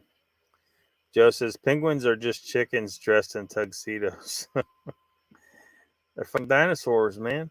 Mr. Lee says Lockbeard, that the same for everybody. Nobody can tell you what they witnessed because nobody knows the real truth. Jay says I drive at night, so I get in the back seat to nap, but I got two cackling hens in the front seat that never shut up. What the fuck? Earplugs. What the fuck, old man? Says Uncle Bones. Truckway agrees with the earplugs. I don't know. Once I'm ready to sleep, I pretty much just conk. Frickin' nuclear war could be going on, and I'd probably sleep through it. Donald says, terrible thing. Papa Craig says, could be a wives' tale, Donald. We crewmen used to threaten each other with it. Mr. Lee says, Jay, suck it up, Buttercup. Papa Craig says to Jay, cut up your t-shirt and stuff it in your ears. That's what I mean when he met him. He knows, Papa knows what you mean. He met them. Papa Craig says, I love him, Jay. Trackway says, when I worked midnights, I wore earplugs and a night mask to sleep. Oh, and I set the AC to frozen giggly bits. Yeah, colder the better for sleeping. Donald says, holy crap, Lucky, we going to beat Joe's 8 hours? No, 4 hours is already way too long. We're going to have to try and wrap this shit up at some point. Joe says, I talked to a cow once. It was very moving.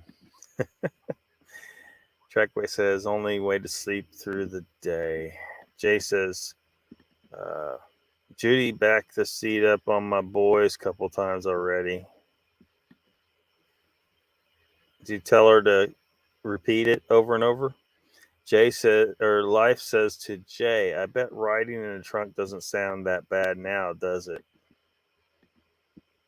Mr. Lee says, Lockbeard, so is Leonardo DiCaprio doing global warming for fame? Um, well, like all those people in Hollywood, all those actors, 99% of them are absolute morons. They don't fucking know anything. They are professional liars. They're actors. They might do a movie about something kind of deep or kind of scientific and then they think, oh, I'm an expert on this shit. They're not. They're morons. And then they push an agenda that they're pretty much told to. It appears that it's just kind of a thing, or that they feel like they have to, because if they don't, they might not get the good roles, or they might not get any roles at all. But we can tell, right? We can tell from, the kind of agendas these morons push is that most actors are absolute goddamn idiots. Why the fuck anyone looks up to any of these morons is a mystery to me. They're just doing a job. Half of them aren't doing it particularly well. They're professional liars. That's all. They just act. Um, why the fuck are they practically worshipped by some people? It's just a goddamn ridiculous bullshit. I mean, fucking Tom Cruise walks down the street. Why does anyone give a fuck? It's like, okay. So the dude acted. So the dude down at the fucking restaurant made me a meal. It was far more satisfying than half your goddamn movies. I don't understand it. It's this weird thing. And fuck Leonardo DiCaprio. Fuck that guy. Uncle Bone says, Papa Craig, I am part Irish. A whaler got sick. They threw him off the boat, and my family healed him, and he is my great great great grandfather.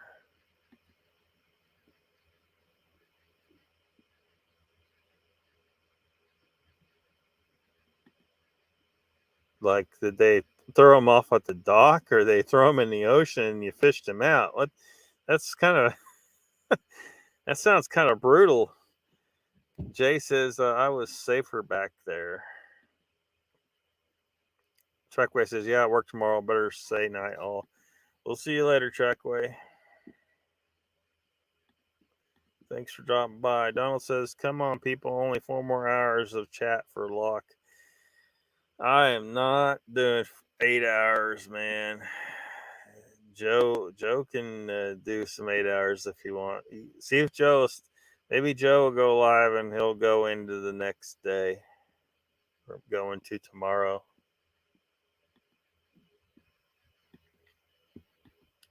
Papa Craig says, wow, Donald, wow, those whalers had a tough life. And the book Moby Dick inspired me as a 10-year-old boy to go fishing in Alaska. Moog says to be safe, Jay. Be safe, Jay. Mr. Lee says idiots. Yes. Yeah, they're just morons. They don't know anything else. There's a few of them that actually have some goddamn education, and there's, but even then, it doesn't mean you worship them as some kind of idol. I mean,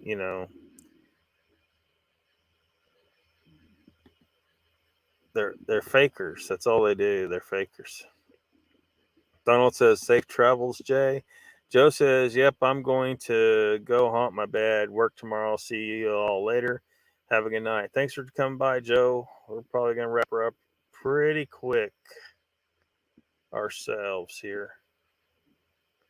Why do you call me Donald? Says Uncle Bones. Says the Papa. Why do you call me Donald? What? Batman says, guys, I think Lockie might be Santa Claus. Shit, I ain't no Santa Claus. Ain't hanging out with a bunch of fucking elves. If I see a reindeer with a glowing nose, I'm gonna blow that bitch away because there's something wrong with that son of a bitch. He ain't right. Papa Craig says I smoked some hashish, Uncle Bone. Sorry. Thanks for reminding me. Papa says Mogs. But the hashish. Forgot you had it. But Mom says Mogi Dick has inspired me too. I never read the books though.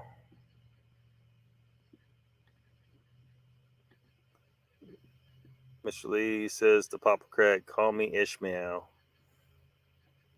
Moog says, we need a bigger boat. Yeah. I was wondering if we had the same name.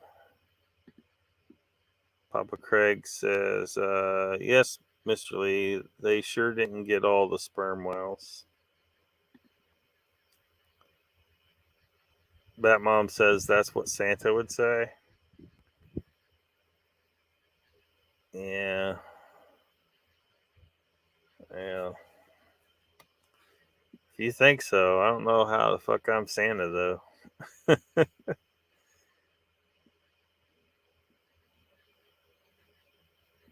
Yeah. Ain't no Santa. Is Joe still in here? I got a clip for him.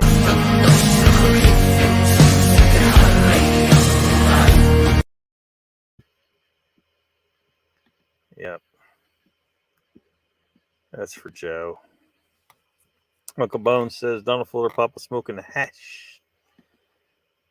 Ho ho ho, says Papa Craig.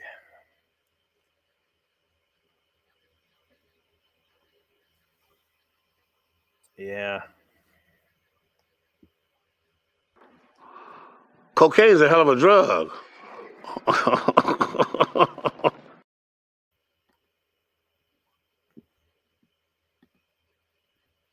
Uncle Bones says the Bat Mom. Yes, Santa would say that. Would he say that? Would Santa say that somebody was on some fucking crack the other night?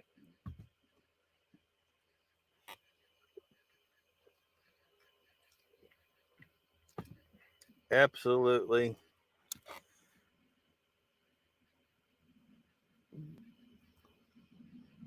And it's not just because there were no fucking teeth in that mouth. It's not just because it's the behavior. The behavior was just so fucking off.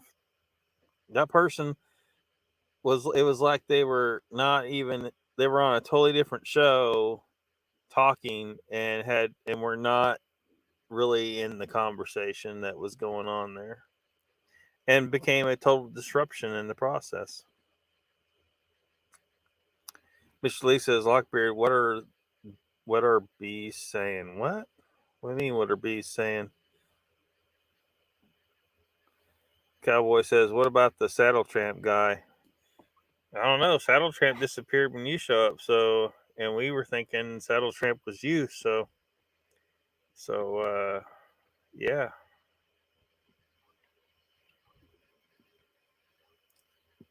Yeah, we think that you are Saddle Tramp. Donald, are you still here? Looks like he's still here. Uncle Bone says to Cowboy, are you Saddle Tramp? Jen says, caught up again. Go you. 2x, 2 times in 3+ hours. Papa Craig says, I'll be lurking and grilling a burger. Batmom says, Subtle Tramp is a tramp. There, I said it. Donald,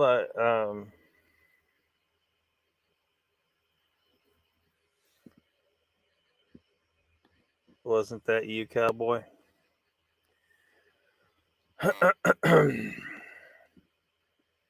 So, Donald, I was real surprised.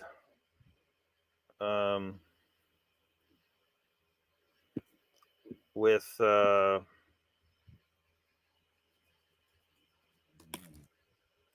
the hell does he call people?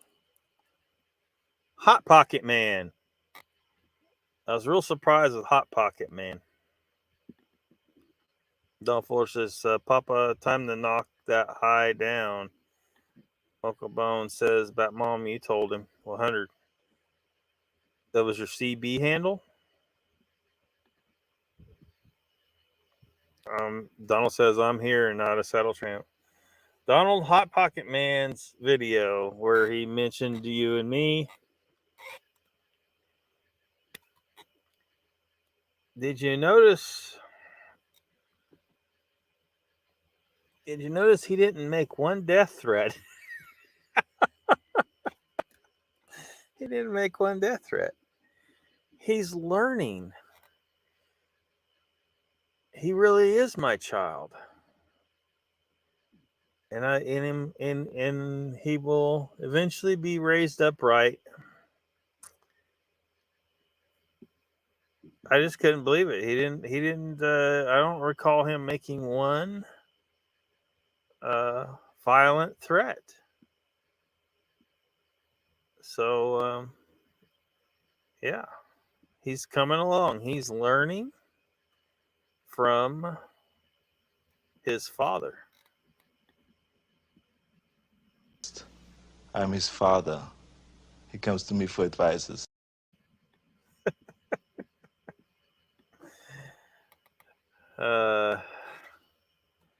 Squash Cowboy says, my favorite Charlie Daniels song.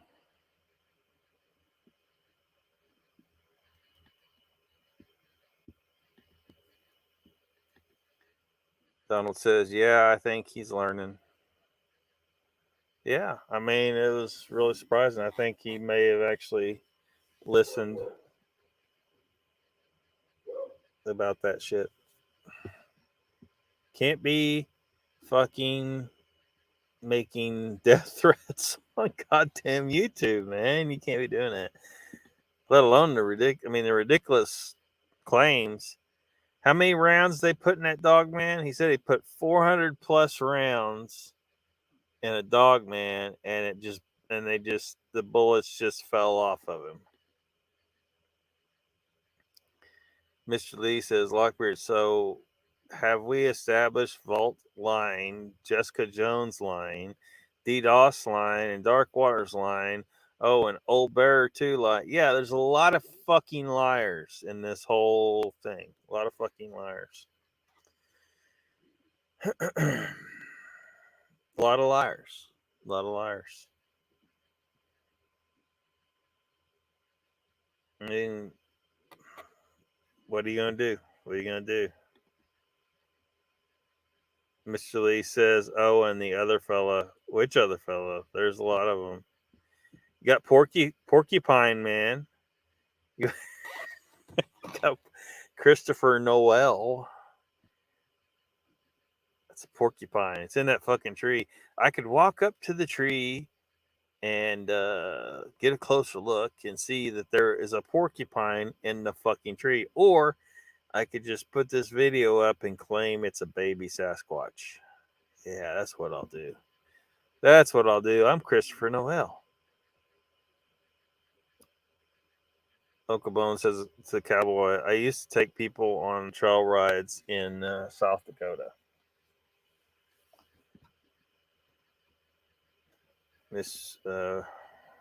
And he says, cowboy says, I would love to ride in South Dakota. Uncle Bone says I can saddle a horse.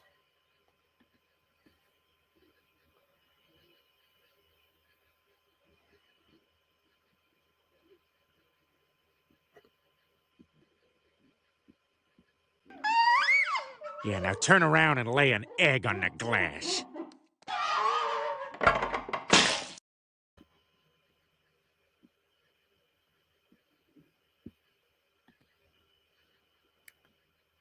Oh yeah, and I heard someone mentioning the line from the Joe's gone too, isn't he? I think it was on his show. The line from The Princess Bride. You keep using the word. I don't think it means what you think it means.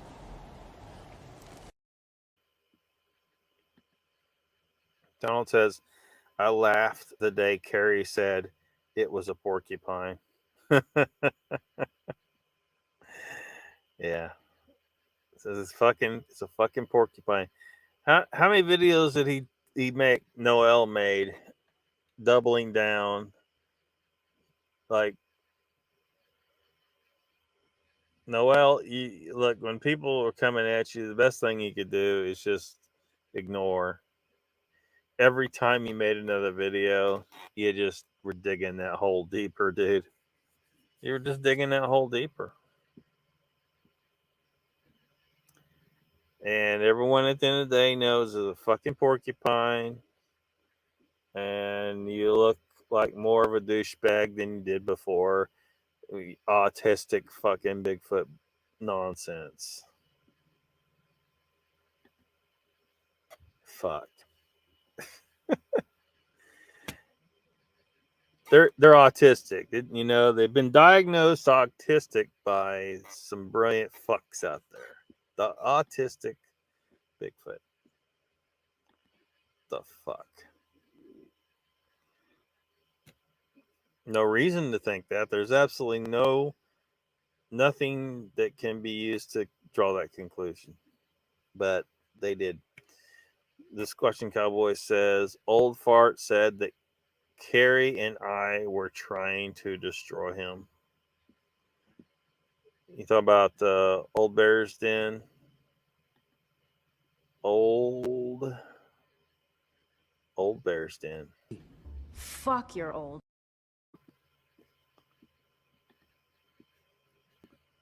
Mr. Lee says, why he keep making videos, huh?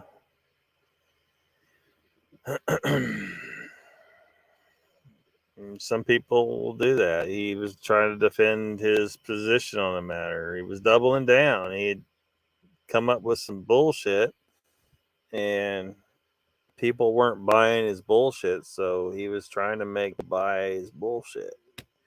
But nobody, I mean, I imagine there's a few people out there that bought into it, but there's some people that will buy into anything. They'll buy in anything. They want so badly to believe they will take any fucking thing anybody says. Any Bigfoot story. They just want Bigfoot stories. If you want Bigfoot, go listen to goddamn How to Hunt and Dixie Cryptid. You know, not that those two are the same, other than they tell stories. They tell Bigfoot fucking stories.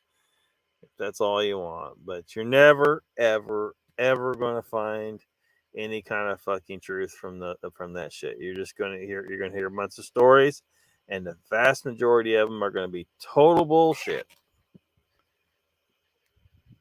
That makes you happy, fine, but just be honest about that fucking fact. Most of them are complete bullshit.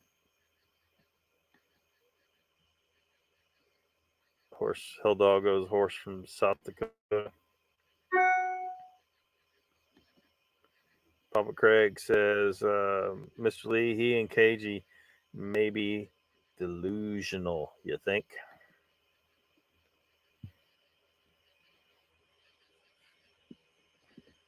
Uncle Bone says to Jen, good night. Jen's taking out. All right, see you later, Jen.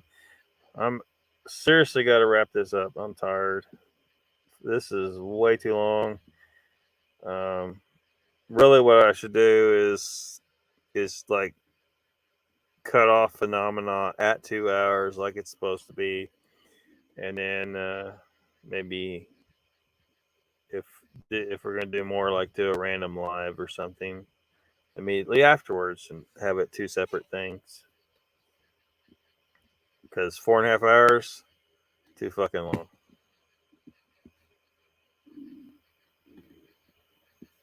Too fucking long. Be sure to subscribe to my channel if you haven't already, because subscribing makes you feel good. All right. You're welcome, Mr. Lee. Thanks for coming. Thank you, Donald. I will see you guys next time.